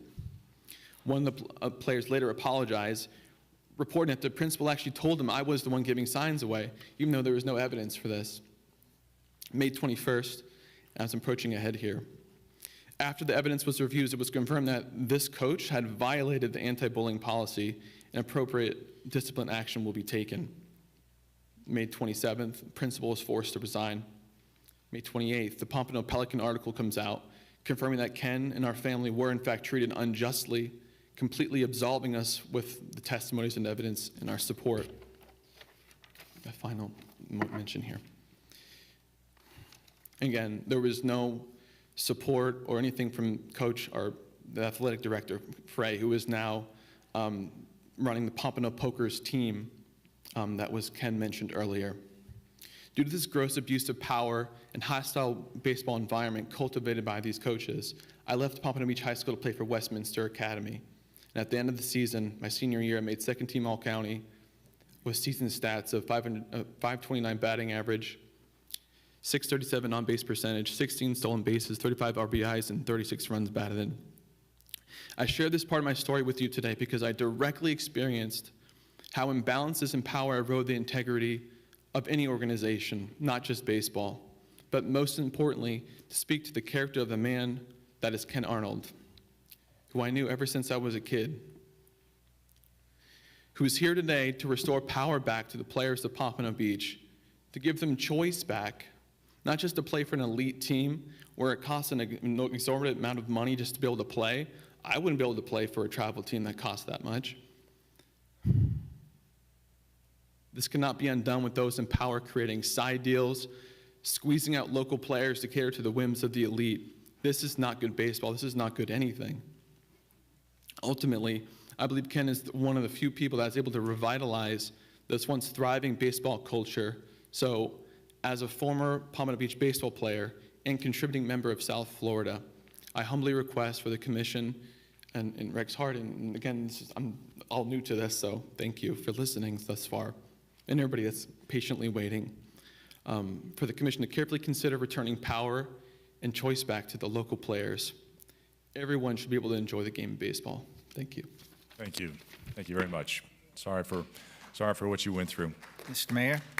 Mr. Moss. Yeah, I know nothing about any of this until tonight, but I was wondering if we could get someone from Parks and Recreation to write a summary or a report about what's this all about. Mm-hmm. Apparently there are two groups and they're unhappy with one another. I mean, I know Dr. Arnold. I served on Parks and Rec with him, but I don't know these other people who are being coaches. So could we get something from staff that just explains what this is all about? Yeah, I've spoken with Mr. Bosworth. I also spoke with Mr. Boudreau about some of these issues, and yeah, that if you guys could delve into it deeper, look into some of what's going on, and talk to a few people that are involved in all this, and get us some information, get it to the entire commission about what's going on, because yeah, I know there is some consternation out there amongst people about various things. Yes. Further? James Cole. Audrey Fitz. Okay. Jocelyn Jackson.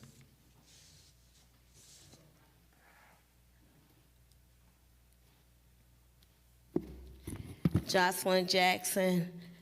I would like to thank some of the staff members for doing an outstanding job. I'm here all the time at the city. People really think I work here, but I don't.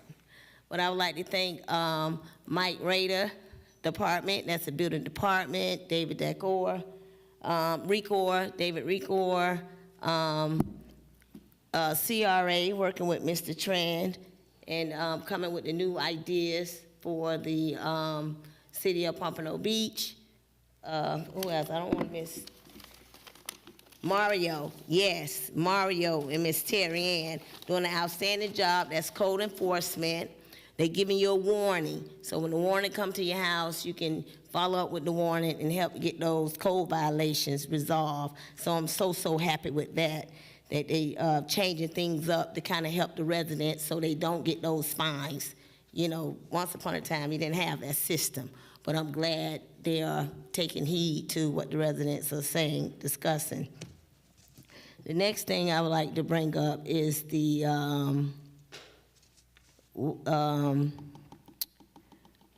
parks and recs have changed their, I think they changed where we have to submit the information 45 days before. A lot of residents are not aware of the change. Like if you want to put an event on, that's 45 days before. We need to try and get this information out better than what we're doing. I don't know the system, how it's regulating. You know, probably you kind of need, I see a lot of young faces. I'm happy about that because, you know, all of us are getting up in age.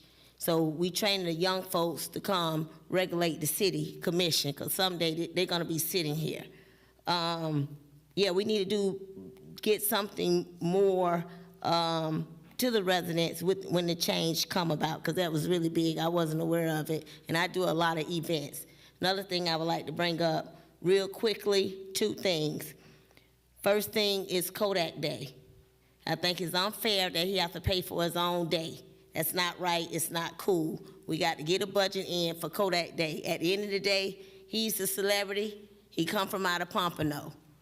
In spite of whatever, whoever feelings, emotional, whatever it is, this day was given to him. It was awarded to him through the county. So we need to put something together for Kodak Day for the children, whether it's a picnic. We need to come with some kind of,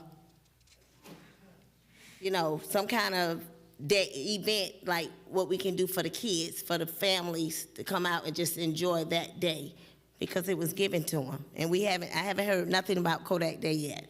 He's not putting anything himself. He's not doing it. It's not fair. It's not coming back again, dumping all that money. So we need to come up with what we're going to do with Kodak Day to be fair. We say we're going to be fair. We need to be fair across the board. Next thing is, when I brought up about that, I guess that's a generator, what is that, a transformer with the first mayor. I think you told me that, Mayor, the first mayor on the transformer with the beam field, with the. Oh, yeah, right. I know what you're talking about. You're talking about the box that's wrapped over there at 10th Street and Northeast. Right. Kitty corner across from Sanford Right. McDougal. Or 5th. Okay, whoever is in the art department, the artistry, whoever, committee, we got to do better. The Pompano fish is beautiful. I see the designs, they're beautiful. But let me say this to you. The lady was here earlier, standing over there. The Jewish woman got a proclamation.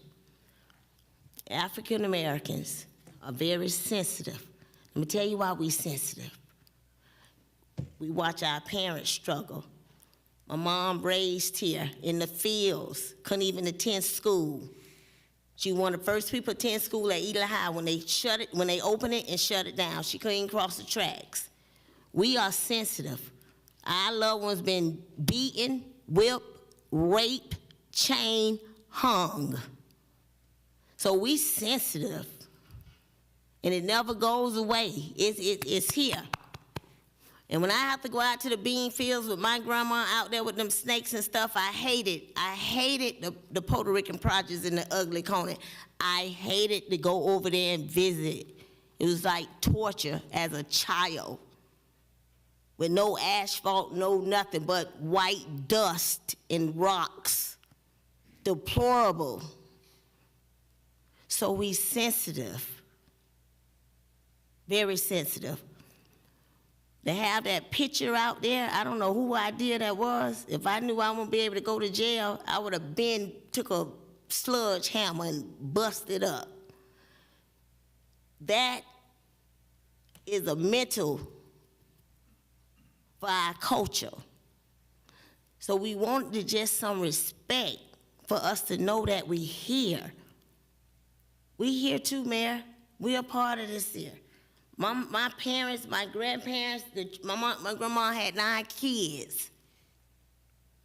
On the backs of those people in the fields, this is why y'all see the light from Pompano. And they come from all them Pompano fish. Come from the backs of those people in the fields. So all we asking is, give us some grace and mercy. That's it. And I'm passionate about people. I love people. I help anybody. The building department, they see me all the time. I'm out there in the cold picking up trash and stuff, helping out the owners. So that's all we saying. We don't want to just sound like we're a broken record. And I'm gonna share this with you, Mr. Moss, Commissioner Moss. We don't want to sound like we're a broken record. And I'm sincere when I say this to you. It just, when we visually come here and see things, we want transparency. We just want it to be fair. That's it. And I know you do your due diligence out in Collier City. I see you out there in Collier City. I see you at the hometown meetings. I do see you. But we just looking for transparency. That's all we're looking for, and we want fairness. That's it. And I said plenty of times about them pictures being on that wall, and I'm glad they did say something. They got to move. I can't even watch Harriet Tubman or Roots when we got a meeting the next day, because I'll be a crazy lady in here. So all I'm just saying, we just want fairness. That's it. And for Mayor Hardin, your seat look easy. I'm going to say this to you, Commissioner Fortier. That seat may look easy, but I'm going to tell you this here. Mayor Hardin came a long ways. It ain't happened overnight. That seat is like nitrous. Trust me. He make it look easy. And I'm proud of you, Mayor, because you done work very hard. I am proud of you. Proud of you. Thank you. Thank you. Next speaker, Pat Anderson. Miss Anderson.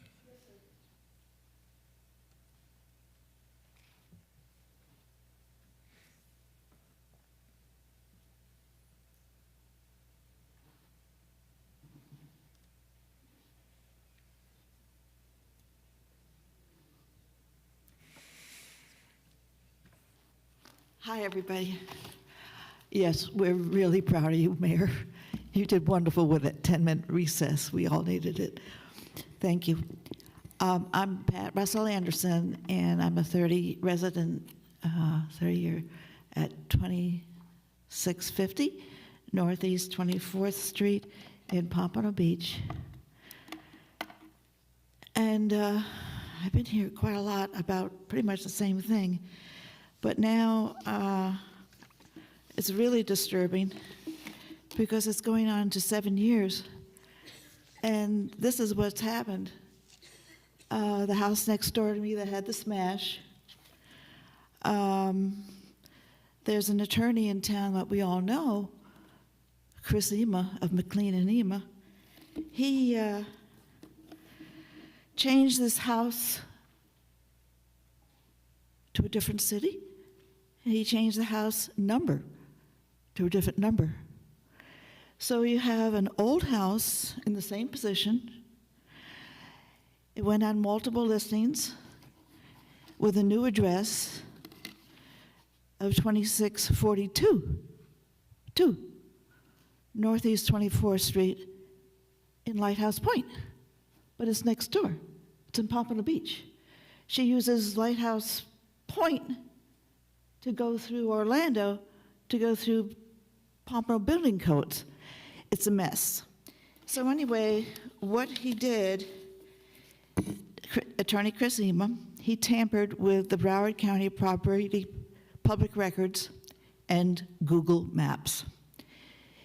I have 3 instruments that he wrote, and the drones and all I have since 1998.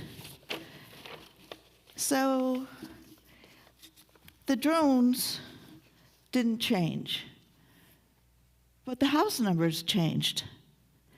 So we now have Google Maps with a new house number, and all of the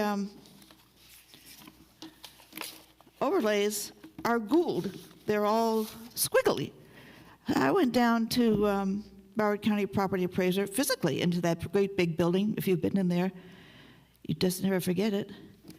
But I showed him, I said, you know, all your overlays are over because you've got a new building with old Google Maps, and they're not overlaid right.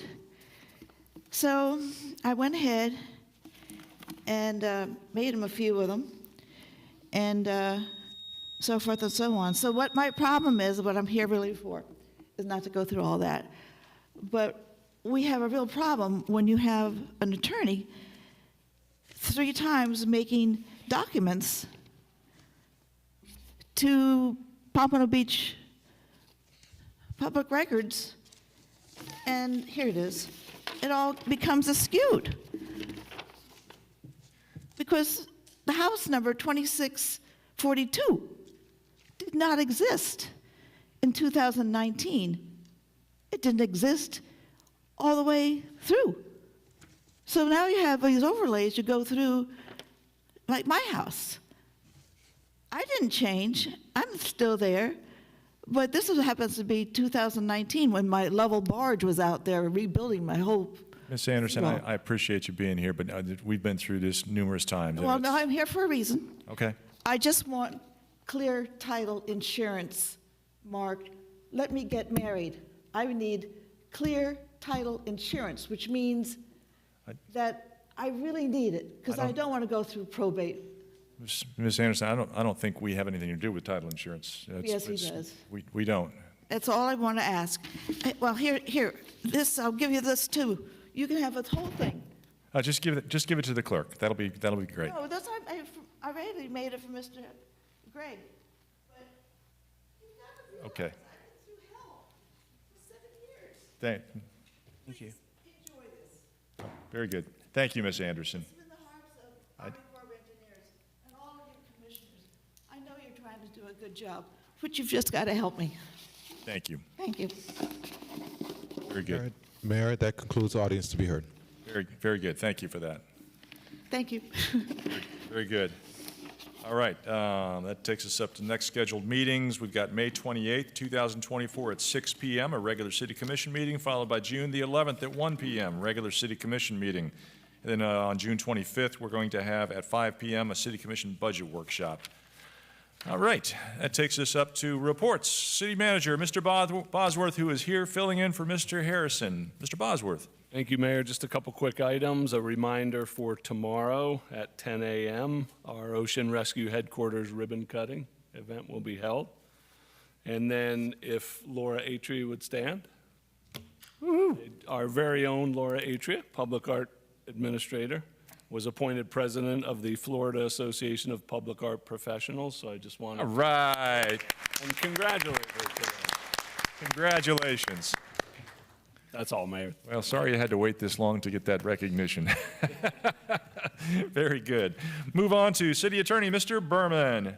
Thank you, Mayor. Pursuant to Section 286.011, subsection 8A Florida statutes governing public meetings, I, as the attorney for the City of Pompano Beach, am announcing that I desire advice concerning litigation in the matter of Coral Rock Development Group, LLC versus City of Pompano Beach, Broward Circuit Case Number CACE 21004071, Division 13.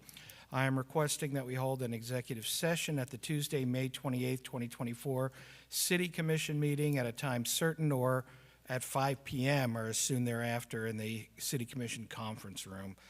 This session, with a court reporter transcribing the proceedings, will be private, and the following persons will be in attendance: the mayor, city commissioners, Greg Harrison, city manager, myself as city attorney, Tracy A. Lyons, deputy city attorney who is working on this litigation, and Jeffrey Hockman, outside counsel for the city, who's working with Ms. Lyons on the litigation. So I'm requesting that we set it for 5 p.m., the next city commission meeting, a few matters to discuss with you, and the best way to do that, it should be fairly brief. So, very good. All right. Thank you. 5 o'clock on May 28th. So put that on all of our calendars, please, to be here at 5 o'clock. All right, thank you. Anything further? Thank you. I have nothing further. I've done enough damage for one night. Thank you. Very good. Takes us up to Mr. Alfred, City Clerk. Yes, Mayor. I just want to extend my apologies to all commissioners on that one agenda item with the application reflecting a blank. It's actually due to the upload, because I personally reviewed it and made sure that all applications were uploaded. But what happened was we uploaded a version of the application which is a fillable form. So the applicant filled it out, but we needed to actually close it or finalize it so that it will reflect what it should have reflected, which is the applicant's information. So we'll make sure going forward we don't upload that version of the application. Just want to extend my apologies on that. No further reports. Very good. Thank you for that. Appreciate it. All right, City Commission, Commissioner Fournier. Thank you, Mayor. I have a few things, but I'm going to spare us on a couple of them. First, we heard a lot tonight that change is hard, so I want to thank the city manager for finally making the change in the lobby that some of us have been asking him to do for a very long time. So I know it's hard to do that, and I just want to thank him for doing something, and I look forward to what Ty comes up with the team to actually make a more permanent either historical or modernization of the chamber lobby. So I look forward to seeing that. Since our last meeting, I actually was able to do a ride-along on the west side of our city with BSO and was able to get out at the community stores, walk through all of them at night to see what kind of activity actually goes on. It was a relatively quiet night when I was out there, but it was kind of easy to see how things could deteriorate or how situations could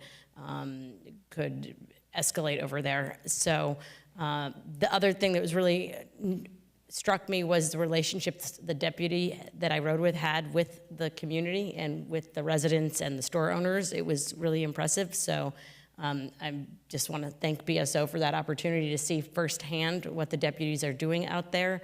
And I will be following up with you next week to meet and talk about some of the things I saw. So thank you very much for that. And lastly, my monthly community meeting is May 22nd. It's the fourth Wednesday of the month, which falls before our next commission meeting this month. So it's May 22nd at 7 p.m. at the American Legion. And that's it. Thank you. Very good. Thank you. Commissioner Moss. Thank you, Mr. Mayor.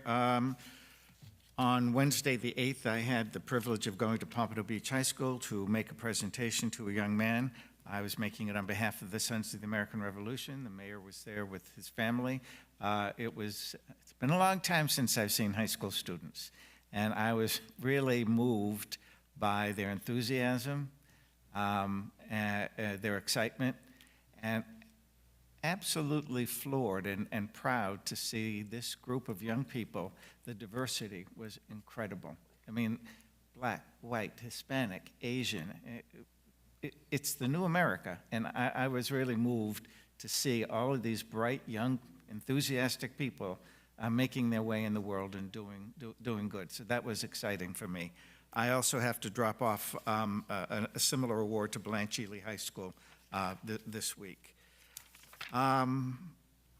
Also, on Wednesday, the 29th of May, the Collier City Civic Association will be having its monthly meeting. At that point, they will be announcing the 2 winners of their $5,000 scholarships, which they do, and I think that's really quite an accomplishment for the Civic Association to be able to raise that kind of money and give those kinds of scholarships to young people from Collier City. Also, on that same evening at 6 p.m. Will be the town hall meeting with Senators Pizzo and Polsky at the Skolnick Center.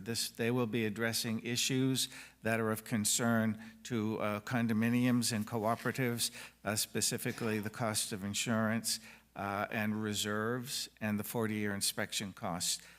These costs are really proving to be a lot more than many of associations can handle. I'm sure that the vice mayor has a lot of associations in her district, so everyone and anyone in the city who lives in a condominium is very, very welcome to come. And finally, on June 15th, Saturday, at 5 p.m., the Collier City Civic Association will be having a banquet to make the official presentation to the scholarship recipients, and that will be held at a hotel at 2440 West Cypress Creek Road in Fort Lauderdale. So there's a lot going on in District 5. Other than that, one last thing. Saturday, June 22, from 10 till 2 p.m., 10 a.m. to 2 p.m., there will be the Mount Pisgah Church Health Fair in Collier City. I will be there, and I encourage residents from Collier City to attend the fair. It's quite an event, and it was impressive last year to see everything that they were doing.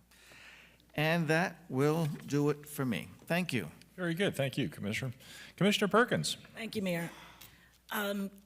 Chief Elwood, can I have you come up? Let's see if we can come up with the date.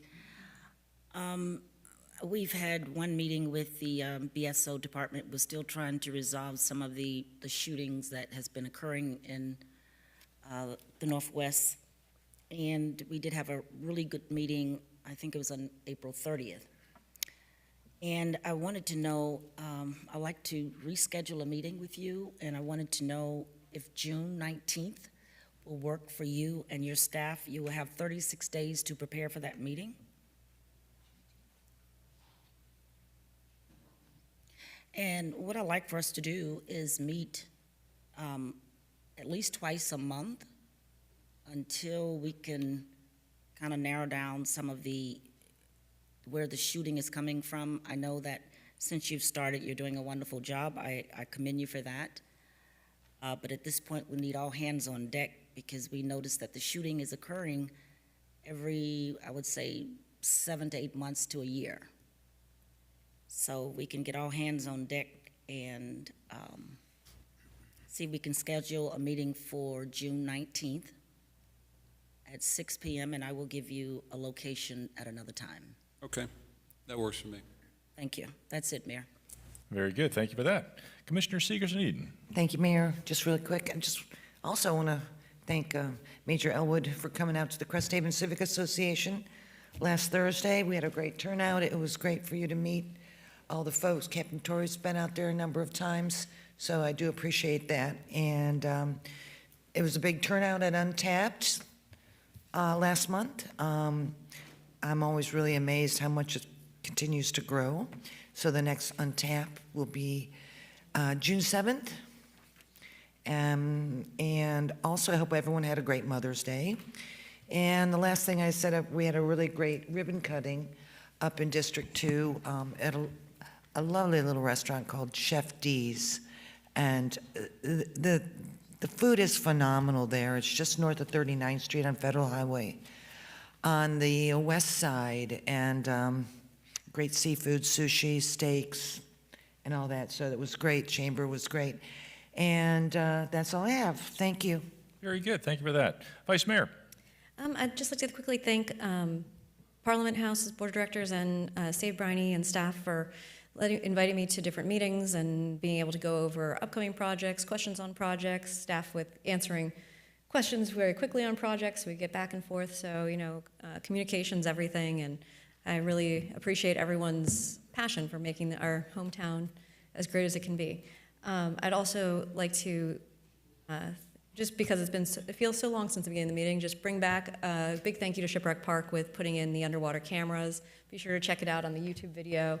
And I'm totally excited to see the floating dock go in and the actual start of Wahoo Bay as a place you can go. It's been an exciting development, and I'm looking forward to even more. Thank you. Very good. Thank you. I just got a couple of things. I got a notice from the School Board of Broward County. They are actually starting construction out there at Markham. They've issued a notice to proceed. It's about $6 million so far. They've got a GMP contract, so it's $6.3 million for some work out there at Markham. I know there's more to come, but it's great to see the school board spending some money in Pompano Beach. Thank you for that. Also, I just want to relay a letter that I got. Commissioner Fournier was also CC'd on it along with Commissioner Harrison. It's from a local resident, and it's my experience that a high number of letters received by city officials are complaints of every imaginable outrage. This is not one of those. Rather, I wish to sincerely commend some of your personnel for their enlightened handling of a matter important to me and approximately 513 former city employees. About 4 years ago, I embarked on a project to assemble an extensive history of the former Pompano Beach Police Department. The aim was to memorialize the employees who provided law enforcement to Pompano over the years since it first appeared on the map, about 1905, to its demise on 8/1/1999. Eventually, I assembled a detailed database of over 1,200 former police employees, one of several parts of the Pompano Beach Police Department History Project. In April 2023, already quite familiar with Florida Statute 119, I submitted written public records requests of 2 city departments for police employee records extending back as far as available. The reception was disappointing. After months of non-response and obstruction in November of 2023, I had no choice but to call a lady I knew but had not wanted to bother, Strategic Communications Administrator Sandra King. She immediately understood the legality and legitimacy of my request. Ms. King then rapidly enlisted the counsel of City Attorney Mark Berman. Finally, I had the attention of 2 professionals who understood the request and put their collective abilities into how best to fulfill it. I acknowledged from the start that this task would be vast and time-consuming. Undeterred in their duty to customer service, Ms. King and Mr. Berman put together a plan within 48 hours to make it happen. This bears repeating. Within 2 days, these 2 employees received my request, evaluated the legitimacy, legality, and created a workable plan to accomplish it because it was their job to do the right thing for all parties. From 12/5/2023 through 4/3/2024, I spent 17 days, about 83.5 hours, poring through 50-year-old records to gather information for our history project. Ms. King shared her own office space, and Mr. Berman and his staff frequently hosted me in their conference room. This was surely an imposition, but they were welcoming, helpful, and friendly. I hope that I was able to convey my appreciation for that.